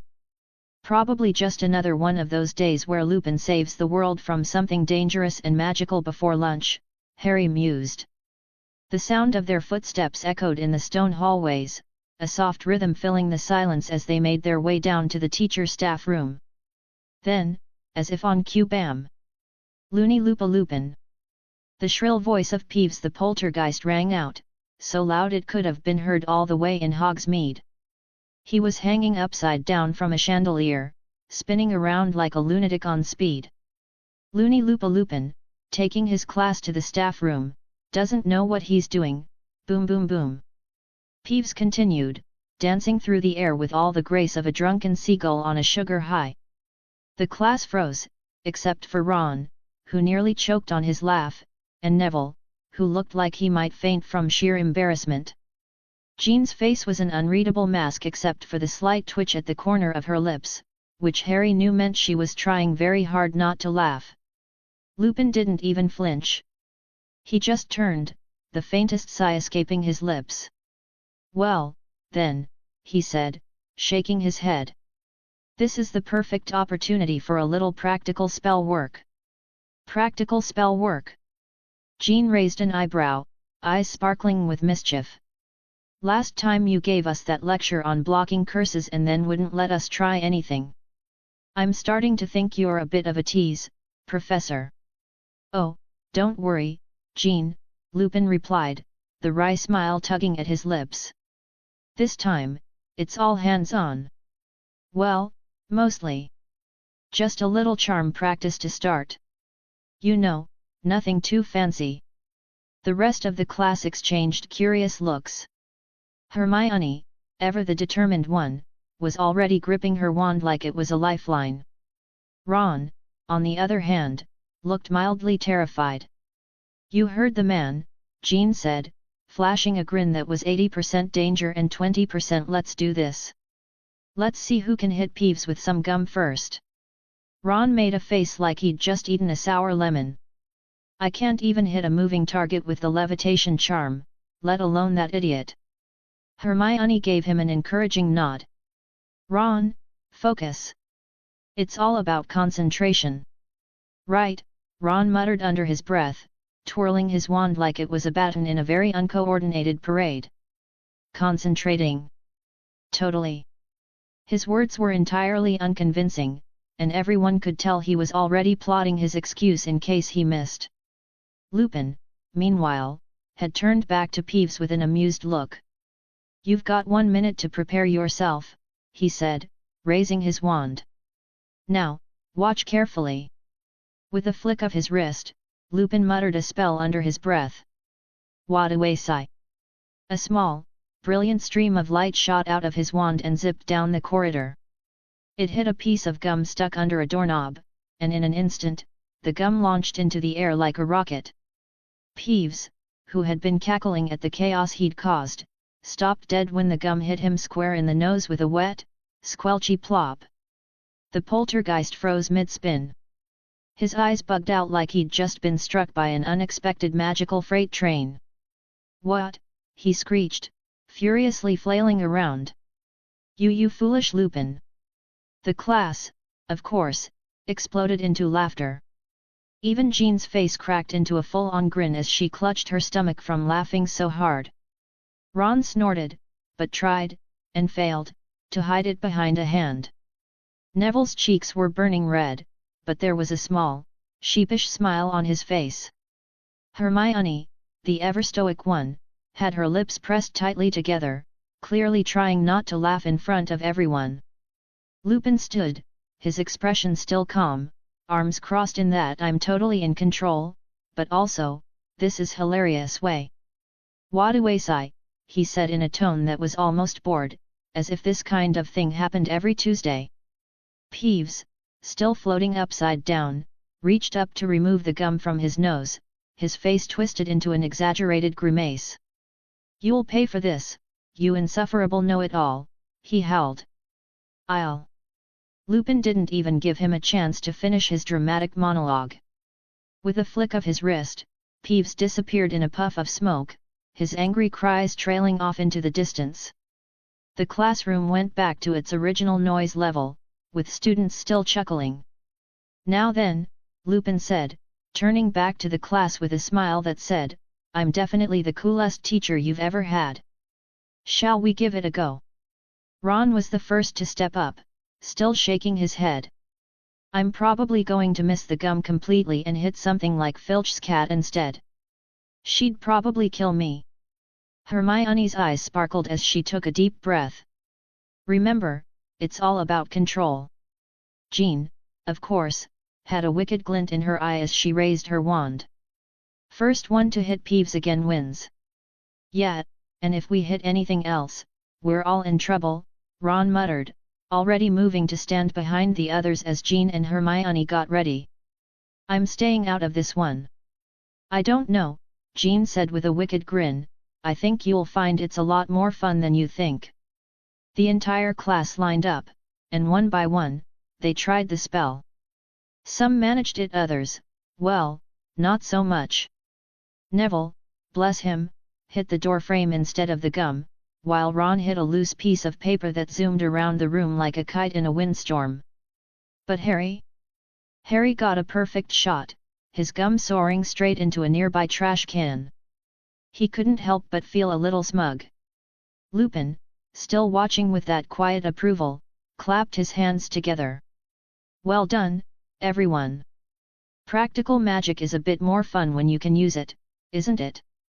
As the class headed toward the staff room, Harry leaned over to Jean, still grinning. So, what do you think? Is this the start of a great year? Jean, her eyes sparkling with mischief, gave him a grin that could have lit up all of Hogwarts. Oh, I think it's going to be a lot more than that, Harry. I mean, look at all the gum we're going to throw. As the group of third-year students filed into the staff room, it smelled like tea and ink but also like trouble. And no, I don't mean the good kind of trouble, like sneaking into the restricted section of the library or tricking Filch into chasing invisible students. This was Snape-level trouble, which, as we all know, is a different kind of beast entirely. The room was empty except for one very familiar figure, Severus Snape, who was standing by the fireplace, looking like a dark cloud on the horizon. His black robes billowed around him like they had a life of their own, probably plotting something sinister. His greasy hair hung in limp strands, casting shadows over his pale, angular face. And though he didn't look up when we entered, his eyes immediately locked onto Remus, and his lips twisted into that mix of sneer and scowl he reserved for people who weren't quite as miserable as he was. Ah, Lupin, Snape drawled, his voice oozing with that cold venom that made every student in the room shiver. I see you've brought your class with you. I'm not sure who was more uncomfortable, Remus, who was already used to Snape's charming demeanor, or the rest of us, who were all painfully aware of how much Snape hated our guts. Remus, the ever-unflappable werewolf, yeah, I said it, flashed that calm, serene smile of his that made everyone else look like amateurs. Yes, just a little impromptu lesson on practical magic, he said, voice carrying that warm, teacherly tone. You know, something that actually involves students learning rather than brooding in corners. I snorted under my breath, but I wasn't sure it was a good idea to laugh. Snape's attention was already flicking between us like he was ready to hex someone just for breathing too loudly. Snape's glare intensified. He looked at Neville, who had taken a step back into the group, trying to become one with the wall as though it might swallow him whole. Just make sure none of them blow the castle down, Snape warned, his voice dripping with sarcasm. The boys had a rather explosive history. Neville's ears immediately turned a shade of red that would make a Weasley look pale. His eyes widened, and he shuffled his feet awkwardly. You don't have to remind me, Professor, Neville muttered, trying and failing to keep his voice steady. I'm just here to learn. Jean, who, let's be honest, could probably talk her way out of any situation, even if it involved a cursed artifact and a horde of angry goblins, shot him a sympathetic glance. Hey, don't worry, Neville, she said, her voice light with a hint of mischief. At least he didn't call you a disaster waiting to happen this time. Yet, Ron chimed in, his voice betraying a nervous laugh. That's progress, right? Snape's lip curled slightly at Jean's words, though I couldn't tell if it was disdain or the beginnings of a twitch. Then his eyes locked on her. And for the love of Merlin, Snape continued, his voice now taking on a sharper edge, do keep the disturbing behavior to a minimum. I don't know what it is about you, but I've seen that look before, and I don't like it. Jean raised an eyebrow, leaning casually against the back wall of the room like she hadn't a care in the world. What look are you talking about, Professor? She asked, her voice playful, yet sharp. The one that says, I've seen more than I should and now I'm trying not to lose it.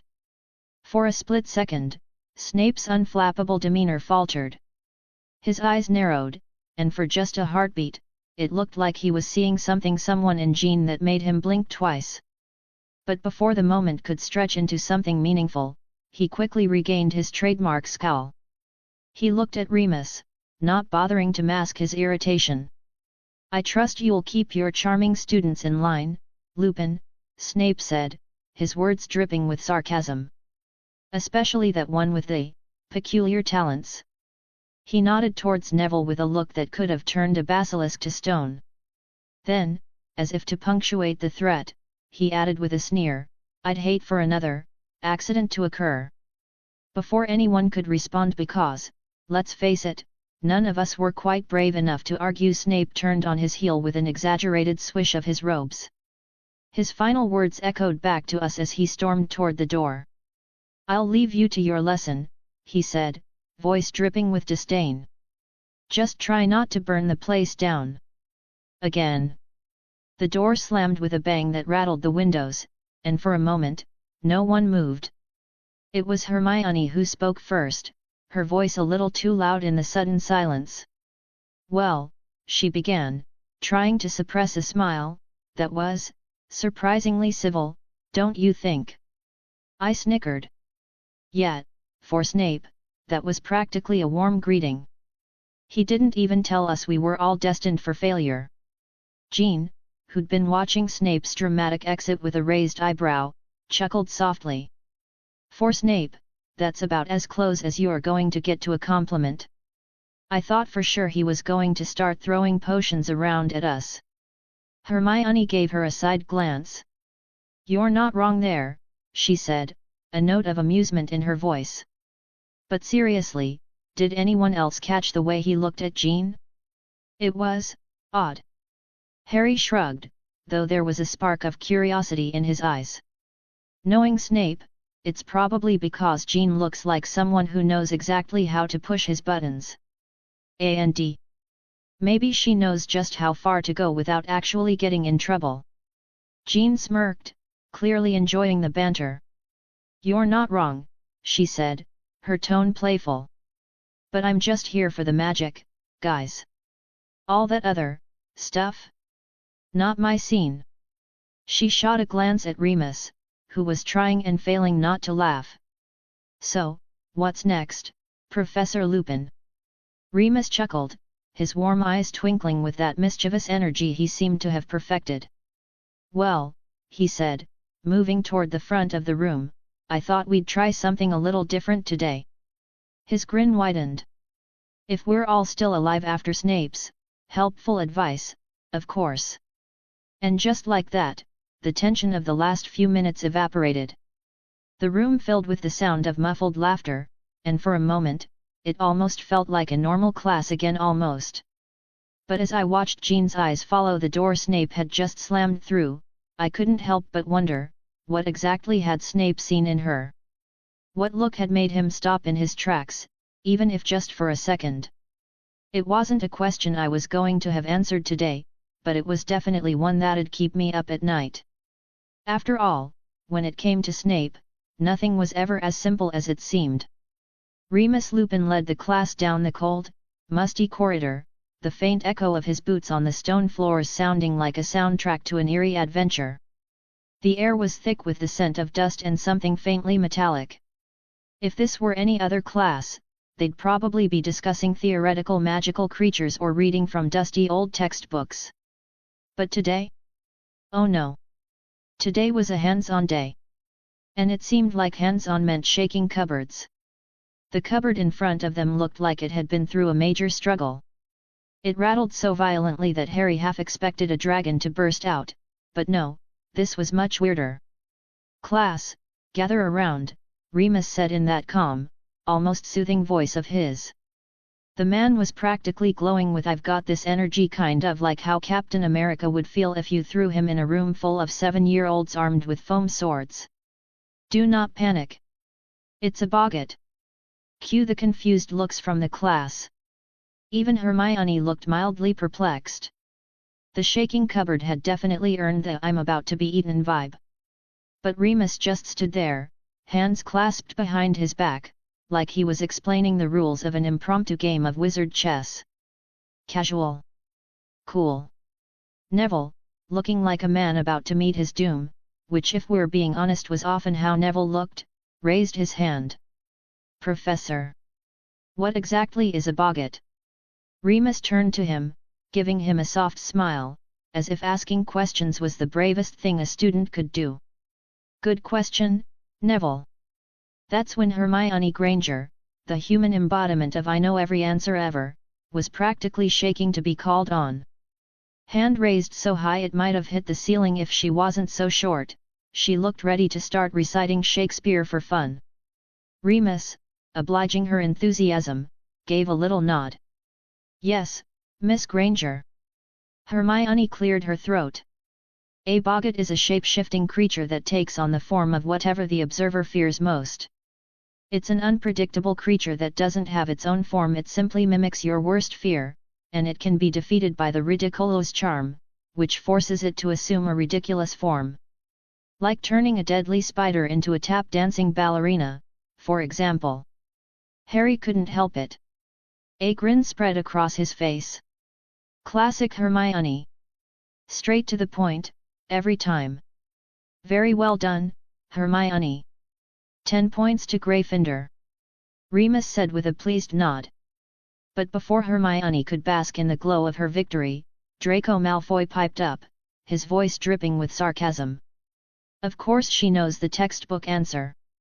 I bet she memorized it while eating her breakfast." "Oh wait, does she even eat? Too busy with her nose in the book, probably."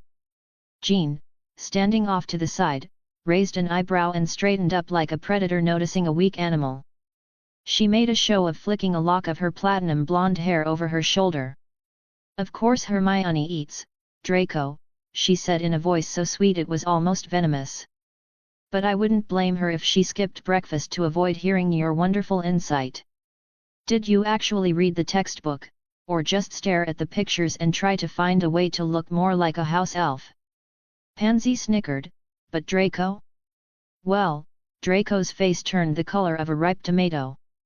His mouth opened, ready to unleash some caustic remark, but Jean wasn't done. "Oh, and Draco, dear," she added, her eyes narrowing just slightly, "I'm sure your father's connections can make up for the fact that you're about as sharp as a plank of wood. But don't worry, your reputation precedes you." There was a moment of stunned silence. Pansy's mouth fell open. Malfoy looked like he'd just swallowed a lemon whole, and Ron, well, Ron was barely holding back his laughter. Harry couldn't stop himself either. He choked back a snort, and even Hermione let out a tiny, surprised giggle. All right," Remus said, raising his hands as if he were mediating a family dinner gone awry. "Let's refocus. We're here for a practical lesson, not a social media roasting session. Now the spell to deal with a boggart is ridiculous. However, the key to this spell working is that you must be able to mentally visualize a way for the boggart to take on a form that would make you laugh." Ron, still trying to stifle his chuckles, turned to Jean. "You're seriously not scared of boggarts, are you? You're like, what, the human version of a walk-in freezer?" Jean shrugged nonchalantly. "Boggarts? They're not even on my radar. Now if we were facing something truly terrifying like, I don't know, Pansy's new hair routine, then we'd be in real trouble. Pansy's eye twitched. She clearly did not appreciate being called out about her beauty regimen. Meanwhile, Remus gave them an approving look. It's all about perspective. Don't let fear control you. The best way to beat a boggart is to turn it into something ridiculous. He waved his wand, and the cupboard door swung open. The class collectively held their breath, waiting. Then, out of the darkness, the boggart emerged in the shape of a massive, hairy spider, the size of a small hippogriff. Ron's face drained of color faster than someone facing a full-blown troll. "Oh no," Ron muttered, backing up a few steps. "Not spiders. Anything but spiders." The boggart spider inched closer, its 8 bulbous eyes gleaming with malice. Ron's knees were knocking like 2 marbles in a jar. Remus raised his wand without missing a beat. "Ridiculous." With a crack that sounded suspiciously like a punchline, the spider turned into a tiny pink ballerina in a tutu, pirouetting around the floor. The class burst into laughter, and Ron, looking both horrified and relieved, let out a breath of sheer, unfiltered joy. "Well, that was definitely less terrifying," Ron said, still chuckling, though his hands were trembling slightly. "I guess it's not so bad when it's a ballerina, right?" Jean shot him a teasing look. "You're not still scared, are you, Ron? It's just a spider with a tutu. I'm sure you've seen worse." Ron rolled his eyes but grinned. "Yeah, I guess so. It's not like I'll be losing sleep over it, until next time I see one." "All right then." Remus clapped his hands together, pulling everyone back into focus. "Who's next?" Neville took a hesitant step forward, looking like he was about to face a dragon instead of a silly boggart. I'll give it a try," he muttered, his voice quivering just a little. Jean placed a reassuring hand on Neville's shoulder, giving him a calm, encouraging smile. "You've got this, Neville. Boggarts are nothing compared to some of the things I've faced." Ron turned to Jean with a raised eyebrow. "And what have you faced, Jean?" "A rogue hairbrush." Jean gave him a look that said, "You don't even want to know," before turning back to Neville. "Just remember, the more you laugh at it, the less power it has over you." Neville nodded, swallowing his nerves. "Okay. I'm ready." And just like that, it was time to see who could face their fears, with a good dose of humor and a little bit of Jean's sharp wit leading the way. Neville Longbottom stood frozen, his hands shaking and his face paler than an overcooked ghost. It was like time had decided to slow down just to make his suffering last longer. In front of him, the boggart, a shape-shifting nightmare of his deepest fears, had transformed into the one and only Severus Snape. And not just any Snape. No, this Snape was giving him that look. You know, the one that could turn a cat into a mouse just by staring at it. Neville swallowed, his throat dry. "Why you're not supposed to be here," he muttered, looking like he might keel over at any moment. "Please, not Snape." The boggart Snape sneered. And I mean sneered. The kind of sneer that could curdle milk. "Still failing, Longbottom," it hissed, voice dripping with venom. "You've been in my class for how long, and you still don't get it?" Neville's knees wobbled, but somehow, he managed to stay upright. "Just barely." "CC Monday," he whispered to himself, "ridiculous." His voice was barely louder than a mouse in a sock drawer. Remus Lupin, bless his soul, was the calmest person in the room. "You've got this, Neville," he encouraged gently, his voice like a warm hug. "Remember the spell. You know what to do." Neville nodded sort of. It was more of a jerky head movement that said, "I really hope I can do this." He closed his eyes, took a deep breath, and with all the confidence of someone who'd just been given a dragon's egg and told to make it into an omelette, he said, "Ridiculous." A flash of light, and... Well, if you thought things couldn't get any worse for poor Neville, you were wrong. Instead of the usual Snape in a daffy costume effect, the boggart snape's greasy black clothes suddenly exploded into a burst of purple velvet. And not just any purple velvet. This was the kind of purple that made you wonder what had happened to the rest of the color spectrum. The dress shimmered, layers upon layers of lace, like the world's most mismatched fashion disaster. But it didn't stop there. Oh no, my friend. No. It got worse. The boggart snape morphed into something even more terrifying, Augusta Longbottom. Yes, that's right. His grandmother. And I'm not talking about a mild resemblance. I mean, Augusta Longbottom, feathered vulture hat and all, was suddenly in the room, squawking like she was on her third glass of fire whiskey and doing a full-on burlesque routine. Yet. Let that sink in. The boggart snape, dressed like his grandma, was shimmying across the floor, spinning around in her ridiculous outfit. She twirled that absurd hat like she was auditioning for the Wizarding World's Got Talent. There were high kicks. There was hip shaking.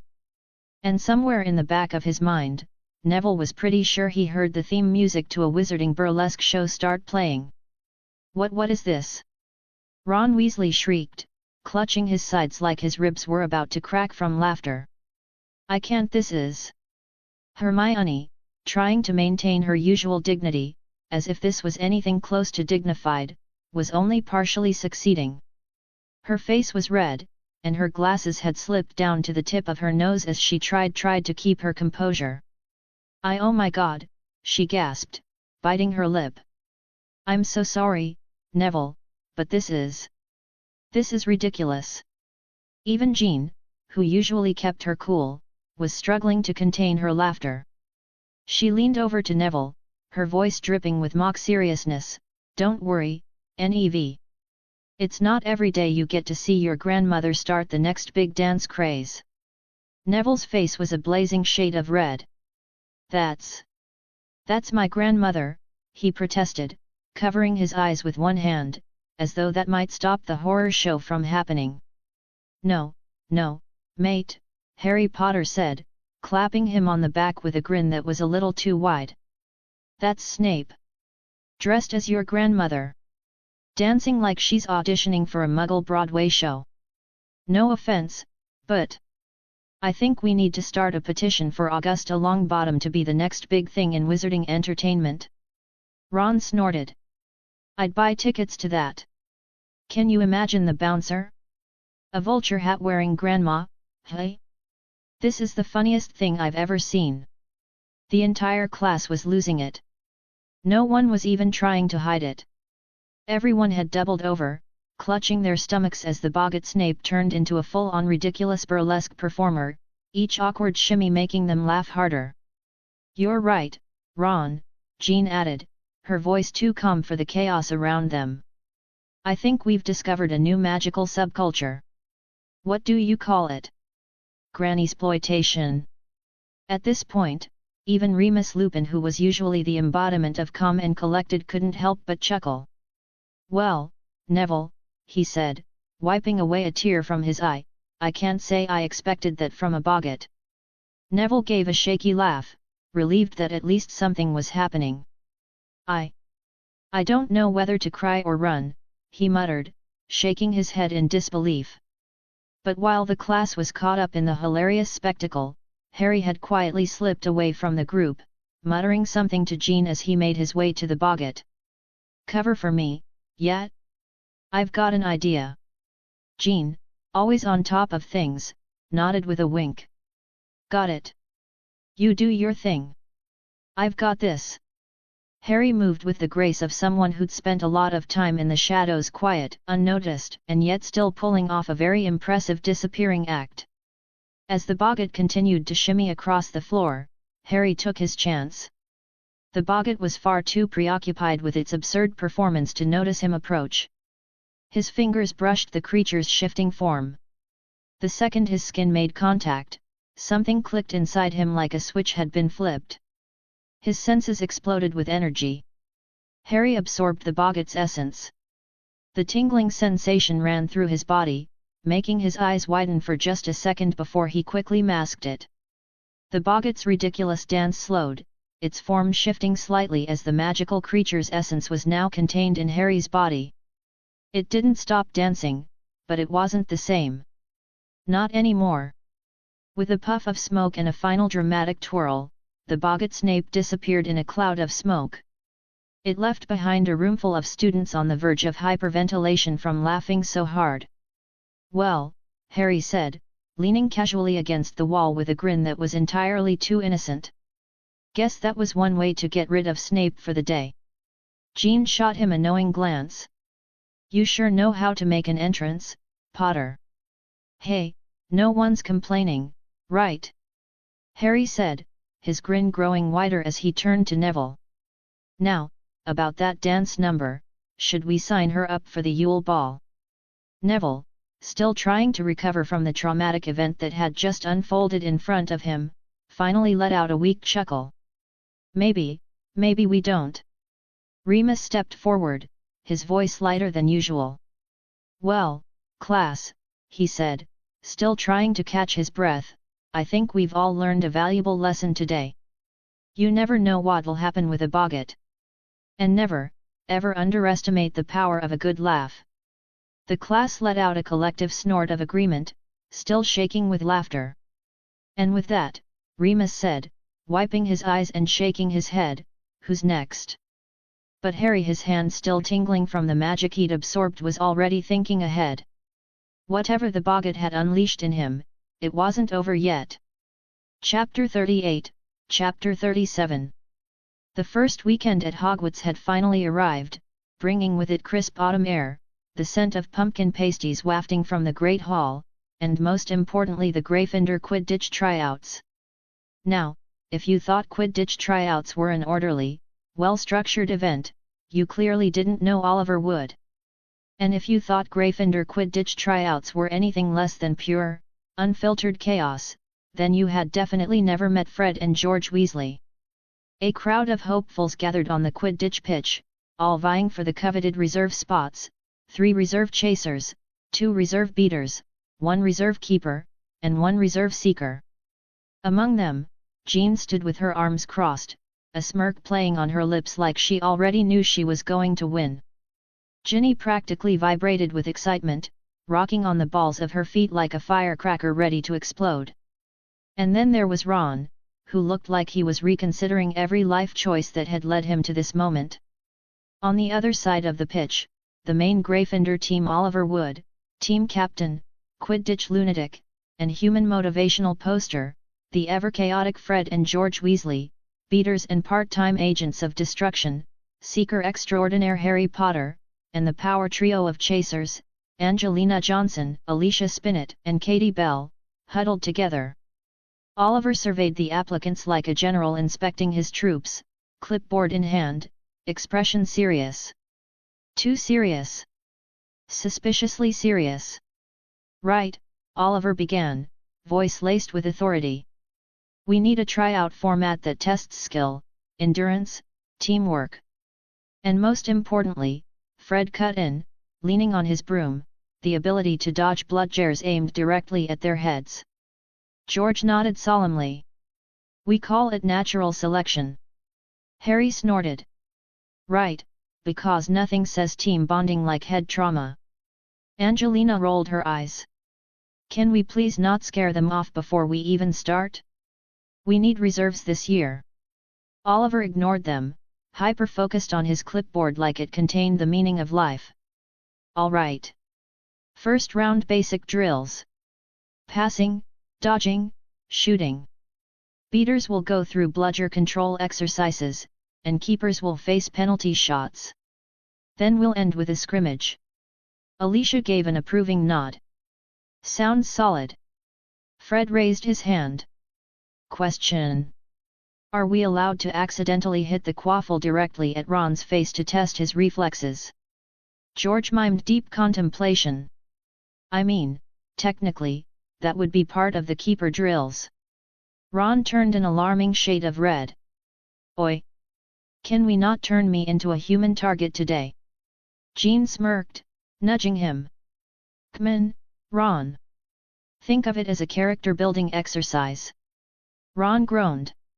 "Yeah, Great! Because what I really need in life is more character development. Ginny twirled her broom in her hands, grinning at her brother. You'll be fine. Just, maybe try not to scream if a bludger comes at you. Who said anything about screaming? Ron protested. I don't scream. Jean and Harry exchanged a look. Oh, no, of course not, Jean said, voice dripping with mock sincerity. That wasn't a scream when that spider landed on your shoulder last week.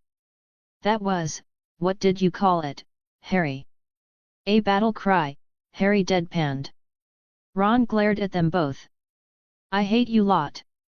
Love you too, Ron, Jean said sweetly. Oliver, having somehow developed selective hearing, clapped his hands together, snapping everyone's attention back to the tryouts. All right, enough talking. Brooms up. And with that, the Gryffindor Quidditch tryouts officially descended into mayhem.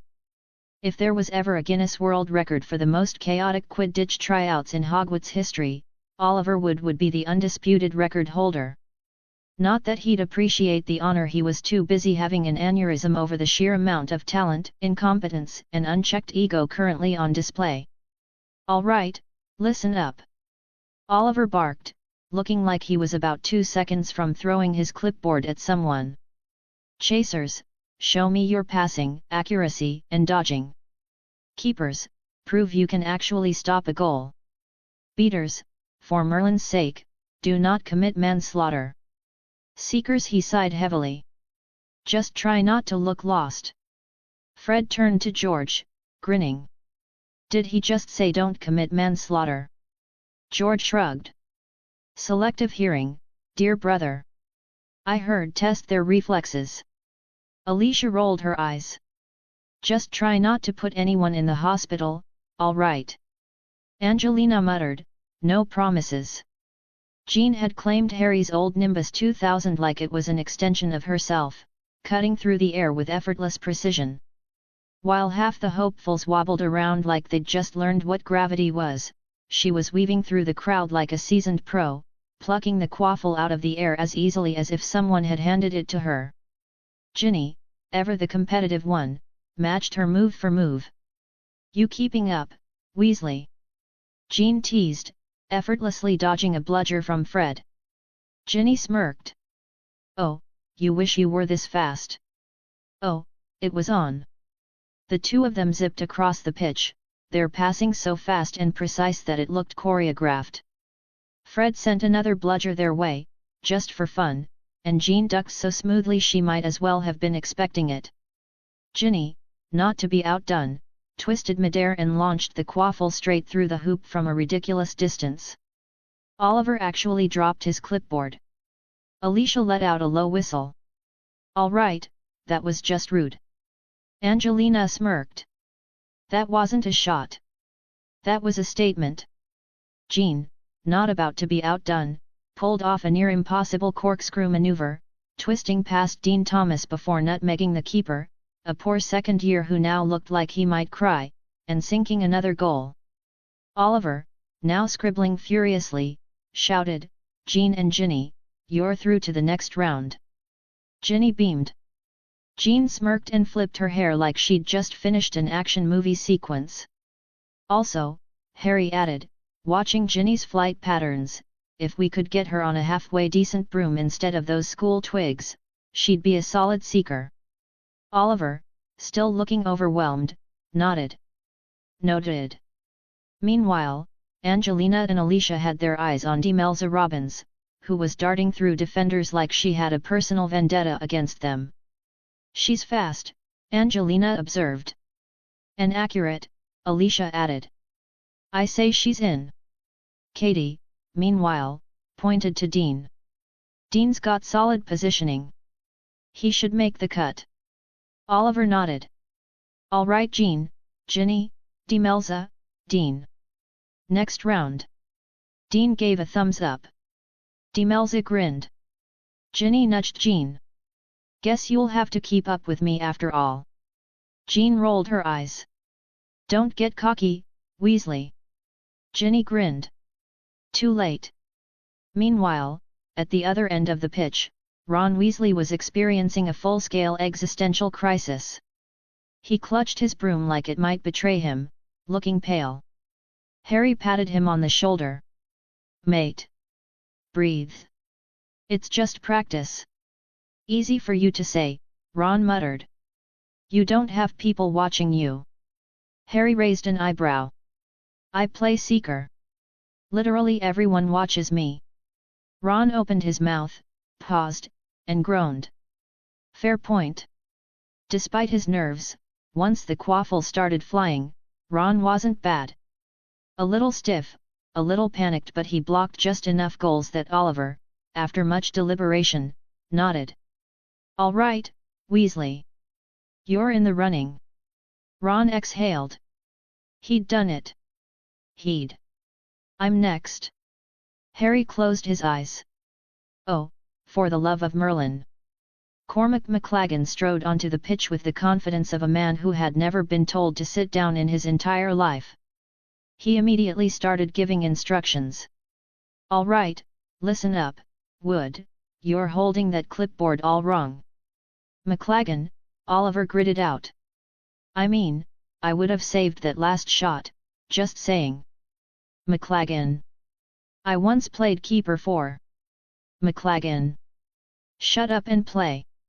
McLaggen grinned, mounted his broom, and proceeded to block every single shot like he was the chosen one of keepers. Oliver scribbled on his clipboard, looking like it physically hurt him. "All right. McLaggen, you're in the running." Harry groaned. "Fantastic." Ron slumped. "Well. I had a good 5 minutes of happiness." Jean, watching from a distance, smirked. "You want me to accidentally hit McLaggen with a bludger?" Harry gave her a look. "You're not even a beater." "I know. I am so tempted." Fred and George, up in the air, surveyed the nervous beater candidates like lions watching a herd of particularly weak-looking gazelles. "All right, hopefuls," Fred called. "Rule number 1 of beating." George grinned. "If you can't handle a bludger to the face, you're in the wrong sport." "Survival of the fittest," Fred added cheerfully. The candidates gulped. Fred released a bludger. It immediately lasered toward a fourth year, who let out an unholy shriek and veered so hard he nearly fell off his broom.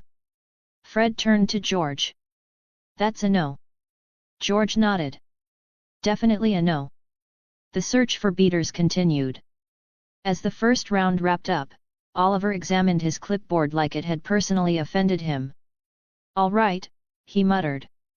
4 solid chaser candidates, 2 keeper hopefuls, still looking for beaters, and he glanced at Harry. "Seriously? Ginny a seeker?" Harry shrugged. "She's got instincts. Get her on a real broom, and she'd be dangerous." Oliver sighed. "Next round we see if these lot can actually play together." Across the pitch, Fred and George were traumatizing more beater candidates. McLaggen was loudly explaining why he definitely should have been picked last year. Ron was contemplating faking his own disappearance.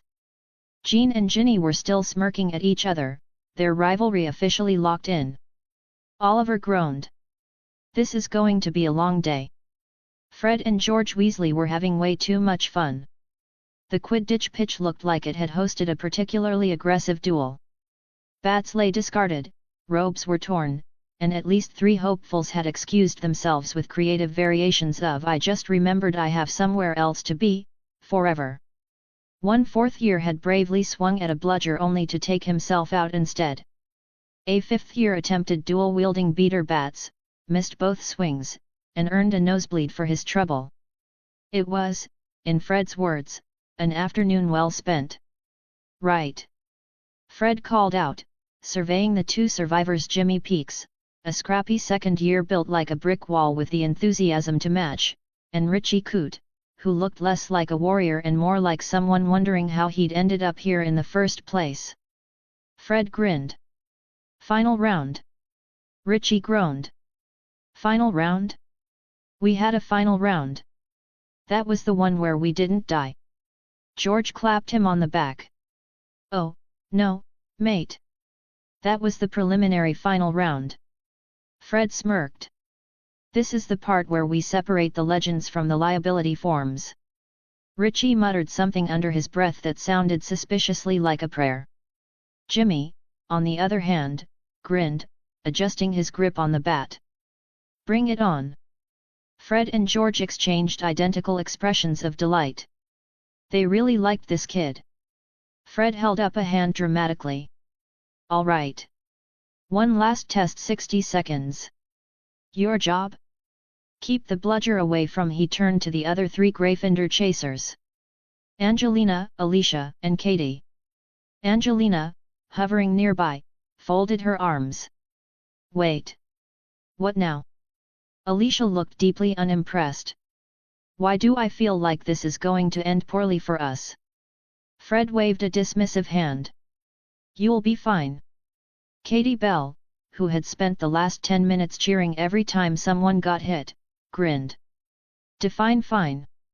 Fred ignored that. George gestured to the new recruits. "This is your chance to prove you can protect your teammates. By hitting things," Fred added. "And not each other this time," George said, throwing a pointed look at Richie. Richie sighed. "That happened once." Fred grinned. "Once is all it takes to make the next 5 years of training very interesting for you."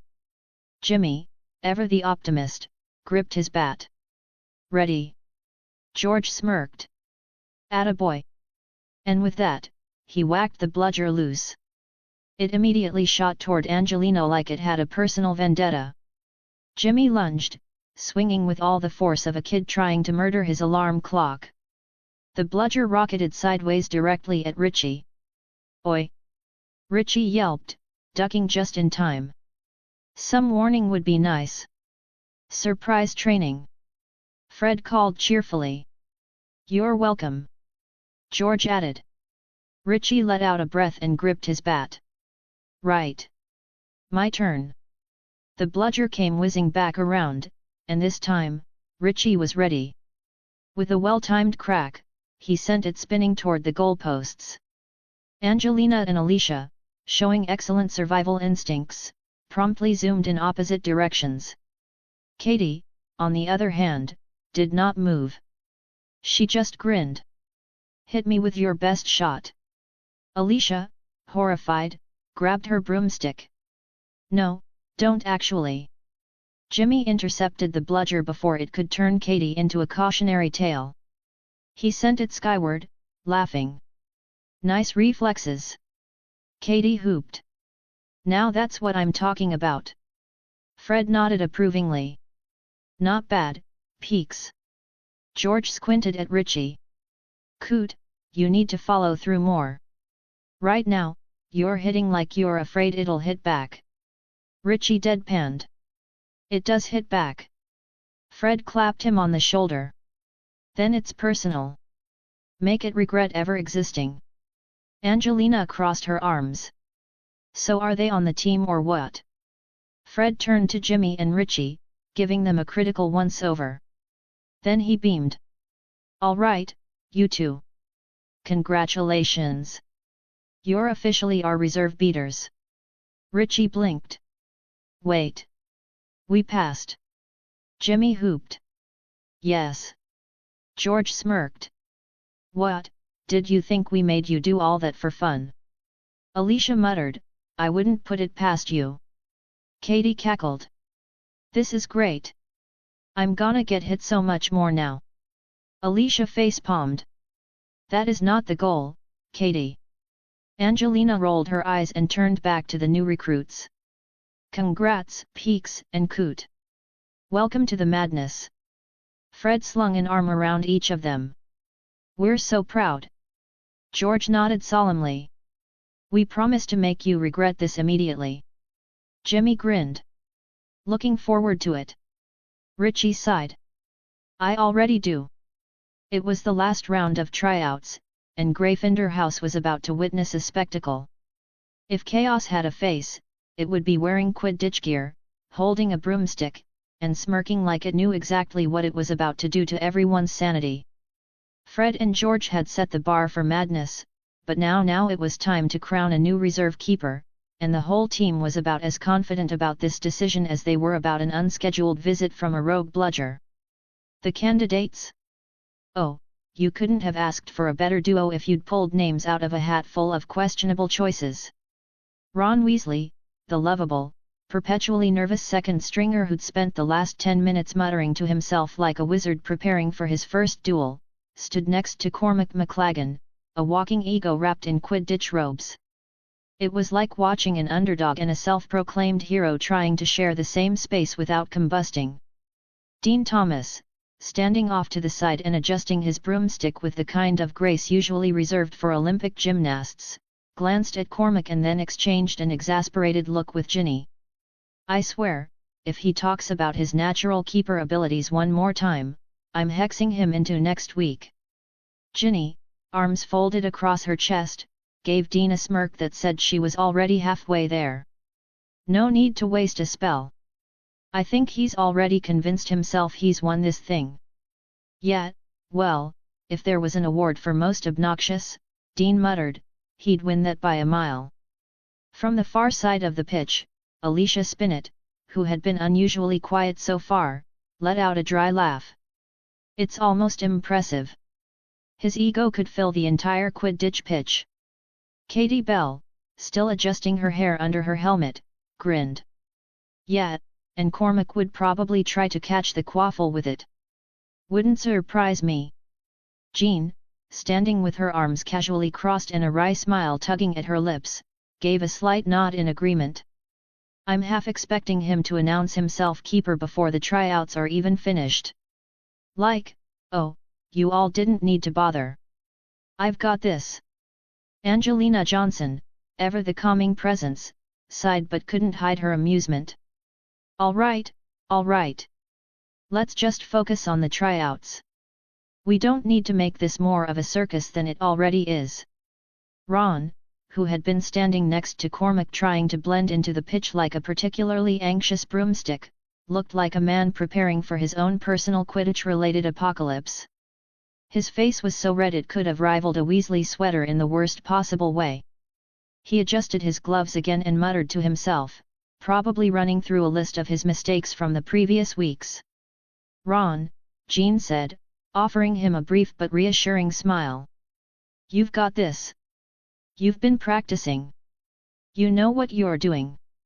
Ron nodded weakly, his ears still glowing with that kind of crimson you only get when you're the last person to notice that everyone is staring at you. Thanks, Jean, he mumbled, though it was clear he was still wrestling with his doubts.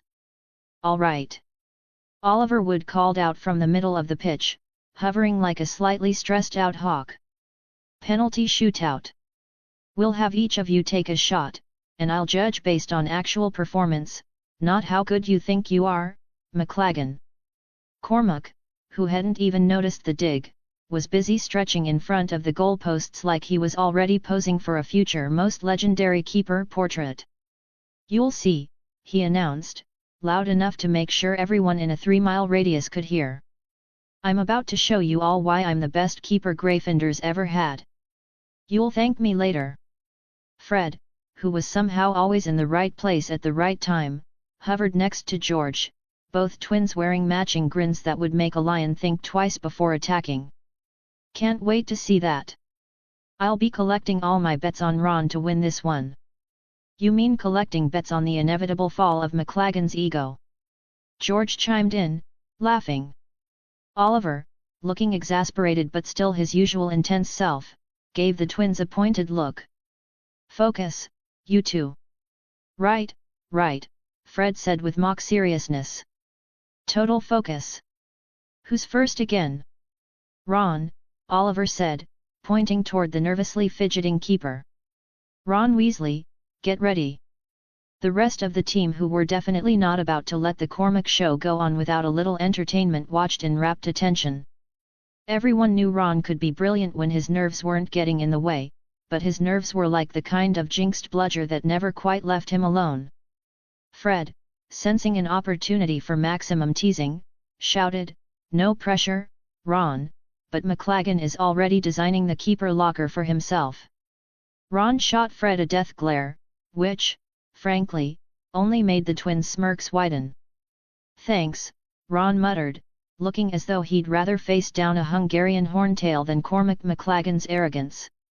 Oliver, for his part, gave Ron an encouraging look. "Focus, Ron. You know this." Ron took a deep breath and steadied himself. His eyes shifted between the posts and the golden quaffle Oliver had casually tossed into the air.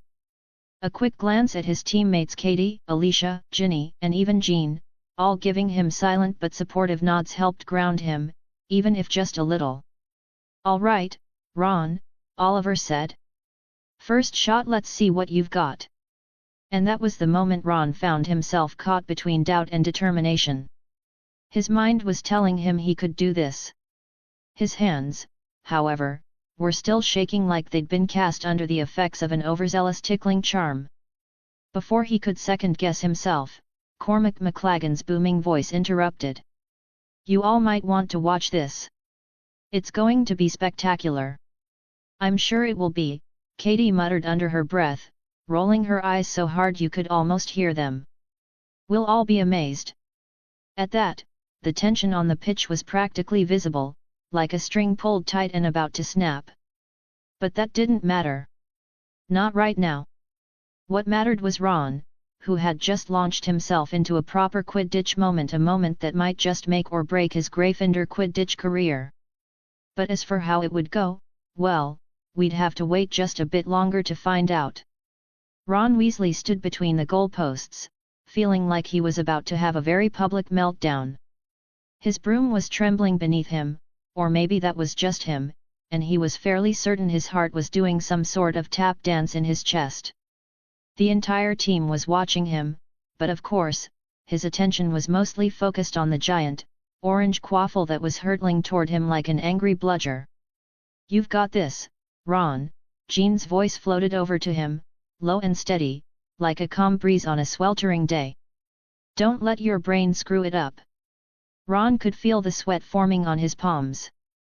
His fingers itched for something to hold onto other than his broomstick. His gaze flicked to Jean, who was leaning against the stands like she had all the time in the world. She was looking at him with a glint in her eye that said, "I believe in you, but I also know you're about to freak out." "Right," Ron whispered to himself. "I'm a keeper. I can do this." He wasn't convinced, but before he could argue with himself about it, Oliver Wood was hovering in front of him, wearing a grin that was way too cheerful for the occasion. "First shot, Ron," Oliver called, giving him a thumbs up. Ron wasn't sure if the thumbs up was meant for him or if Oliver had just developed a nervous tic. "Do your best." Ron gave a weak nod. "Best. Got it." He wasn't sure if he was talking to Oliver or just trying to convince his brain that it wasn't going to explode any minute now. And then, like some kind of twisted game of Quidditch roulette, Angelina Johnson stepped forward with that grin of hers, the one that told Ron she knew exactly what she was doing. "All right, Weasley," she said, bouncing the quaffle in her hand like she was holding an explosive device. "Don't screw this up, yet." Ron swallowed. The world seemed to slow as she flicked the quaffle at him like it was a stray sock. His hands shot up, almost by instinct, and wham, the quaffle ricocheted off his fingertips, grazing the left hoop and sending it soaring out of bounds. "Oi!" Fred yelled from the stands, clearly impressed. "Not bad for a Weasley." Ron didn't know whether to be insulted or flattered, but he settled for breathing for the first time in about 30 seconds. "Ha! I did it," he muttered to himself. "I blocked the first shot. Take that, inner demons." Alicia Spinnet was next, and she looked like she was ready to end him. She flashed a grin, cocking her head in that way that said, "I'm going to make you regret being born." "That was cute, Weasley," Alicia said, twirling the quaffle in her hand. "But I think it's time for a real challenge." She sent the quaffle rocketing straight for him, and Ron barely had time to breathe before he was slapping it out of the air with a swipe of his arm. Pfft! Not bad, Alicia said, raising an eyebrow as the quaffle shot wide. You might just survive this. Katie Bell was up next. If Ron thought Alicia had been intense, well, Katie was about to redefine the word. She leaned on her broom, gave Ron a knowing look, and then said, "Time to see if you're lucky or good." Before Ron could protest that neither applied, the quaffle was flying at him like a guided missile. Ron ducked and swung his arms out like a windmill wham. "Whoa, mate," Dean Thomas shouted, barely containing his surprise. "You actually got that one." Katie narrowed her eyes. "I thought that was going in for sure," she muttered to herself, clearly impressed. "Better luck next time," Ron called, trying to sound way more confident than he felt. Demelza Robbins was next. She gave him a wink that would have made even George blush. "Hope you're really prepared, Ron," she said, tossing the quaffle lightly into the air like she was just getting warmed up. Ron held his breath. This one was coming in fast, and he wasn't sure he could keep up. He swung his arms out, felt the breeze rush past him and thwack. The quaffle ricocheted off his broomstick with an almost satisfying thud. Fred and George erupted in the stands. "Weasley, I didn't know you had it in you," Fred called, his voice tinged with disbelief. "I didn't either," Ron muttered under his breath, still processing the fact that he hadn't collapsed yet. Dean Thomas, looking more serious than usual, was up next. "All right, Ron," he said, holding the quaffle steady like he was preparing for a shot on goal. "This is the real deal." The quaffle came flying at him in a tight, fast arc. Ron's brain screamed at him to move, but his body barely reacted. Somehow, though, his broomstick caught the quaffle before it could make a perfect dive into the hoop. Thwack! "Not bad, Weasley," Dean said, his voice sounding genuinely impressed. "You might just be the surprise of the season." "Don't get too comfortable," Ron said, trying to act cooler than he felt. "It's just a few shots. I can handle this." And then it was Ginny's turn. She floated down from her spot on her broom, looking far too calm. "You've still got this, Ron," she said with a grin, her voice almost too sweet. "But don't get cocky, all right?" Ron swallowed. "I won't," he said, but he really wasn't sure if he could handle another one. The quaffle shot straight toward him like a bullet, aiming for his right hoop. Ron flung his arms out in desperation and somehow, by the grace of whatever magical creature was watching him, the quaffle ricocheted off his broomstick and out of bounds. Ginny gave him a look of pure admiration. "You've got some moves, Ron. You might be a keeper after all." "Well, I'm keeping my head, that's for sure," Ron said, finally managing a grin as his confidence shot up just a little bit. Jean's voice drifted over from the sidelines, casual and way too calm considering the intensity of the moment. "All right, Ron," she said, her mischievous grin almost outshining the sun itself. "You want a challenge? Here it comes." Ron was starting to think he should have just called it quits, but he didn't have that luxury. Jean launched the quaffle straight toward him with the speed of a professional, her broom cutting through the air like a dagger. Ron's nerves screamed at him. His brain was fried. But he swung. And missed. Sort of. The quaffle glanced off the edge of his broom, ricocheted off the hoop, and flew out of bounds. Ron let out a breath he didn't even know he'd been holding. His heart was still pounding, but somehow he had blocked every single shot. He hadn't let a single one through. Oliver Wood, now grinning like he'd just won the lottery, clapped his hands. "Well done, Ron. You blocked every single shot." His voice cracked a little on the last word, as if he himself still couldn't believe it. "That's not something we can say every day." Ron, for all his effort, was pretty sure he might just faint on the spot. "No problem, Oliver," he managed, though his voice was a little shaky. I didn't die, so, that's a win, right? As Oliver's cheers were drowned out by the rest of the team's applause, Ron's eyes flickered to Cormac McLagan, who was watching from the stands like he was planning to make Ron's life a living nightmare. But that was a problem for later. Right now, Ron was just going to try not to fall off his broom. The Quidditch pitch had gone completely silent. Well, not entirely silent, because if you counted the cackling laughter of Fred and George, and the distant clinking of Ron's nervous teeth as he anxiously rubbed his hands together, it might have been a bit more accurate to say it was filled with anxiety, cockiness, and impending disaster. Cormac McLagan, standing as the last line of defense, looked so smug that Ron could practically hear his ego puffing up like a hot air balloon. Seriously, the guy acted like he was one move away from inventing the next big Quidditch maneuver, called the McLagan Special. Spoiler alert, it probably involved a lot of jumping and way too much spinning. All right, Ron, not bad, not bad. Watch and learn how a real keeper does it, Cormac grinned, swiping his broomstick through the air as though it were an extension of his perfect self. Ron blinked. Yeah, that's the plan, right? Fred, who was oddly quiet for once, nudged George. You think Cormac actually believes his own hype? Don't know, mate, George said, squinting at the show-off keeper. But I do know I'm about to make a fortune betting on the odds of him falling flat on his face. Alicia, standing at the edge of the field, gave them both a sidelong glance. Careful, Fred. You might be betting on our embarrassment. Oh, no worries, Fred said with a wide grin. If he messes this up, I'll consider it a free lesson in humility. Great, Ginny piped up, folding her arms. Maybe he'll be the one who gets hit in the face with the quaffle. Not if he blocks it, Katie reminded her, shaking her head. But let's be honest, it's McLagan. How long can this act last? Ginny gave a dry laugh.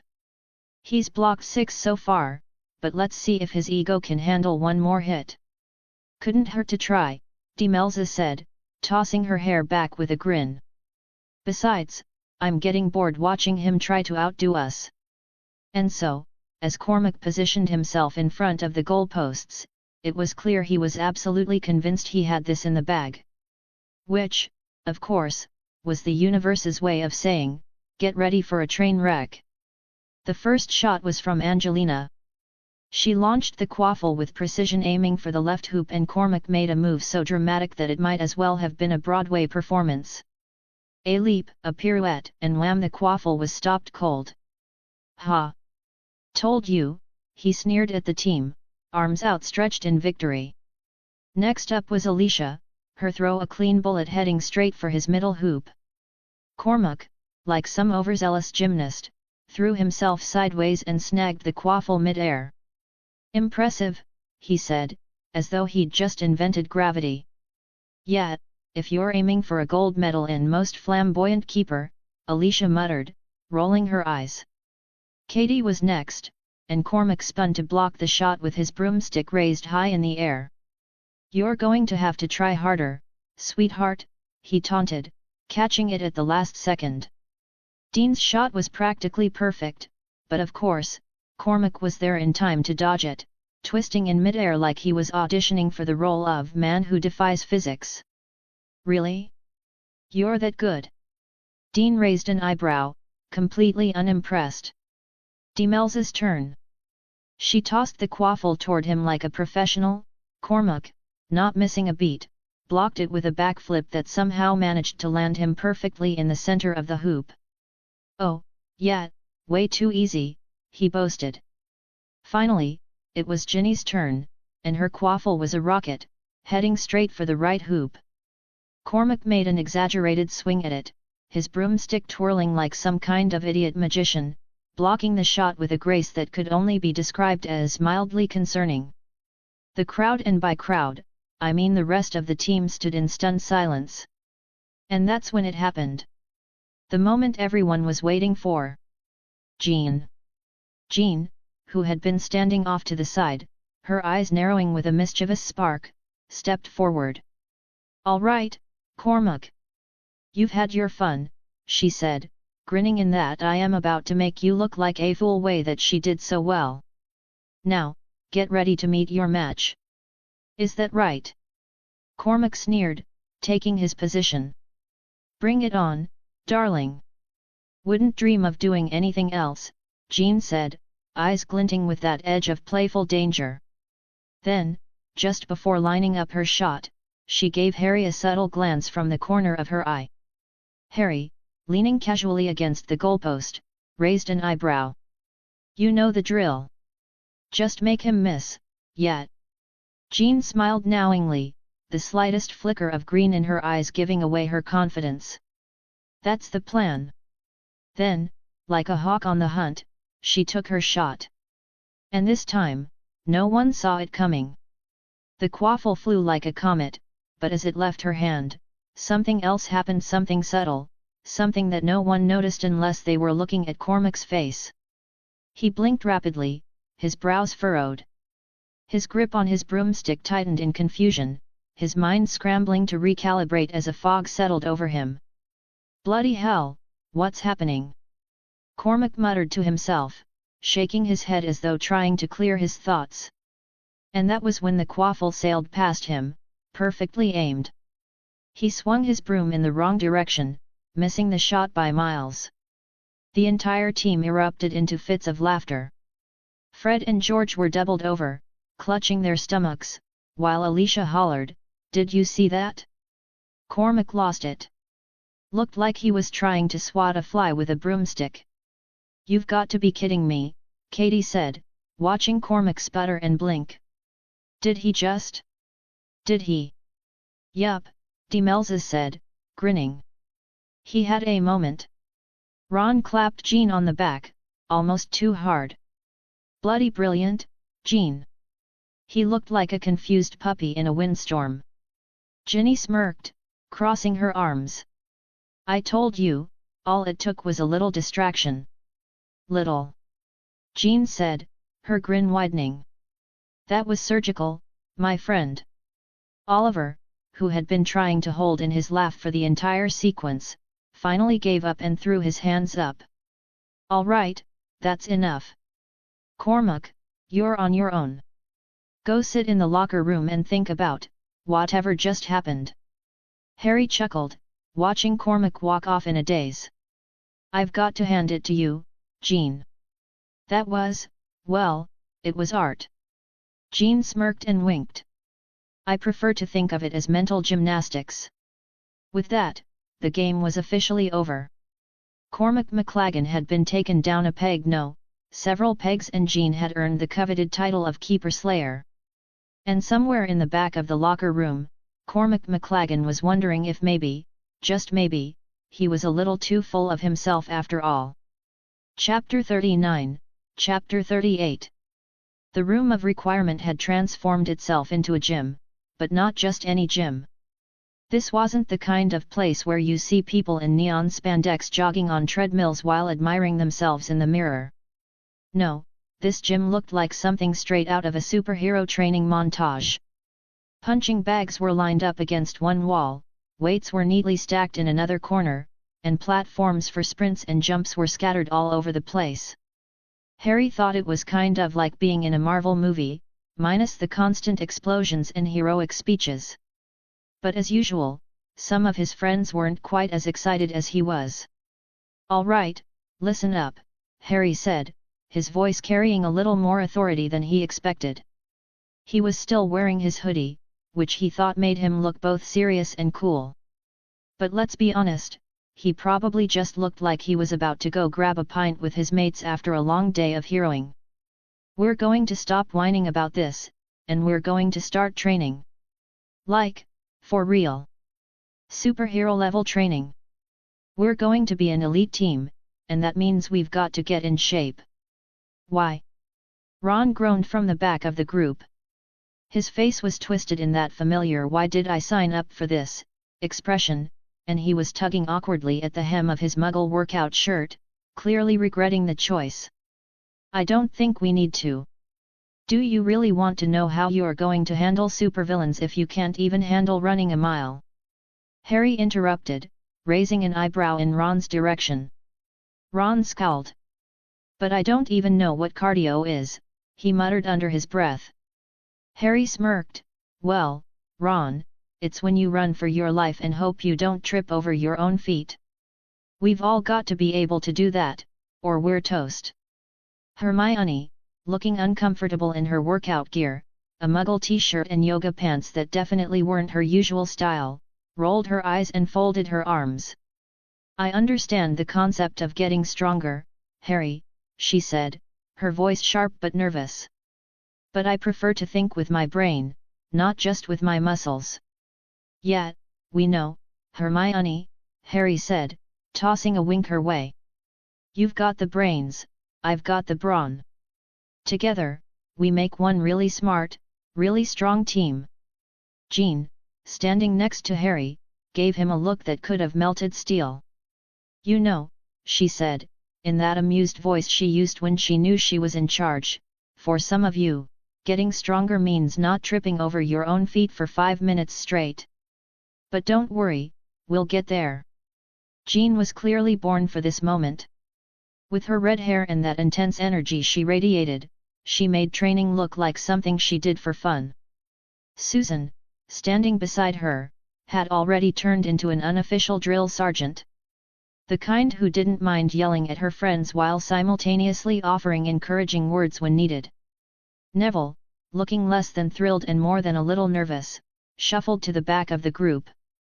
I thought this was going to be like stretching and maybe doing some push-ups, he said. I didn't sign up for a full-on workout. You are stretching, Neville, Ginny said from the front. She was already moving through a warm-up, clearly more comfortable in her workout clothes than any of the others. The question is whether you're going to stretch your muscles or your limits.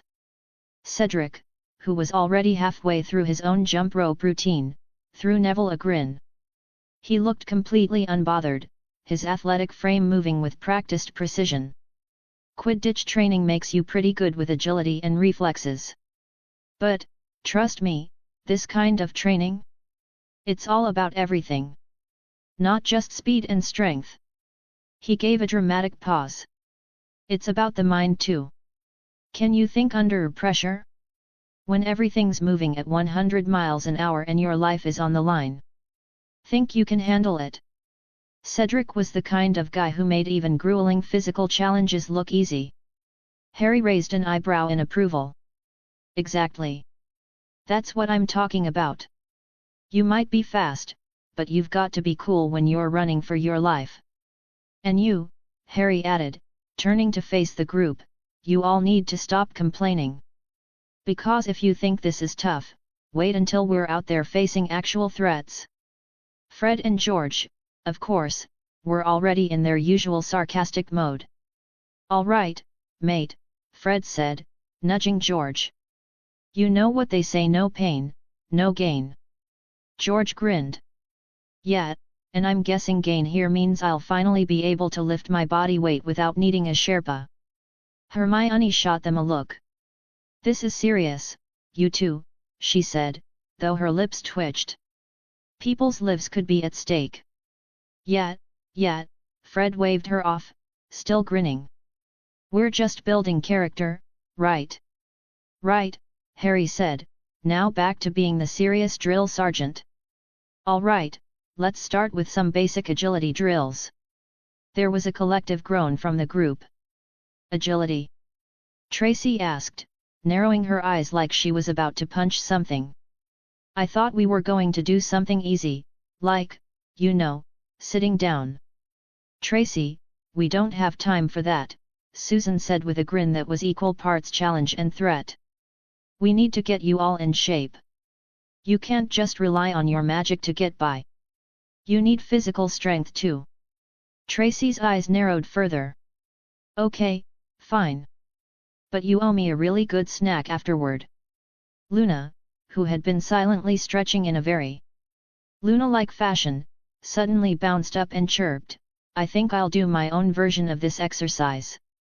It involves wearing an invisible crown and pretending I'm leading a parade.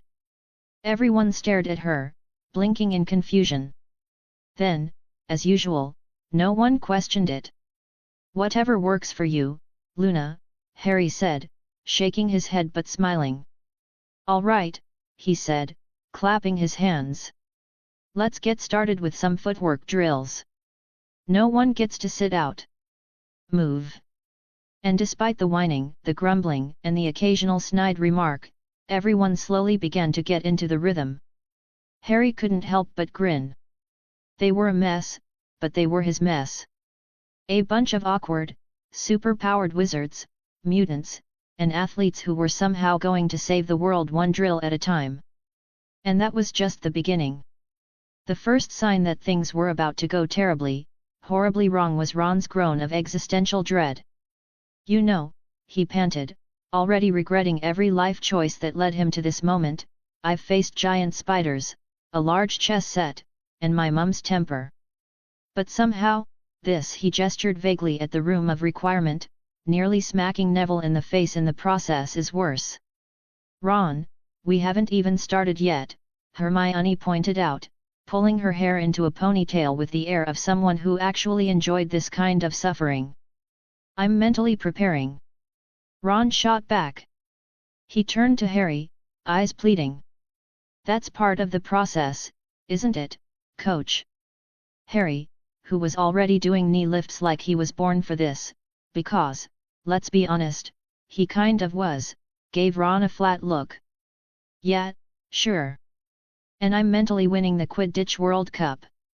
"Confidence is key, mate," Fred chimed in, stretching dramatically. "Which is why we're confident that we're going to die," George added. Jean, meanwhile, was stretching like a professional athlete because, let's face it, she basically was one. Red hair tied up in a high ponytail, arms flexing like she was about to lead an Avengers mission instead of a warm-up, she clapped her hands together. "All right, listen up, losers." "Rude," Daphne muttered. "First," Jean continued, ignoring her, "we warm up. Then, we do sprints. Then, we hit resistance training. And finally, we finish with a fun little challenge." Fred leaned toward George. "You think she means fun or Yuri about to die fun?"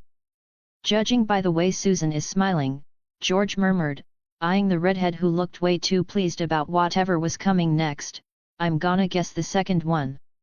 Susan, catching the conversation, smirked and cracked her knuckles. "Come on, you lot, let's move. You're training to be superheroes, not couch potatoes." Daphne, standing off to the side like a princess who had been dragged into this nonsense, crossed her arms. "I was under the impression we were training to survive, not to sweat like farm animals." "Same thing, really," Harry said. "Now, let's get to it. Start with a light jog around the room." The room of requirement shifted, rearranging itself until a full-sized indoor track appeared. The group had mixed reactions. Cedric and Ginny immediately took off like they'd been training for this their whole lives, Luna started skipping instead of jogging, and Percy, dressed in a full tracksuit like he was about to run a ministry-sponsored marathon, took off with the energy of a man desperate to prove his efficiency. Meanwhile, Ron, Neville, and Tracy trailed at the back, trudging along at a pace that could generously be described as aggressively unimpressed. "This is madness," Neville gasped, already slowing down. "I'd rather face a boggart." "Same," Tracy muttered. "At least a boggart lets you fight back. This just feels like slow, painful death." Hannah, running beside Neville with a disturbingly cheerful bounce, patted his back. "Come on, you can do this. Just think of it like running away from Professor Snape after you've spilled something on his robes." Neville's eyes widened in sheer terror at the memory. "That actually helps." Jean floated effortlessly beside them because, of course, she wasn't actually running. "You guys are thinking about this all wrong. Don't think of it as pain. Think of it as building character." Ron gave her a look that said he'd rather build literally anything else. "Jean, no offense, but you're telekinetic. You could be sitting in a chair right now and still beat us all." Jean grinned. "True. But where's the fun in that? George, who was now barely jogging, turned to Fred. You ever notice how Jean enjoys our suffering just a little too much? Almost like she was born for it, Fred mused. Up ahead, Cedric, glowing, handsome, and somehow barely sweating, was already lapping everyone. Come on, guys. This is great training. Feel the burn. Daphne scowled. I'm feeling something, all right. And I don't like it. Embrace it. Cedric called back. I'd rather embrace a Dementor. Wow, you Slytherins are really bad at pep talks, Susan remarked, jogging backward just to show off. Percy, running with perfect posture, huffed. This is about discipline. We must all learn to. And that was when Luna, still skipping, suddenly jumped onto his back. Faster, steed, she declared, like this was a totally normal thing to do. Percy made a strangled noise, flailed wildly, and nearly tripped into Fred. Lovegood, get off me this instant. But we're supposed to build teamwork, aren't we? Luna asked dreamily, making absolutely no move to dismount. Fred and George lost it. Fred actually had to stop running because he was laughing too hard. Luna wins training. We can all go home now. Jean, still floating effortlessly, gave them all a smug look. Oh no, we're just getting started. That was the warm-up. Ron made a noise like a dying cat. I hate everything about this. Susan smirked. Good. That means it's working. And with that, the real workout began. If Ron had thought the warm-up was bad, the resistance training was straight-up medieval torture. The kind of thing that would have made a medieval executioner take notes. Jean stood at the front of the room of requirement, practically vibrating with enthusiasm. The way her red hair caught the light, she looked like some kind of fitness cult leader about to convert them all to the Church of Pain. All right, team, she announced, clapping her hands together. Now that we're nice and warmed up. Speak for yourself, Ron wheezed, flopped on the floor like a dying fish. It's time for some strength training. Jean continued, ignoring him. You're all training to be superheroes, which means you need to be able to lift, push, and pull your own weight and then some. Neville groaned. I can barely lift my own expectations. Good thing I didn't ask you to lift those, Jean said cheerfully. All right, listen up. We'll start with push UPS, then move to squats, then finish with. Let me guess, Fred interrupted. Something fun. You know me so well, Jean said, beaming. Now, everyone on the ground. Push UPS first. Daphne eyed the floor like it had personally insulted her. There has to be another way. Nope. Down you go. Jean, of course, wasn't actually doing push UPS. No, she was floating in a perfect plank position above the ground, arms folded, watching them suffer with the smugness of someone who could do push UPS but preferred to defy gravity instead. You could at least pretend to struggle, Ron grumbled as he lowered himself into position. But then I'd be lying, Jean said sweetly. You're lying right now, Tracy muttered. Just, in the air. Meanwhile, Susan had already dropped into perfect push-up form, knocking them out like she did this for fun. Probably because she did do this for fun. Come on, people. Let's get moving, she called, grinning like a drill sergeant who really enjoyed her job. Fred and George exchanged a look before dramatically collapsing onto the floor. We're dead, George announced. Tell our mum we died bravely. Tell her we died hilariously, Fred corrected. I'll tell her you died dramatically, Ginny deadpanned, effortlessly keeping pace with Cedric, who, because of course he was, had moved on to one-armed push UPS like some kind of Greek statue brought to life. You're all doing amazing. Cedric said encouragingly, not even winded. His golden boy energy was almost as exhausting as the workout. Feel the burn. I feel like I'm burning, Neville muttered. You are. Susan grinned. That means it's working. Hermione, to absolutely no one's surprise, was doing each push-up with military precision, though she still had enough energy to complain. You know, technically, we should have stretched again before switching to resistance training. Hermione, Ron gasped, struggling through another rep. I swear on Merlin's beard, if you try to cite a fitness study right now, I will find a way to haunt you in the afterlife. You're assuming you'll make it to the afterlife, Daphne muttered. Luna, meanwhile, was lying flat on the ground, chin propped up on her hands. Push-ups are a bit overrated, don't you think? You're just pushing the world away, but it always comes back.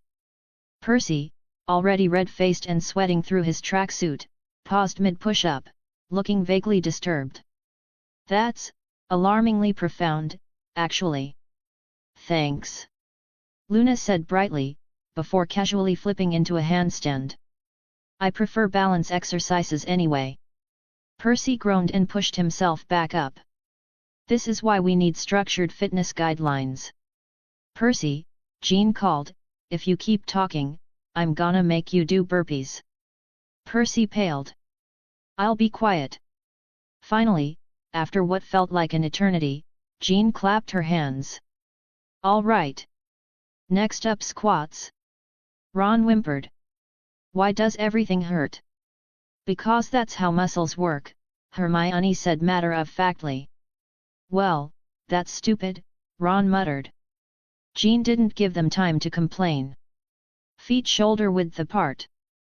Back straight. Knees bent. And down. The squad descended into their first squat. Then another. And another.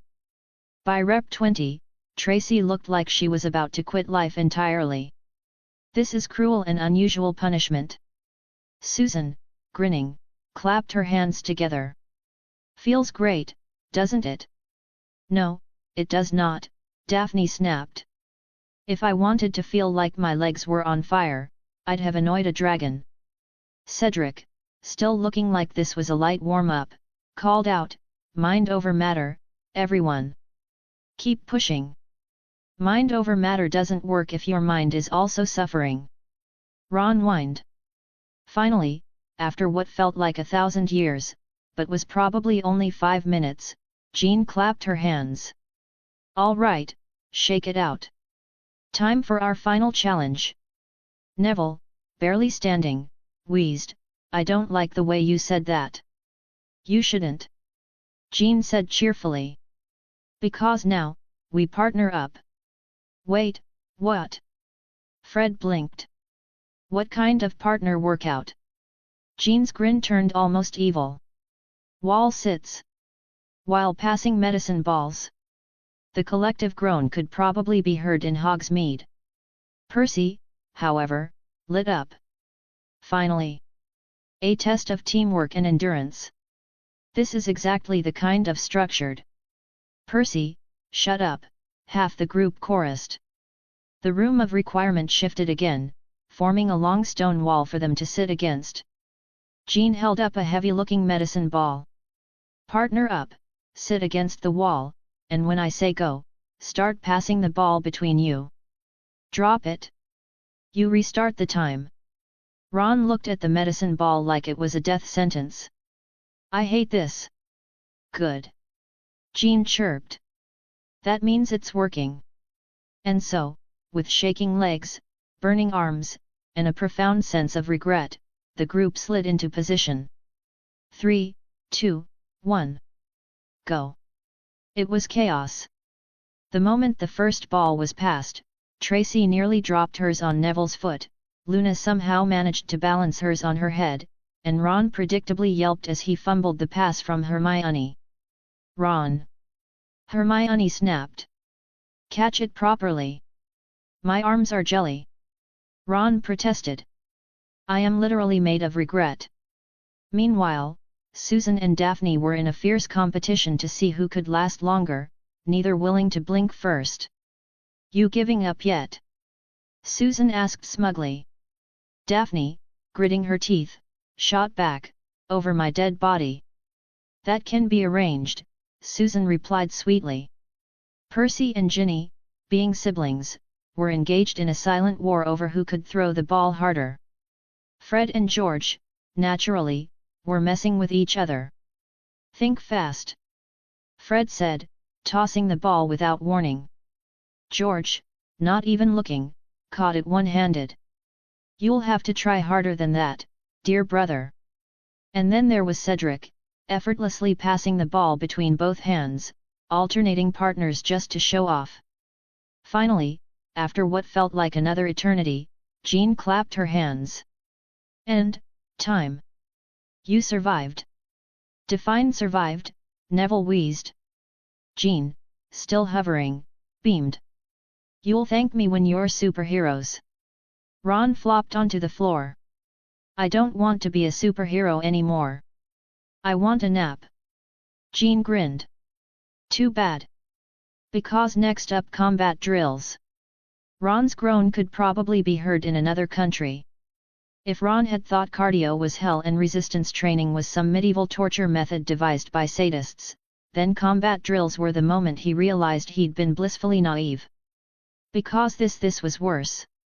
This was suffering refined to an art form. Jean stood at the front like a deranged drill sergeant, her grin so wide it was borderline sinister. She looked like she was thriving. Which made sense, considering she was the one inflicting the pain. All right, team. Time to put those muscles to use. Neville, still feeling betrayed by his own legs after the last workout, groaned. Joke's on you. I don't have muscles anymore. Just pain and regret. Jean ignored him. Pair up. One of you attacks, the other defends. Footwork, blocking, reacting under pressure, and try not to die, but, you know, if you do, that's a learning experience too. Fred nudged George, smirking. Bet you a galleon I can dodge everything you throw at me.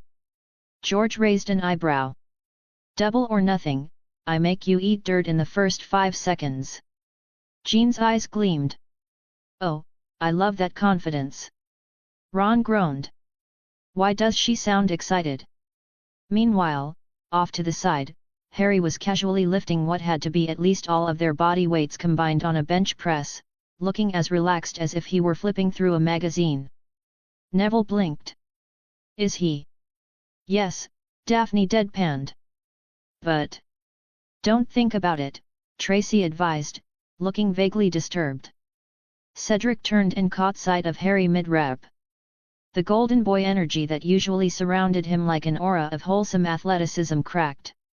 His polite Hufflepuff brain visibly short-circuited. What is he?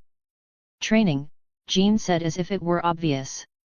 But he's training harder than you, Jean finished sweetly. Harry set the weight down with a boom that rattled the floor. He sat up, rolling his shoulders, and, just for fun, picked up a smaller weight except it wasn't small. It was human-sized. And he started doing bicep curls. Cedric looked personally attacked. That's not a smaller weight. That's a human weight. Fred, mid-swing in his fight with George, slowly lowered his fists. That's deeply unfair. Ron, who was still half dead from the last workout, wheezed, what is he even made of? Justice, Ginny muttered. Susan squinted suspiciously at Jean. You told him to do that, didn't you? Jean grinned. Maybe. Gotta give you all something to aspire to. I aspire to not die, Neville muttered. Jean clapped her hands. Enough stalling. Time to spar. Chaos. Absolute, unfiltered chaos. Fred and George fought like they were choreographing an overdramatic duel for a play. Have at thee, knave. Fred declared, throwing a punch. George dodged with a flourish. You'll have to try harder, brother. Hermione, standing off to the side with her arms crossed, muttered, are they dueling or acting? Daphne and Tracy, meanwhile, fought like they had unresolved grievances. Which, honestly, they did. You stole my potions notes. Daphne snapped, dodging a jab. You took my last chocolate frog. Tracy shot back, ducking under a kick. That's not the same. It is. Neville, to his credit, was holding his own against Susan until she fainted left, flipped him over her shoulder, and sent him sprawling onto the mat. Susan winced. Oh sorry, Nev. Neville groaned. I am one with the floor now. Ginny and Percy were, predictably, having a sibling battle to the death. Stop fighting like a prefect. Ginny complained, dodging a stiff jab. And you stop fighting like a feral goblin. Percy snapped. You say that like it's an insult. Ron, meanwhile, had been forced to spar with Cedric because Jean had a twisted sense of humor. Come on, Ron. You've got this. Cedric encouraged. Do I? Ron yelped, tripping over his own feet. Cedric sighed. Okay, let's start with the basics. Let's start with me not dying. Jean smirked. All right, let's pause for a second. There was a collective groan of relief. And then, because the universe had a sense of humor, Harry wandered over. Still looking completely untouched by the agony the rest of them had been through. You guys look like you're having fun, he said, grinning. Define fun, Ron muttered. Harry cracked his knuckles. Mind if I join? Silence. Then Fred, very quietly, not it. Not it, George echoed immediately. Absolutely not it, Ron said, waving his hands frantically. Jean smirked. I think you should spar with Cedric. Cedric blinked. Wait, what? Harry grinned. Oh, I love that idea. Wait, no. Cedric took one look at the literal superhuman standing in front of him, turned on his heel, and bolted. I value my life, he shouted over his shoulder. Fred and George immediately burst into applause. Smartest decision he's ever made, George declared. Jean groaned. Come on, Cedric. Where's your Gryffindor bravery? I'm a Hufflepuff. Bravery is for people who want to live in pain. Harry just laughed. Fine, fine, I won't chase you. For now. Cedric peeked out from behind a stack of training dummies. Swear on Merlin's beard. Harry smirked. Swear on Dumbledore's beard. Cedric squinted. Good enough. Jean clapped her hands again. All right, everyone. Take 5. Ron collapsed. Oh, thank Merlin. Daphne, sprawled dramatically on the floor, huffed. I hate everything. Neville, still lying flat on his back, simply muttered, same. Ginny, grinning, elbowed Percy. Admit it, this was kind of fun. Percy, panting, glared at her. No. And off to the side, Harry picked up the insanely heavy weight again, smiling like he hadn't just watched everyone suffer. Not bad, guys, he said casually, as if they hadn't all just died inside. Keep this up, and you might actually survive superhero training. Ron groaned. I don't want to survive it. I want it to stop. Jean just smirked. Oh, don't worry, Ron. Tomorrow's workout will be even harder. Ron whimpered. Why? Because pain, Jean said cheerfully. Ron closed his eyes. I regret everything. Meanwhile, off to the side. Luna Lovegood was, well, doing something. At first, nobody noticed. They were all too busy dodging Jean's gleefully sadistic coaching methods, blocking Susan's surprisingly effective I promise I won't hit you feints, or, in Ron's case, flailing wildly in what he swore was an advanced dueling technique but looked suspiciously like trying not to die.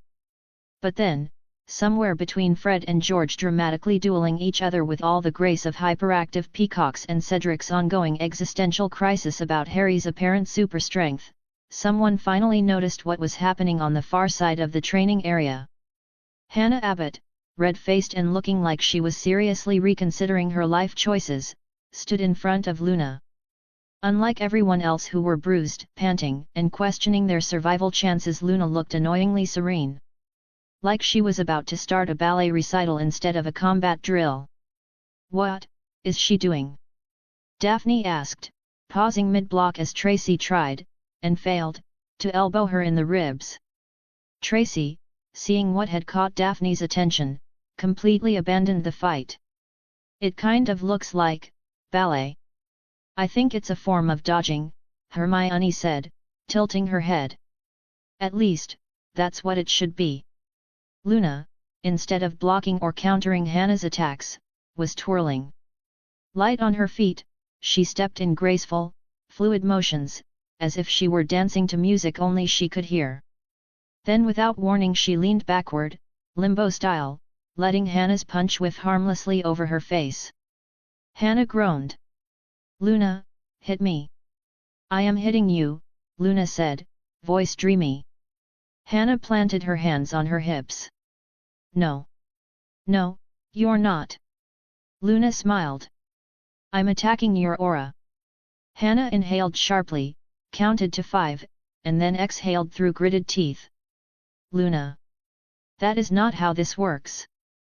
"Violence isn't always physical, Hannah," Luna continued, twirling again, looking as blissful as someone who had never been forced into one of Jean's workouts. "It's also an energy. A presence." Neville, still lying on the mat where Susan had betrayed him earlier, let out a weak chuckle. "That, actually kind of makes sense." "It really doesn't," Ron muttered. Luna, undeterred by logic, spun again. "Right now, you expect me to hit you, so your aura is tense. You're absorbing violent energy. But if I just..." She sidestepped gracefully as Hannah lunged at her, letting the Hufflepuff stumble forward with an indignant yelp. "Redirect it." Hannah barely caught herself before falling flat on her face. "You end up defeating yourself." Luna beamed as if she had just unlocked the meaning of the universe. Hannah groaned, rubbing her face. "Jean, please let me get a new partner." Jean, who had been watching the entire exchange with the biggest, most chaotic grin, shook her head. "Nope. This is fantastic." Ginny, standing nearby, frowned. "Are we sure she's not just doing some weird dance?" Fred, looking intrigued, said, "No. But I am sure," George added, equally serious, "that if we let her keep going, she's going to accidentally invent a new martial art." "She'll call it Moon Fu," Fred said solemnly. Harry, watching with growing amusement, finally spoke up. "Actually, it's not as ridiculous as it looks. She's moving with the attack instead of resisting it. That's an actual technique." Cedric, who had been lurking behind a training dummy like a man questioning his entire life, narrowed his eyes. "So, you're saying this actually works?" "Well..." Harry hesitated, then shrugged. "Not if Hannah just grabs her and throws her." "Hey!" Hannah snapped. "I could do that." Luna gave her a serene look. "But would you?" Hannah hesitated. Luna smiled like she had already won. Jean clapped her hands together, looking way too entertained. "Oh, I love this." Ron groaned. "Of course you do." Luna did one last, slow spin before settling into a relaxed stance. "Combat should be beautiful, don't you think?" Silence. Percy, who had been too busy arguing with Ginny about proper dueling form to contribute until now, rubbed his temples. "I give up. Nothing in this training makes sense anymore." "Welcome to our lives," Neville muttered from the floor. Jean, still grinning, clapped her hands again. "All right, enough distractions. Back to sparring." Hannah sighed in defeat. "Fine. But if Luna starts talking about auras again, I'm putting her in a headlock." Luna just smiled, looking completely unbothered. Like she had already won the match without ever throwing a punch. The workout was over. Finally. The group collapsed into a sweaty, bruised mess on the floor. Some were trying to catch their breath, others just lay there, questioning their life choices. Ron Weasley, who looked like he'd been mauled by a herd of hippogriffs, was already stretching in preparation for an epic nap. Fred and George, ever the optimists, were whispering furiously to each other about potential pranks they could pull using their newfound combat skills. Harry had no doubt it would involve some combination of enchanted itching powder and a lot of fireworks. But mostly, everyone just shared one thought. What the hell just happened? Jean stood there, arms crossed, surveying her work like a proud general, except she wasn't wearing a uniform, just the kind of training gear that made her look a little too much like she was planning on personally breaking every last one of them. If anyone could turn a training session into a boot camp from hell, it was Jean.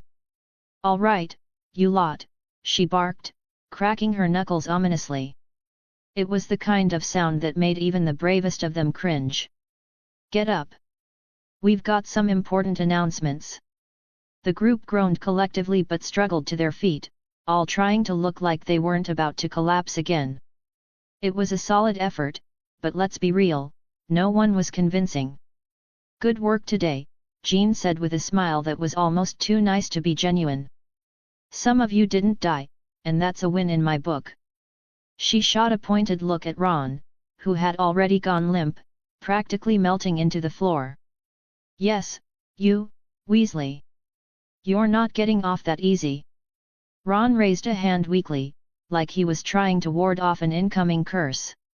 "Can't move," he muttered. "Too dead." "Yep, sounds like you're right on track for next week," Jean said cheerfully, unbothered by his complaints.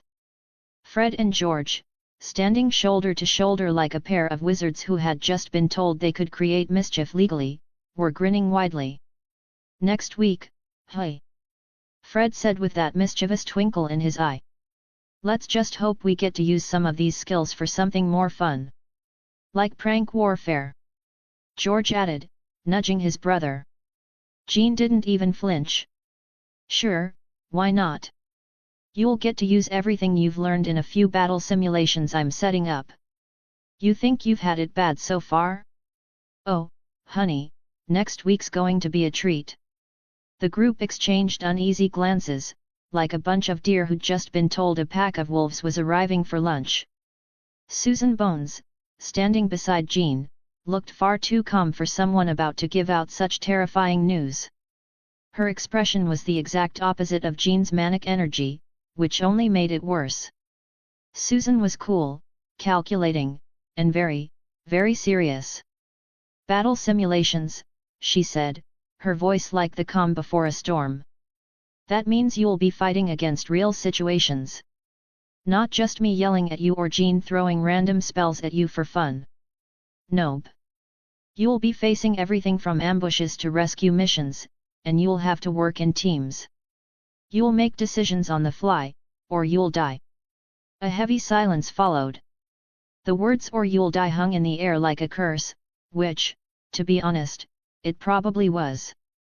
Wait, real combat," Neville said, raising his hand like he was still in class. His voice was trembling just enough to give away the fact that he might have been having a mild panic attack. "Like, we're actually going to fight?" "Yep," Jean confirmed with an eerie grin. "Except, of course, it'll be realistic combat. If you get injured, we'll just slap some bandages on you, give you a snack, and call it a day. But if you get killed, well, let's just say we don't have the budget for resurrections." "Oh, I'm sure that's comforting," Daphne Greengrass said dryly, her eyebrows raised. She was the type of person who'd probably survive the apocalypse, but you could tell she wasn't thrilled about the whole simulation thing. "What are we going to be fighting?" Ginny Weasley asked, rubbing her sore shoulder like she was going to cry if someone didn't give her a detailed list of acceptable threats. "Anything," Jean said, grinning widely. "Ambushes, wild creatures, Death Eaters, giant snakes, dragons, angry house elves, really, whatever I can think of. You'll get thrown into different scenarios, and you'll have to survive. Who knows what I'll throw at you? Are we sure this isn't some sort of glorified torture? Hermione Granger asked skeptically, brushing off some dirt from her sleeve as if that would make the whole thing less terrifying. I mean, we're still in school. Isn't there some sort of line about not being allowed to get killed here? Definitely a gray area, Jean said with a wink, crossing her arms. But look, if you can't handle pretend combat, then good luck when the real deal comes around. You think the Death Eaters are going to go easy on you? Newsflash, they won't. Oh, brilliant, Ron muttered, his voice hoarse from all the yelling. So we're basically signing up for death by simulation. And no one's going to make it out alive, right? That's the gist of it. Not if you survive, Susan said, completely straight-faced. Just don't die, and you'll be fine. Easy, right? Yeah, Harry added, trying to sound casual, but inwardly wondering if this was the kind of thing they'd be testing on him before he became a pro-hero. Piece of cake. All right, Jean said, clapping her hands. Get cleaned up, everybody. We've got a lot of work to do next week. If you survive the first few rounds of real combat, you might just walk out of here with a few new tricks. Or, you know, in one piece. But no promises. Sure, we'll just casually dodge Death Eaters, giant snakes, and whatever else you throw at us. Easy, Ginny said, raising an eyebrow and folding her arms in skepticism. You got it. Jean said, beaming. You're gonna love it. Trust me. Yeah, sure, Percy Weasley muttered, clearly unconvinced. Can't wait to be the living example of don't try this at home. Don't die, Jean added, with a wink that was almost too sinister to be friendly. Next week, people. Get ready to survive. And with that, the group slumped off to the showers, all of them feeling distinctly less heroic than they'd hoped, but also oddly excited to see just what kind of chaos Jean had in store for them. One thing was for sure, surviving this was going to be the real test. Chapter 40, Chapter 39. Harry had faced many horrors in his 13 years of life: giant three-headed dogs, soul-sucking dementors, Voldemort's persistent attempts to kill him. Seriously, the guy needed a new hobby. But none of that compared to this. Because this was uncharted territory. Harry sat cross-legged on his four-poster bed, arms folded, staring at the absolute clowns who shared his dorm. He needed advice. Desperately. All right, he began, cautiously. Jean's birthday is coming up, and we're going to Hogsmeade. Which means a date, Dean finished with a knowing smirk. The date, Seamus added, waggling his eyebrows like he was in on some great secret.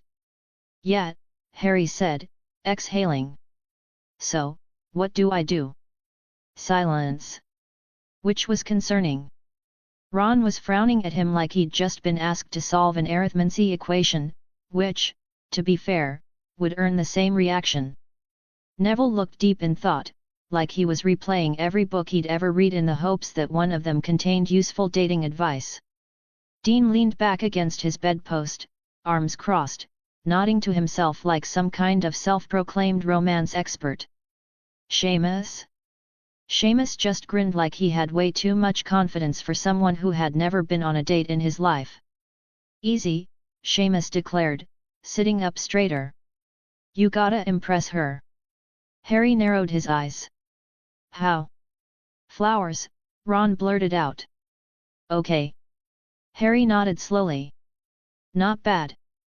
But not just any flowers, Dean added, tapping his temple like he was about to drop the wisdom of Merlin himself. They've gotta be romantic. Red roses. Roses are cliché, Neville countered. Maybe something more meaningful? Like a rare magical plant? Ron snorted. Yeah, 'cause nothing says happy birthday, Jean, like a flower that might eat her fingers. Neville went red. I wasn't talking about venomous tentacula, Ron.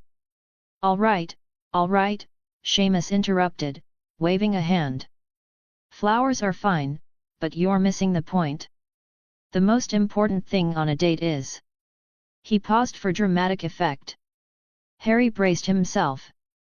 You've gotta establish dominance. A heavy silence followed. Harry blinked. What? You know, Seamus continued, as if this was common knowledge. Take charge. Be the man. We're 13, Ron pointed out. Which is practically adult in medieval wizard times, Seamus reasoned. That's not how that works, Neville muttered. All right, forget the dominance thing, Dean cut in, looking exasperated. What you really need is smooth talk. Girls love a guy who can talk all charming like. Harry frowned. Like what? Dean grinned. All right, let's practice. I'll be Jean. You try to impress me. Wait, what? Too late. Dean dramatically flipped imaginary hair over his shoulder, batted his eyelashes, and said in the most high-pitched voice possible, "Oh, Harry, you're just so dreamy." Ron immediately choked on his own spit. Seamus fell off his bed, howling with laughter. Neville just looked away, like he was reconsidering every decision that had led him to this moment. Harry groaned, rubbing his temples. This was a mistake. No, no, keep going. Dean insisted, still in character. Tell me how my eyes sparkle like the Great Lake at sunrise. Harry gave him a flat look. Your eyes sparkle like a toad in a potions accident. Dean dropped the act, looking deeply offended. Wow. Okay. Not that. Look, Neville said, trying to actually be helpful for once. Maybe just be yourself? Jean already likes you, right? Harry sighed. Yeah, but it's her birthday. I want to make it special. Ron suddenly perked up. Wait, what are you getting her? Harry froze. Oh. Right. The present. I have no idea. The room exploded. Jewelry. Dean declared. No, no, a book. Neville countered. That's boring, Seamus groaned. Get her something exciting. Like a broomstick. Do I look like I have 100 galleons to spare? Harry shot back. Ron leaned forward, rubbing his chin like he actually had an idea. What about something personal? Like what? I dunno, something that means something to the both of you. Harry considered that. An idea started forming in his head. Okay. Maybe you're onto something. Seamus clapped him on the back. See? Told you we're experts.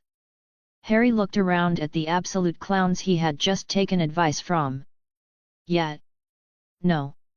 He was definitely figuring this out on his own. If Harry had any sense of self-preservation, he wouldn't be doing this. As it stood, however, he had about as much common sense as a niffler in a jewelry store, so here he was, hunched over his trunk, fishing out a highly dangerous magical artifact.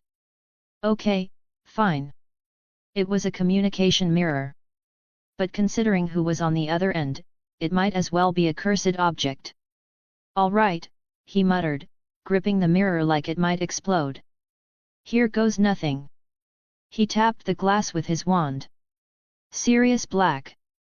For a second, nothing happened. Then, the surface rippled like water in a pensieve, and suddenly... Harry. Sirius Black, former Hogwarts heartbreaker, current hit wizard and full-time chaos gremlin, grinned back at him from the mirror.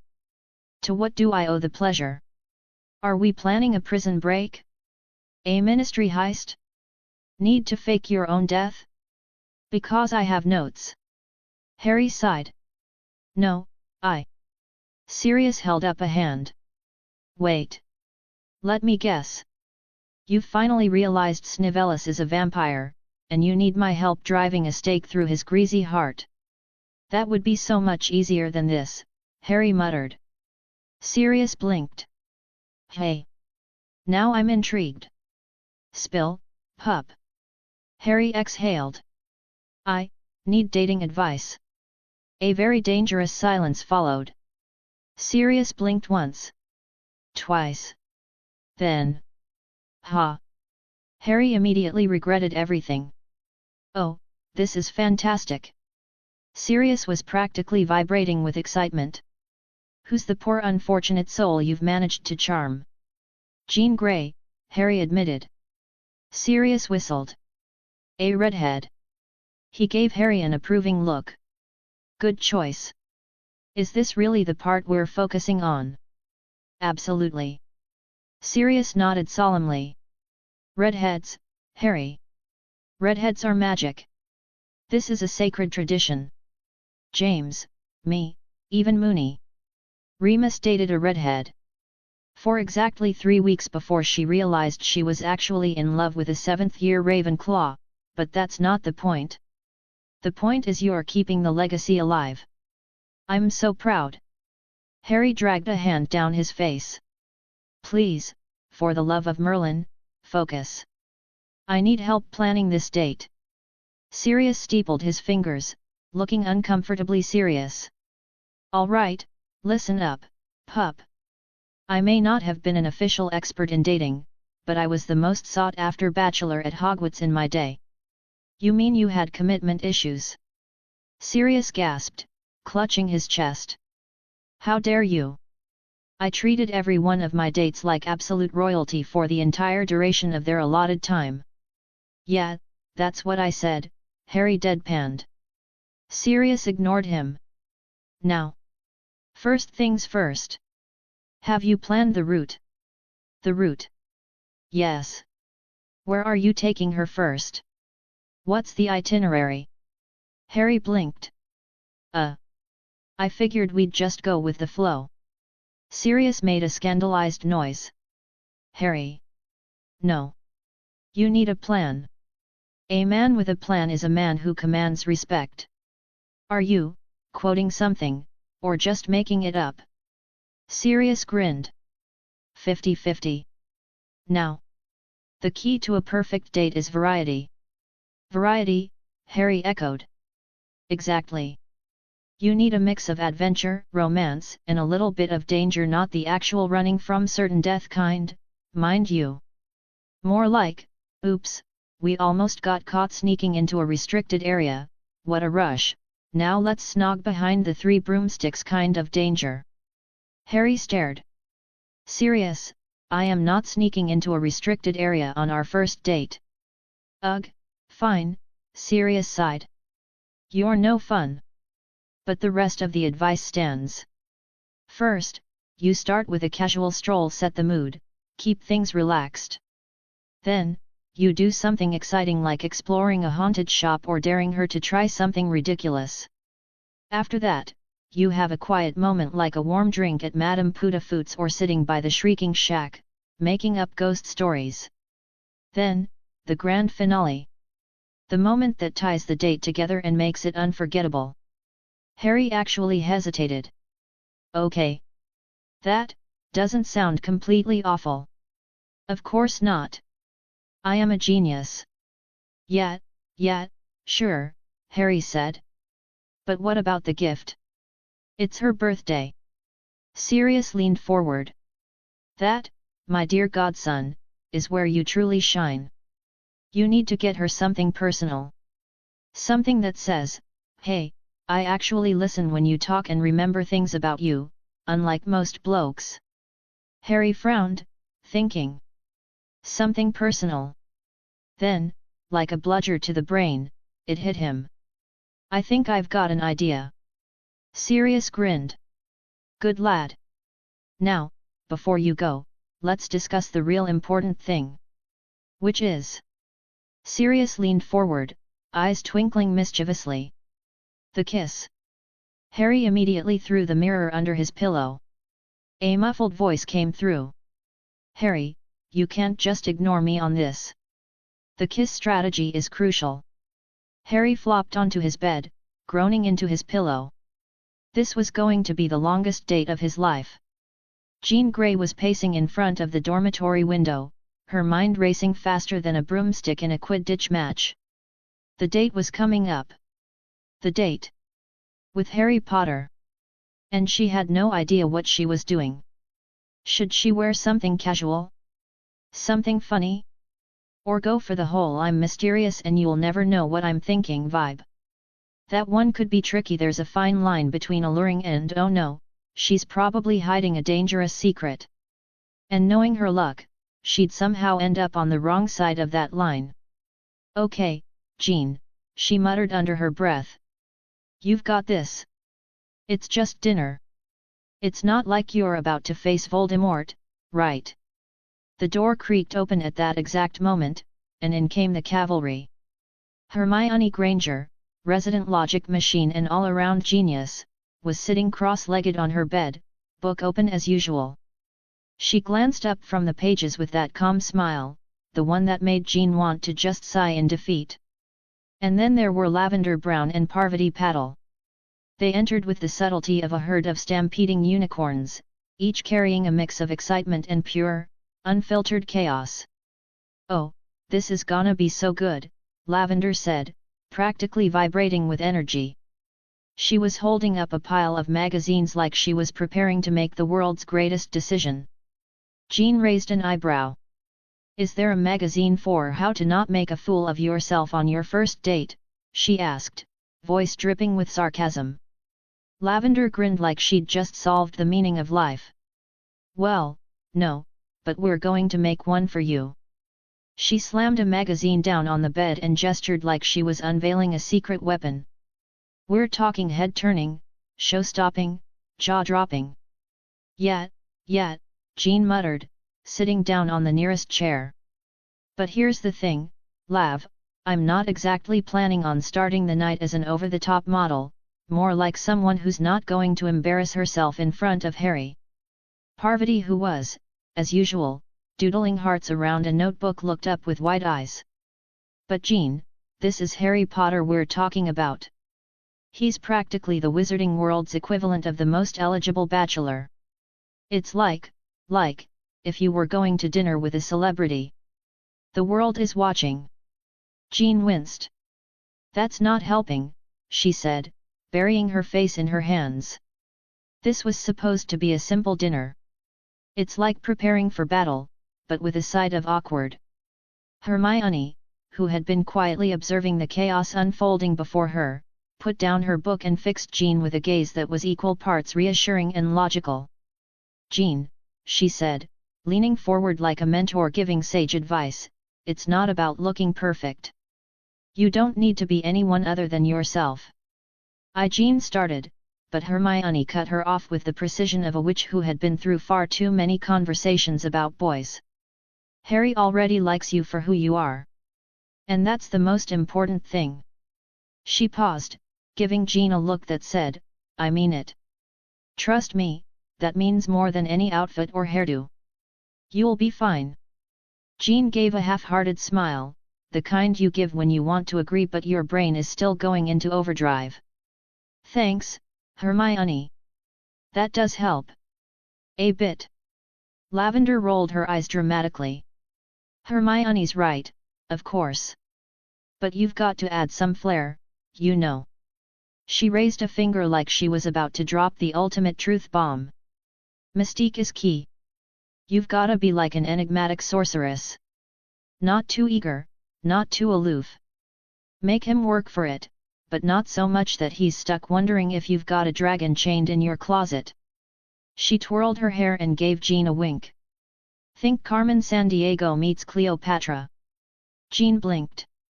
You know, I can't tell if that sounds like sound advice or if I've just been offered a job as an international jewel thief. Parvati, who had been contemplating this whole conversation as though it was a thrilling mystery novel, spoke up with an air of absolute conviction. You need to leave him guessing.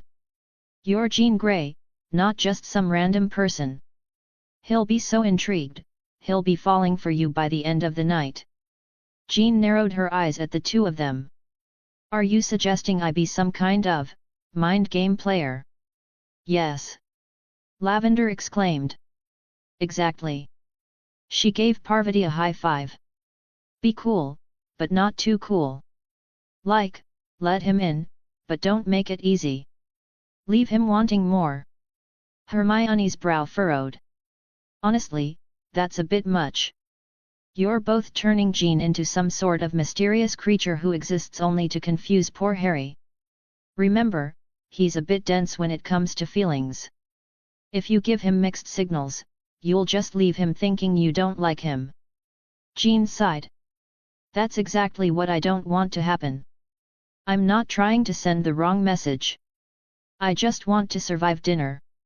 Relax. Hermione gave her a reassuring smile. Just be yourself.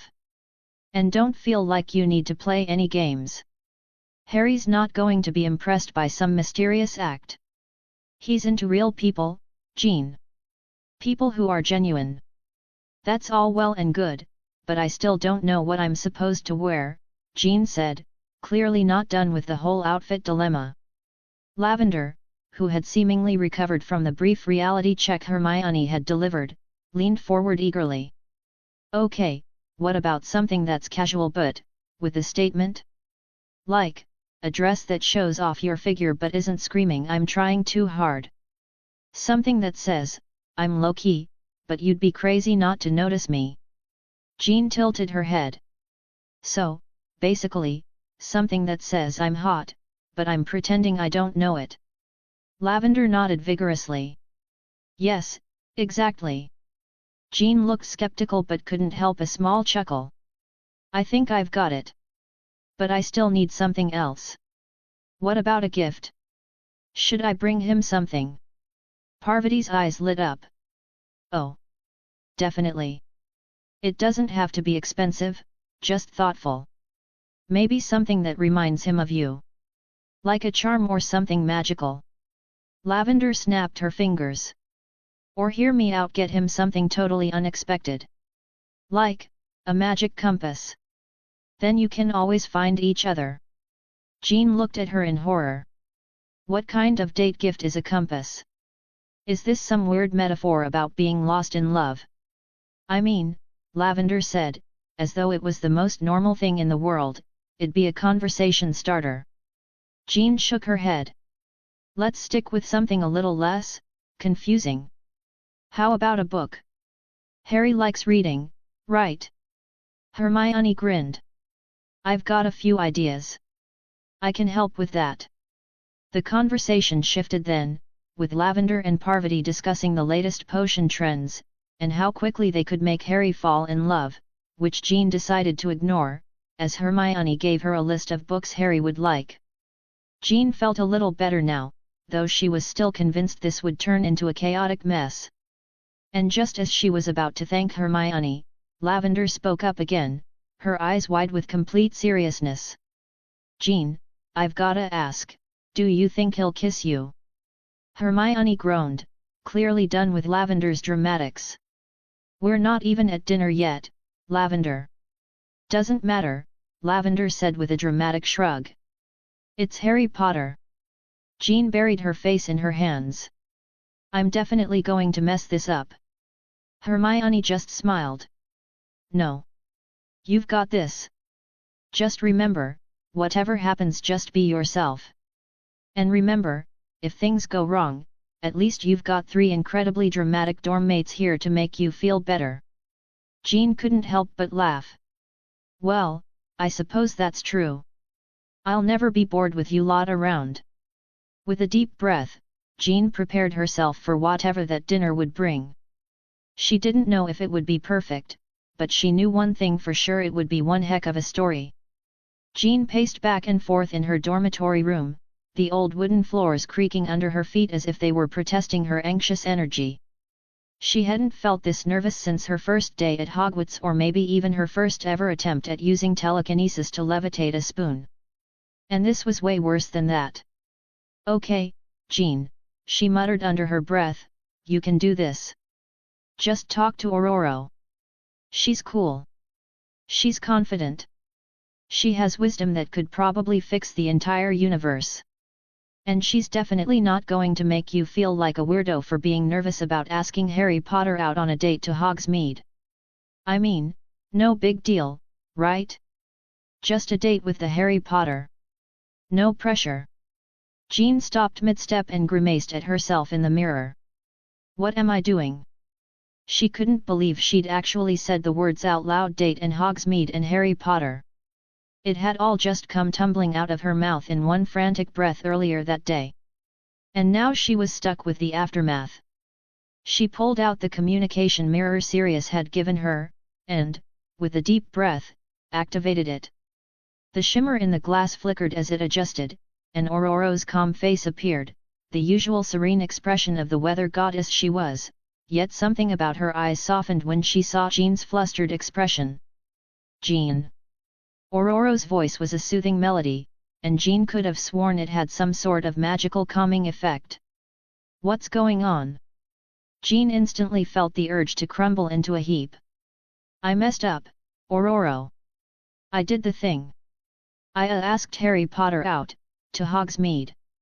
Her voice sounded like someone had squeezed all the air out of her lungs. On my birthday. Aurora blinked, clearly trying to keep her smile under control, though the glimmer of amusement in her eyes was undeniable. You asked him out, she repeated, her voice still smooth, but with a touch of humor. To Hogsmeade? On your birthday? Jean winced. Yes, I know, I'm a disaster. It just happened. 1 minute, I was standing there, thinking about butterbeer, and the next bam. The words just flew out of my mouth like some sort of verbal curse. Aurora's smile didn't waver. Jean, it's all right. We've all had our impulsive moments.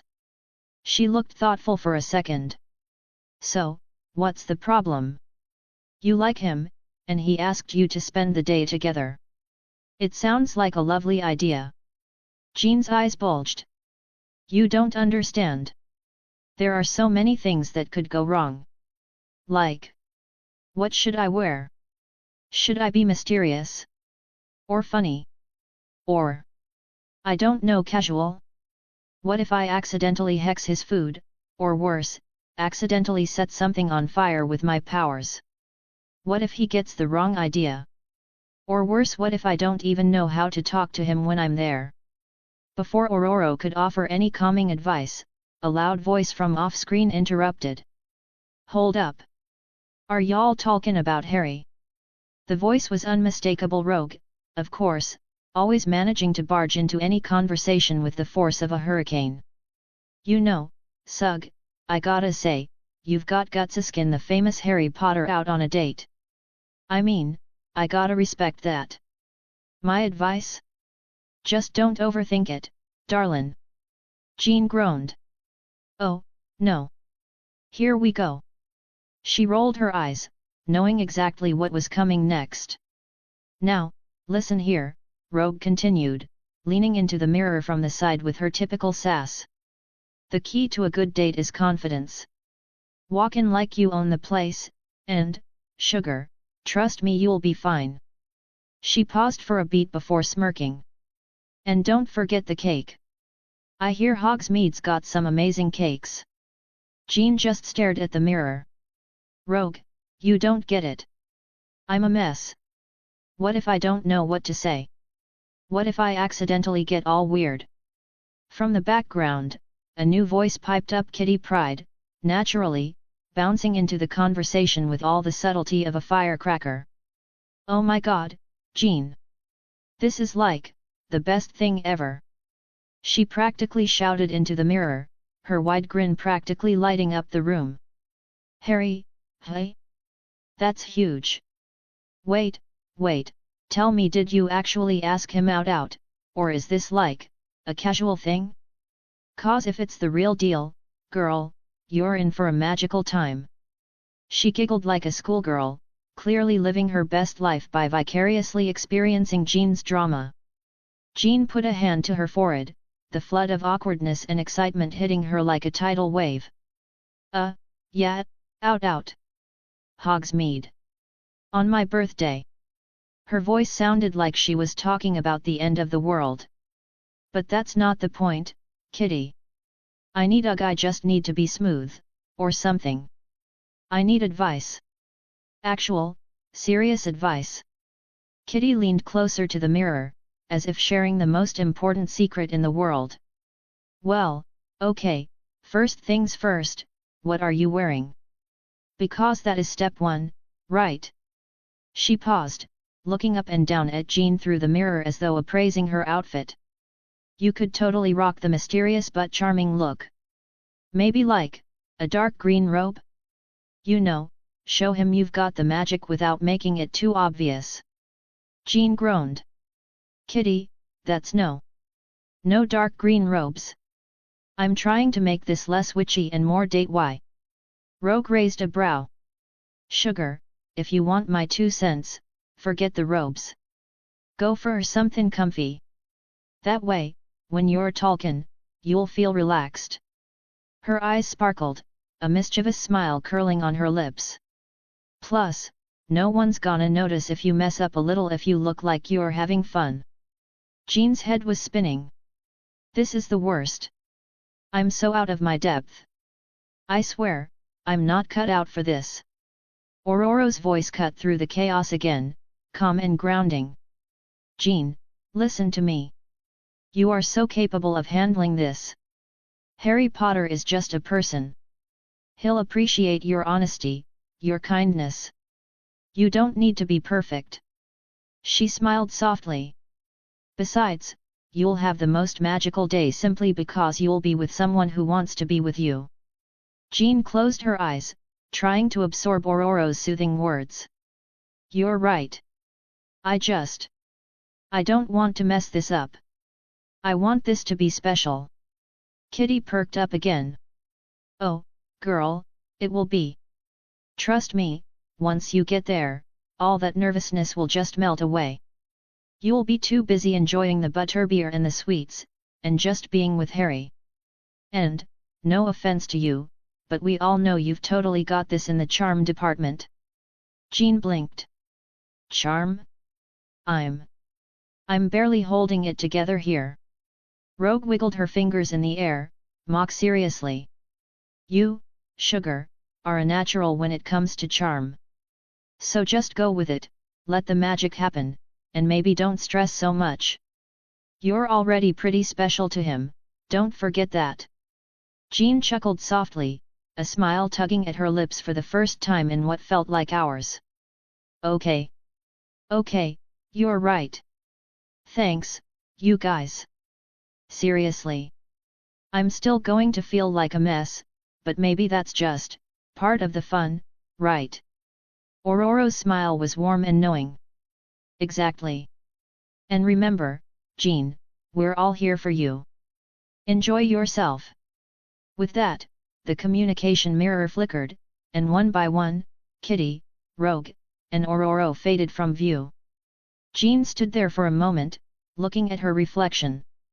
She still wasn't sure if she was ready for the whirlwind that was about to unfold, but maybe just maybe it wouldn't be the disaster she thought it would be. The next morning, Harry found himself standing outside the Olary, his hands stuffed in his pockets as he stared up at the towering structure. The crisp, early morning air sliced through the Hogwarts grounds like an overenthusiastic knife at a dinner party, but Harry wasn't paying much attention to that. Nope, his mind was occupied with a much more pressing issue, Jean's birthday. Now, Harry wasn't exactly the type to break out in a cold sweat over gift-giving, okay, maybe a little, but this was Jean's birthday. And if anyone deserved the perfect present, it was her. He wasn't about to do something boring, like buy her a new broomstick or a fancy enchanted mirror. That would be too obvious, and let's face it, Harry Potter never did anything the obvious way. So, after a late-night brainstorming session with Sirius, which may or may not have included a lot of talk about how Sirius still couldn't believe Harry was thinking of giving Jean anything less than the moon, Harry had come up with the perfect gift idea, an armored bodysuit. Not just any suit, this was going to be something spectacular. Something that would make even the toughest Death Eater think twice about crossing her. But of course, to make such a suit, he needed some material. Acromantula silk and basilisk hide, two of the most dangerous and rare materials in existence. The kind of thing that would make most wizards break out in a cold sweat, but that Harry had, quite conveniently, sold to Gringotts. Why? Well, because he had a little bit of a favor stored up with the goblins, and Harry always knew how to make sure they owed him 1 or 5. Now, standing outside the Olary, Harry felt an overwhelming sense of gratitude for Hedwig. Because, let's be real, no one else would be able to pull this off.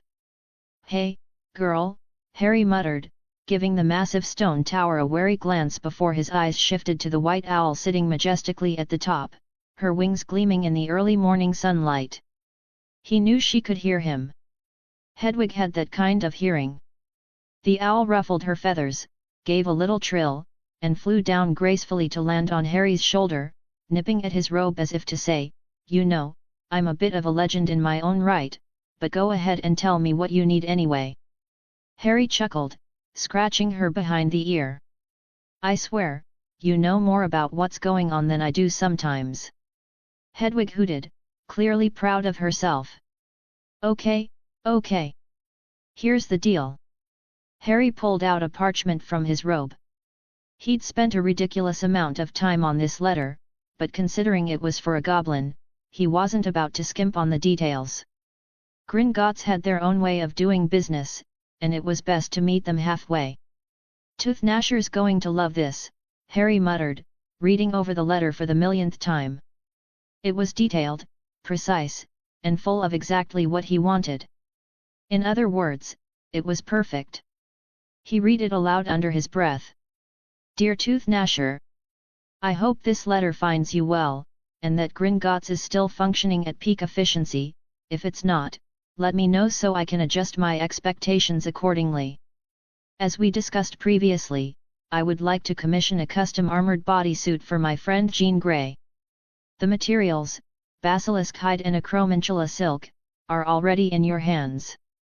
I trust you can turn them into something truly remarkable. Here's what I'm thinking. 1 lightweight. Though the suit should provide protection, Jean is quite agile and needs mobility. I don't want her to be tripping over a giant cloak or some bulky armor, okay? 2 durability. Cover the vital areas, torso, arms, and legs, with basilisk hide. Use the acromantula silk for joints and underlayers for flexibility.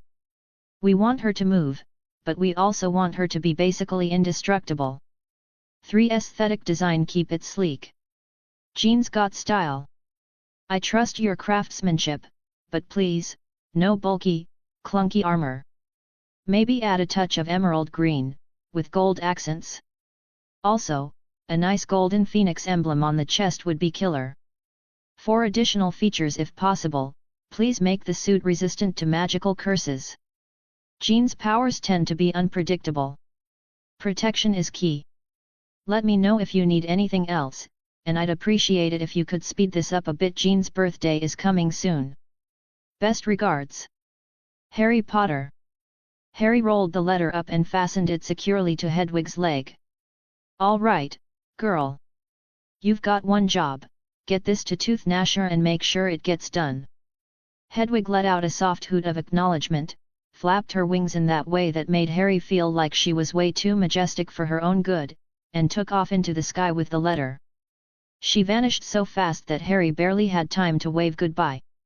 Now, we wait, Harry muttered to himself, his hands on his hips as he watched her disappear into the horizon.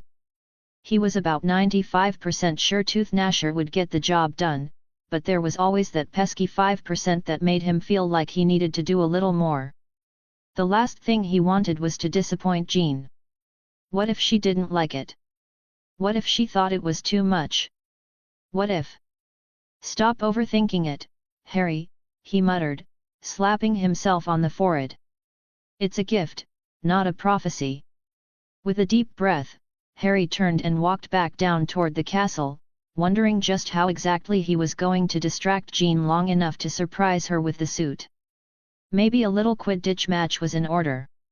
She liked flying, after all. But for now, he could only wait and hope that Hedwig would return with the best news ever. Tooth-gnasher had worked his magic, and Jean's birthday present was going to be perfect. Chapter 41, Chapter 40. The weekend couldn't have come fast enough. Harry, Jean, and Susan led the rest of the group through Hogwarts' winding hallways, heading for the room of requirement. The mood? Somewhere between excited to prove ourselves and one wrong move and we die horribly. Well, simulated dying. No one was dumb enough to bring actual Death Eaters into Hogwarts. Not even Fred and George. Probably. All right, everyone ready? Harry asked as they reached the familiar stretch of blank wall. Born ready, Fred said, cracking his knuckles. Ready to dominate, George added with a grin. Ready to learn, Hermione corrected, giving the twins her signature "I swear if you mess this up, I will personally end you" glare. Ron muttered something under his breath that sounded suspiciously like, "ready to not die." Jean rolled her eyes, hands on her hips, looking like a warrior goddess in casual Hogwarts robes. "Oh, come on, Ron. Where's your sense of adventure?" "Buried 6 feet under with my dignity," Ron muttered. Susan smirked. "So, same place as your homework." Neville snorted, and Ginny full-on cackled. Percy, standing stiffly with his arms crossed, muttered something about undignified behavior in a training exercise. Harry, ignoring all of them, focused on the wall. The stone shimmered, then transformed into an enormous pair of iron doors, complete with ominous chains and the faint sound of distant screams. Because clearly, the room of requirement was feeling theatrical today. He pushed them open. The inside looked way too real, crumbling alleyways, flickering torches, and broken cobblestones beneath their feet. The whole vibe screamed post-apocalyptic wizard duel, which was great for training. Less great for morale. "Blimey," Neville murmured. "This is a lot." "Damn," Cedric said, running a hand through his already perfect hair. "This is next level." "It should be," Jean said, crossing her arms, eyes glowing faintly. "The room read our thoughts and built an accurate battlefield." "A bit dramatic, don't you think?" Ginny asked, eyeing a crumbling bell tower. "Nothing like a little life or death pressure to make things interesting," Harry said, grinning. Tracy scoffed. "Yeah, sure. Love that for us." Speaking of, Susan cut in, turning to the magical mutants, the group of students whose abilities went beyond standard wizardry. "Remember the rule, we only use our mutant powers. No wands. No spells. Just pure, unfiltered chaos." Daphne Ice Queen cracked her knuckles, a cold mist curling from her fingertips. "Fine by me." Neville, still without a code name, clenched his fists, and immediately, the ground responded. Roots and vines coiled up from the stone, twisting and flexing like they had a mind of their own. "Let's see how this goes." Luna, who refused a code name because, in her words, labels limit the imagination, tilted her head, staring off into space as though listening to an invisible choir of ghosts. Knowing her, she probably was. Cedric, still codenameless but rocking the cool guy with claws aesthetic, flexed his fingers. Snicked. Razor-sharp claws extended from his hands. His enhanced reflexes made his movements quick and sharp, like a coiled predator. And then there were the heavy hitters. Jean Phoenix stood tall, a fiery aura flickering around her like she had her own personal heatwave. The air crackled with raw telekinetic power. Harry Marauder rolled his shoulders, a faint shimmer of golden energy outlining his form. For a moment, wings of light flickered behind him before vanishing. He had a lot of powers, and he intended to use them. Susan Veritas was the last to speak. "Stay sharp. This isn't just about fighting, it's about coordination. Teamwork. Knowing each other's strengths and weaknesses." "Ugh, you sound like Percy," Ron groaned. "I'll take that as a compliment," Susan said, smirking. Percy, for his part, looked both pleased and slightly offended. "All right, everyone." Harry clapped his hands. "The simulation begins in 60 seconds. Team Mutant, on me. Everyone else, you have free rein to use your wands, but remember our enemies won't hold back. So neither should you. The group split up. The battlefield flickered. Shadows moved. Then the first Death Eater stepped into view, dark robes, silver mask, wand raised. Then another. And another. And then 20. Cedric sighed. Well. That escalated quickly. Right. Tracy said. Okay, guys, Harry called out. No pressure, but if we lose, I'm pretty sure the room of requirement will trap us here forever. Wait, what? Ron yelped. Just kidding, Harry said cheerfully. Probably. And with that, the fight began. The battle started about as well as expected. Which meant it was an absolute catastrophe. The moment the first wave of Death Eater illusions attacked, everything went straight to chaos. Fred and George, naturally, responded to the situation the only way they knew how, by launching a barrage of exploding snap bombs. For the glory of prankdom! Fred yelled. And for the love of mayhem! George added. They cackled as explosions lit up the battlefield, completely ignoring the fact that they were supposed to be practicing teamwork, not demolishing their own allies. Ginny, in a valiant attempt to impose some kind of strategy, cast a series of bat bogey hexes only for Ron to stumble over a loose cobblestone and nearly get hexed himself. Ron! Ginny snapped. My bad! Ron yelped, scrambling behind a toppled bookshelf as a simulated Death Eater fired a hex that barely missed his head. Meanwhile, Percy had taken it upon himself to yell orders like a ministry official on a power trip. Formation, people! Formation! This is not how a well-organized battle should go. He then promptly got hit with a stinging hex and shrieked like a dying banshee. Across the battlefield, Neville was having his own personal horror movie moment. He had attempted to summon a few vines for cover, except they had other plans. Instead of behaving like loyal plant minions, they turned against him immediately, wrapping around his legs like overenthusiastic toddlers. I thought I controlled plants, he shouted as a particularly aggressive vine coiled around his arm. You do! Harry called, punching an illusionary Death Eater with a perfectly executed right hook. Mostly. What does mostly even mean? Neville hollered as the vines flipped him upside down. Over on the magical mutant side of the battle, things were somehow even worse. Daphne raised a hand, intending to summon a sleek ice barrier for cover, except instead of an elegant, defensive wall, she got an unholy mess of jagged icicles that collapsed instantly. Are you kidding me? She screeched, diving behind a broken cart. Maybe try channeling your emotions, Hermione suggested in a too reasonable voice. Daphne, now dusted with ice shards, shot her a look that could have frozen the Sunday. Oh, trust me, Granger, my emotions are very channeled right now. Cedric, who, let's be honest, was still figuring out how to Wolverine his way through combat, charged at an enemy with his newly developed claws, and missed completely.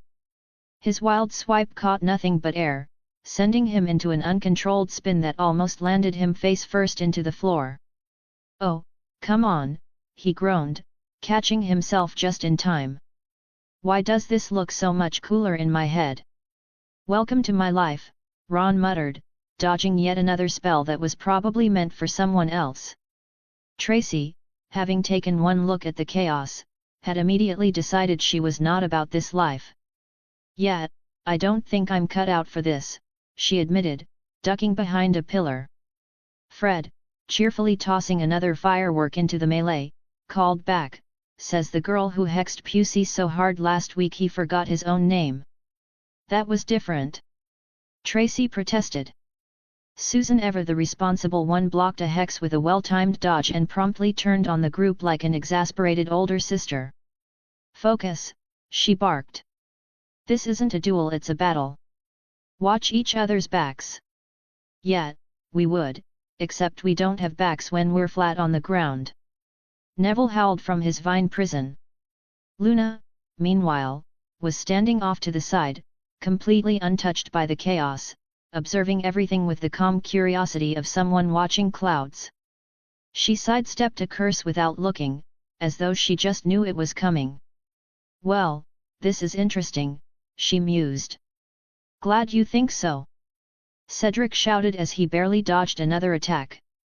Jean, standing next to Harry with an expression of barely contained judgment, lazily flicked her hand.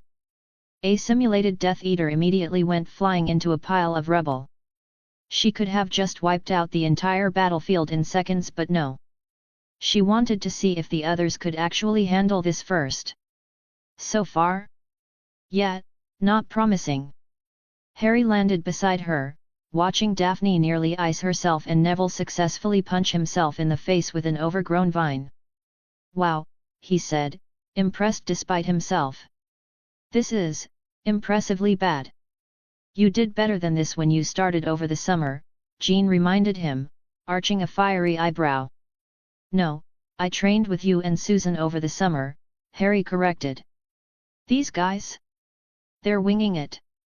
Susan, dodging another spell, grumbled, I told you we should have started smaller. Maybe a few simulated pixies before jumping straight to Death Eaters. Hey, go big or go home, Harry said with a grin. We might actually die, Harry. Ron bellowed, using a broken statue as a shield. Details, Harry called back. Jean finally decided she'd had enough of this circus. With a wave of her hand, the ground ripped apart, sending half a dozen Death Eaters flying in all directions. The sheer force of her telekinesis flattened the battlefield, leaving behind a stunned silence. Everyone turned to her. Jean crossed her arms. That is what happens when you actually train your powers, she said. Cedric groaned. Yet, rub it in. Daphne muttered, show off. Susan pinched the bridge of her nose. All right. Regroup. Everyone take a breath. Try not to panic. Harry clapped his hands together. Okay. Learning moment. What did we do right? Silence. Okay, what did we do wrong? Everyone immediately started talking at once. Ron almost set himself on fire. Neville attacked himself. Daphne nearly froze her own team. Cedric flails like a baby deer. I do not flail like a baby deer. Cedric snapped. Oh, you absolutely do, Tracy confirmed. Harry raised his hands. All right. So maybe this wasn't our best first attempt at teamwork. Jean cut in. Understatement of the year. But, Harry continued undeterred, we learned things. Right? Like, don't panic. Ron groaned. That's your takeaway. Luna, still completely unharmed and oddly cheerful, chimed in, I think it's going well. Everyone turned to look at her. Luna, Hermione said slowly, what part of this looks like it's going well? Luna blinked. Oh, none of it. But it's quite fun to watch. Neville, finally freed from his vines, flopped onto the ground. I officially hate this. Come on, Nev, Harry said, nudging him with his foot. You've survived worse. Yet. Barely. Susan crossed her arms. All right. We take 5, then we try again. Ron groaned. Can't we just skip to the part where we're good at this? That's not how training works, Ron, Hermione scolded. Jean cracked her knuckles, eyes glowing faintly. I can dial back the simulation, but where's the fun in that? Jean, Hermione warned. Jean sighed. Fine. Smaller Death Eaters. Happy. Harry grinned. All right, everyone. Round 2. Let's try to suck less this time. The battlefield reset. The Death Eaters returned. And the team braced themselves for another disaster. Hopefully with less friendly fire this time. Okay, so technically this was an improvement over round 1. Nobody set themselves on fire this time, which was a definite win. But that didn't mean things were going well.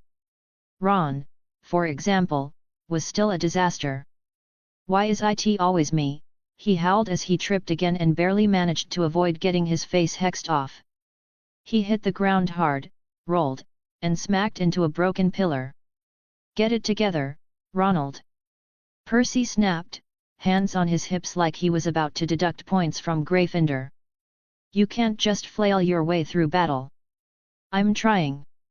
Ron shot back, rubbing the back of his head. "And I'll have you know, flailing is a valid strategy." "No. No, it's not," Hermione cut in, sidestepping past him and blasting a Death Eater straight into one of Neville's rapidly expanding vine traps. "Honestly, Ron, footwork." Meanwhile, Fred and George had turned this into their own personal fireworks festival of doom. "You know," Fred mused as he lobbed a particularly colorful explosion at an incoming Death Eater, "we could totally market this." "Oh, absolutely," George agreed, watching as one of their firework dragons head-butted a Death Eater off their feet. "Weasley's Wizard Wheezes, Battle Edition. Guaranteed to confuse and disorient your enemies," Fred added. "And mildly irritate your allies." Ginny snapped as she batted away sparks from her hair. "Details, Gin," Fred said with a shrug. Ginny groaned, rolling her eyes as she conjured a shield charm just in time to block an incoming hex. "You two are going to get us all killed." "But what a way to go!" George called back cheerfully. Daphne, who, after last time, had apparently decided she did care about not looking like a total fool, was playing it much safer. Instead of trying to ice storm everything into oblivion, she was actually focusing on practical defenses. Thick walls of ice sprang up in strategic places, shielding their team from incoming spells. "Ice Queen's learning," Hermione observed, ducking behind one of Daphne's barriers before flinging a hex at the nearest enemy. Daphne wiped some ice off her cheek, looking both pleased and irritated. "Don't call me that." "Why?" "It suits you," Hermione said with a smirk. "Whatever," Daphne muttered. "At least this isn't a total disaster." "Don't jinx it," Tracy called from her perfectly safe spot behind a chunk of rubble. "I swear, the second someone says something is going well, everything immediately falls apart." And, as if on cue, "Oh, come on." Cedric groaned as he, once again, absolutely failed at using his new claw magic.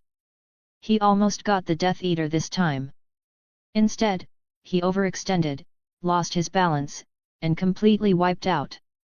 Flat on his back. Again.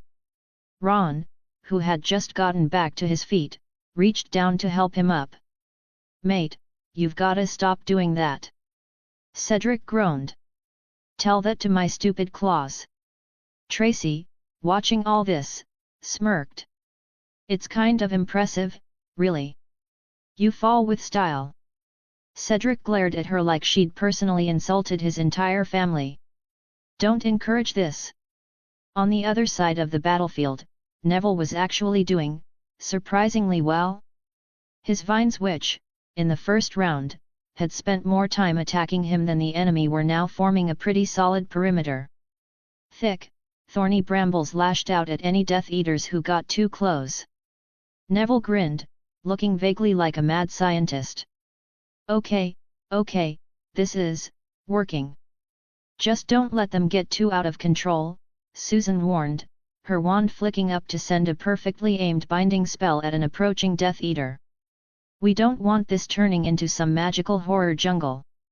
"I make zero promises," Neville replied, ducking behind his vine barrier as another spell whizzed past. Susan sighed. "Of course you don't."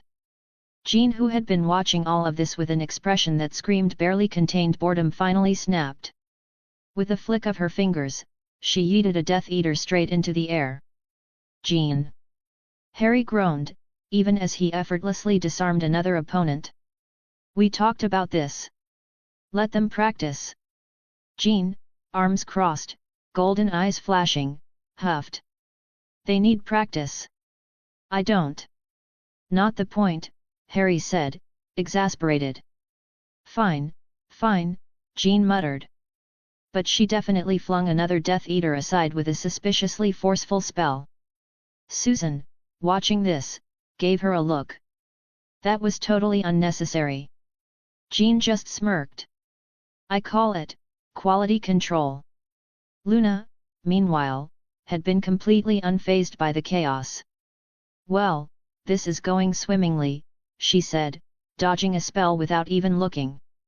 Ron, face scrunched up in disbelief, stared at her. Luna. We are barely holding it together. Exactly, Luna said cheerfully. We're making progress. Susan sighed. You are enjoying this?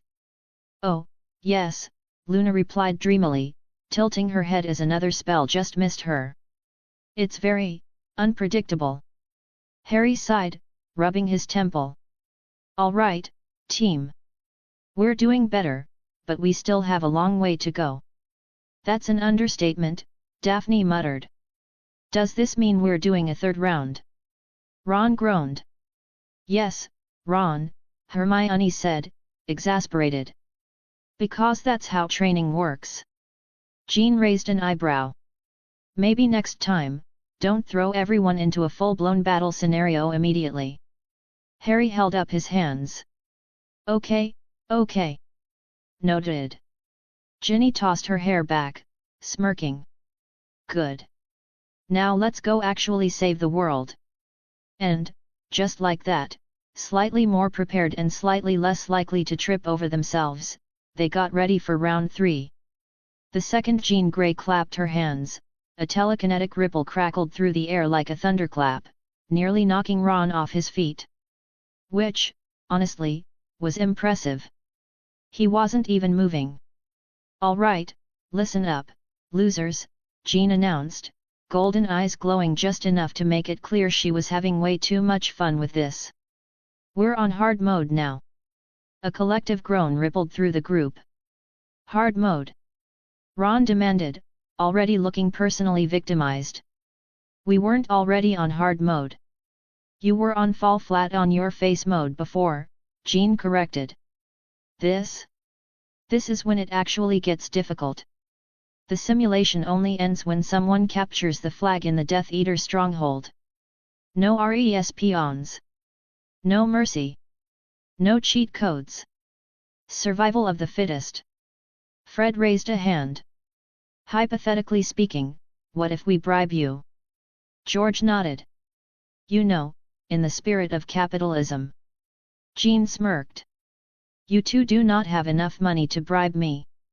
Fred sighed. Well, we tried. George nodded solemnly. A noble effort. Hermione, ever the responsible one, ignored them and crossed her arms. So, let me get this straight. We have to push through the enemy, get to the flag, and escape without getting wiped out. More or less, Jean said, stretching her arms like she was settling in for a good show. Oh, and the Death Eaters are now smarter, faster, and meaner. So, have fun. You're a sadist, Daphne muttered, eyeing Jean like one might a particularly smug cat.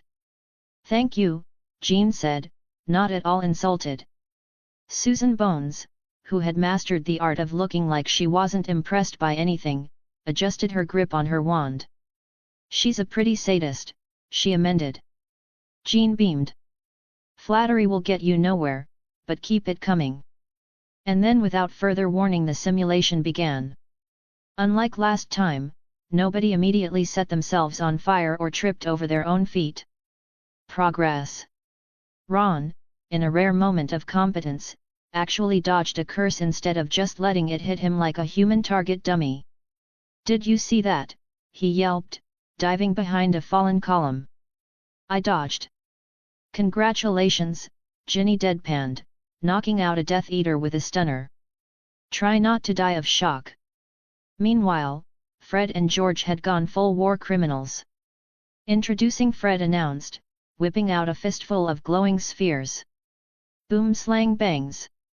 George finished, tossing them into the battlefield. A split second later, the area erupted into blinding flashes, multicolored smoke, and most importantly an absolutely disgusting stench that had Death Eaters dropping their wands to gag. Merlin's beard. Cedric choked, stumbling back. What is that smell? A trade secret, Fred called over. But feel free to suffer, George added cheerfully. Susan, moving with terrifying precision, took the opportunity to weave through the chaos like she was born for battle. Every spell she cast hit its mark. Every movement was calculated. If she was in a video game, she'd be the one player with a perfect K/D ratio. You're making the rest of us look bad, Tracy muttered from behind cover. Susan smirked. I do my best.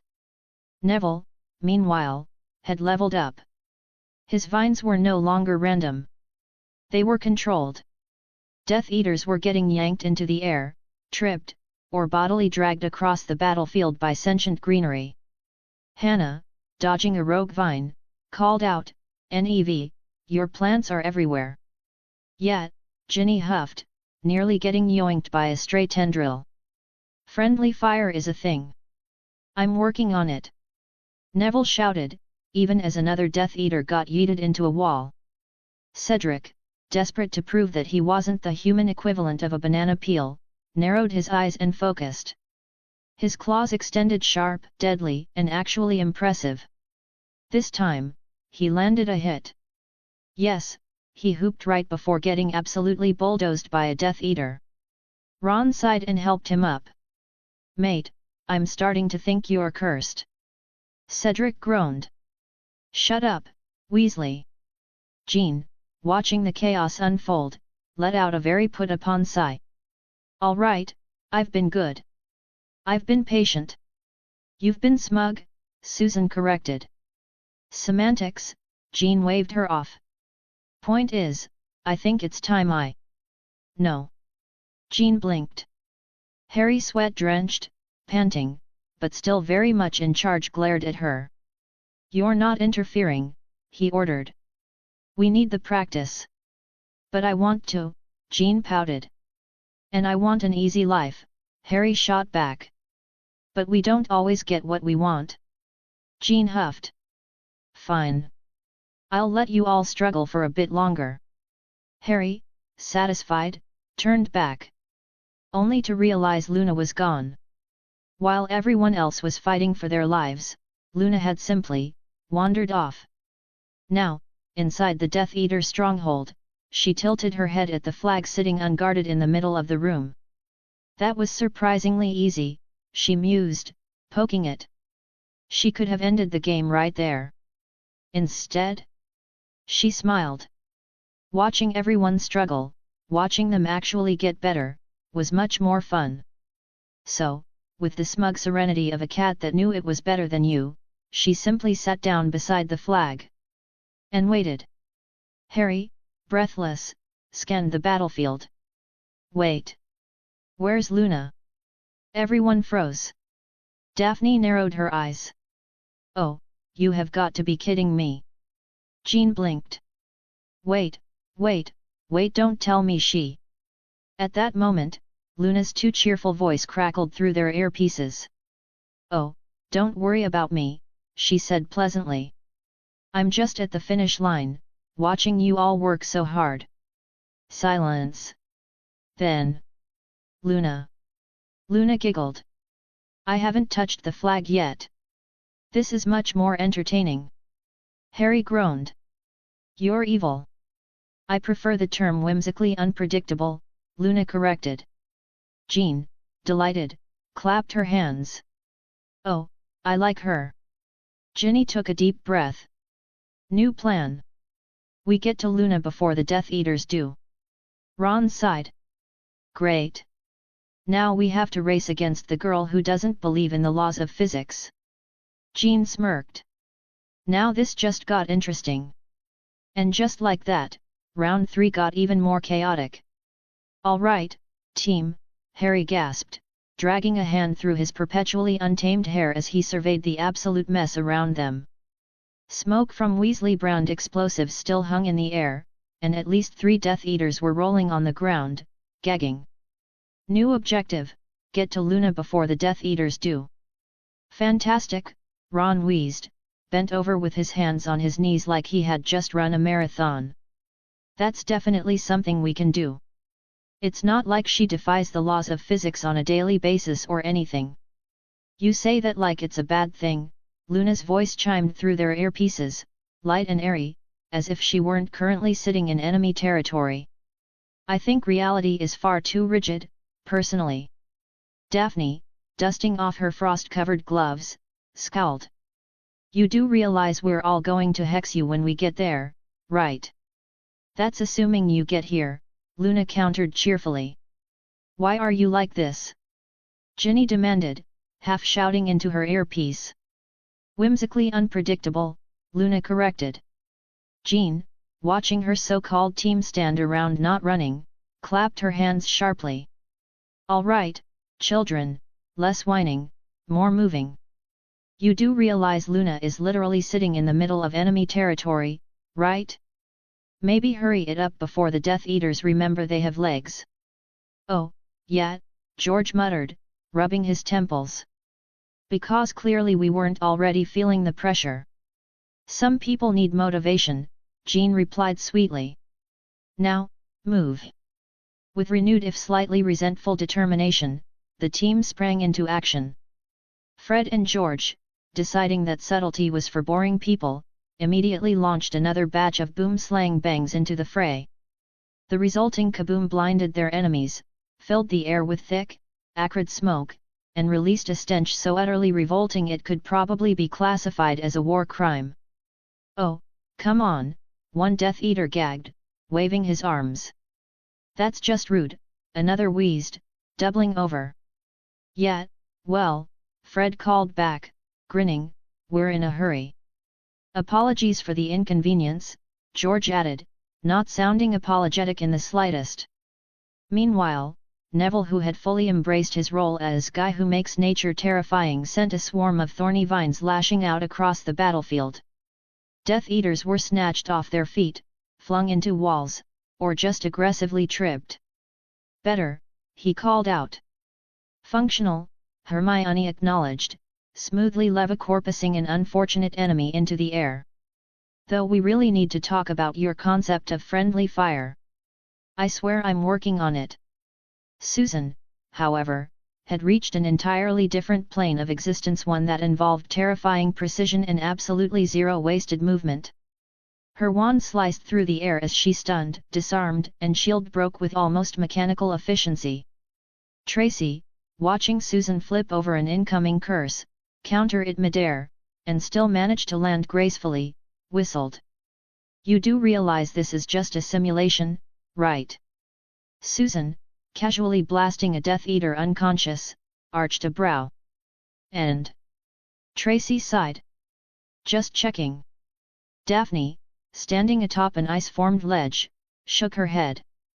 I'd say she was showing off, but I think that's just how she is now.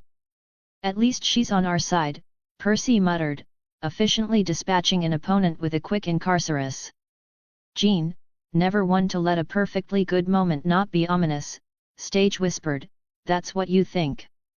Susan, who absolutely heard that, slowly turned her head to stare at her. Jean grinned. Cedric, determined to prove that he was not cursed with bad luck, locked onto a group of incoming Death Eaters. He took a deep breath, extended his claws with a sharp snick, and muttered, okay, no messing this up. Then he moved. One Death Eater barely had time to react before Cedric was on them, ducking low, slashing their wand arm, and twisting away before another spell could hit him. His movements were fast, fluid, and dare he say it actually badass. Would you look at that, Ron muttered, watching Cedric weave through the chaos. He finally figured out which way is up. Shut up, Weasley, Cedric grumbled, but there was a very smug smile on his face. Don't worry, mate, Harry added, slapping Cedric's shoulder as he passed. We'll still remember you for your greatest achievement, tripping over absolutely nothing in the last round. Cedric groaned.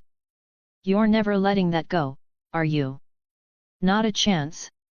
While her team fought for their lives, Luna sat cross-legged on the floor of the Death Eater stronghold, humming to herself. Do you know, she mused aloud, mostly to the empty room, I always imagined Death Eaters would have much better interior design sense. The flag beside her, still untouched, fluttered slightly as if agreeing. Luna smiled. At least you have good taste. Back on the battlefield, things had reached a breaking point. The team had cleared the field, leaving only a few scattered Death Eaters scrambling to retreat. Harry wiped his brow.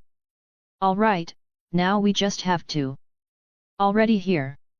Luna's voice chimed through their earpieces. Everyone froze. Luna, Ginny began, slow and dangerous, please tell me you did not just. Oh, don't worry, Luna assured them. I haven't touched the flag yet. But you are taking an awfully long time to get here. I was beginning to worry. There was a long, painful silence. Then. Get her. With a collective roar, the team sprinted for the stronghold like a pack of wild animals. Luna, still as unbothered as ever, simply smiled. When they finally burst into the room, wands at the ready, Luna merely tilted her head and gestured toward the flag. You should probably grab that, she said mildly. Before the Death Eaters realize I'm not actually guarding it. There was another silence. Then, without a word, Harry stomped forward, snatched the flag, and held it up. Simulation complete, a mechanical voice announced.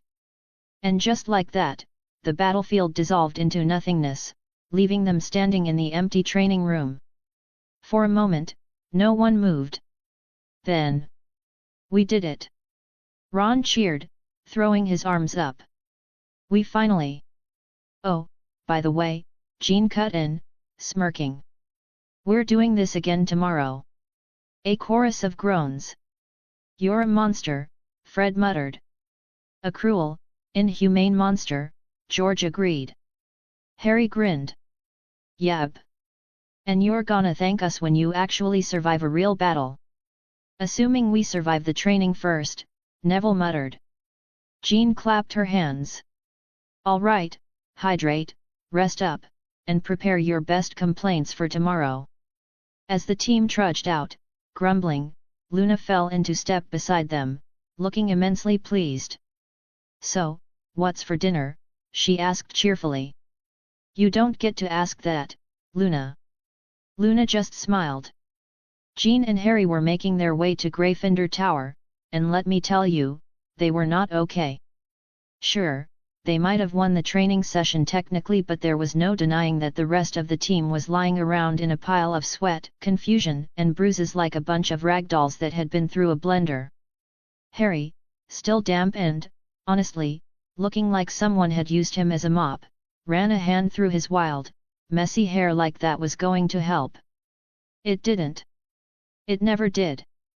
Well, that was a disaster, he muttered, sounding less like someone who'd almost won and more like someone who was reassessing their life choices in the middle of a wrecked training room.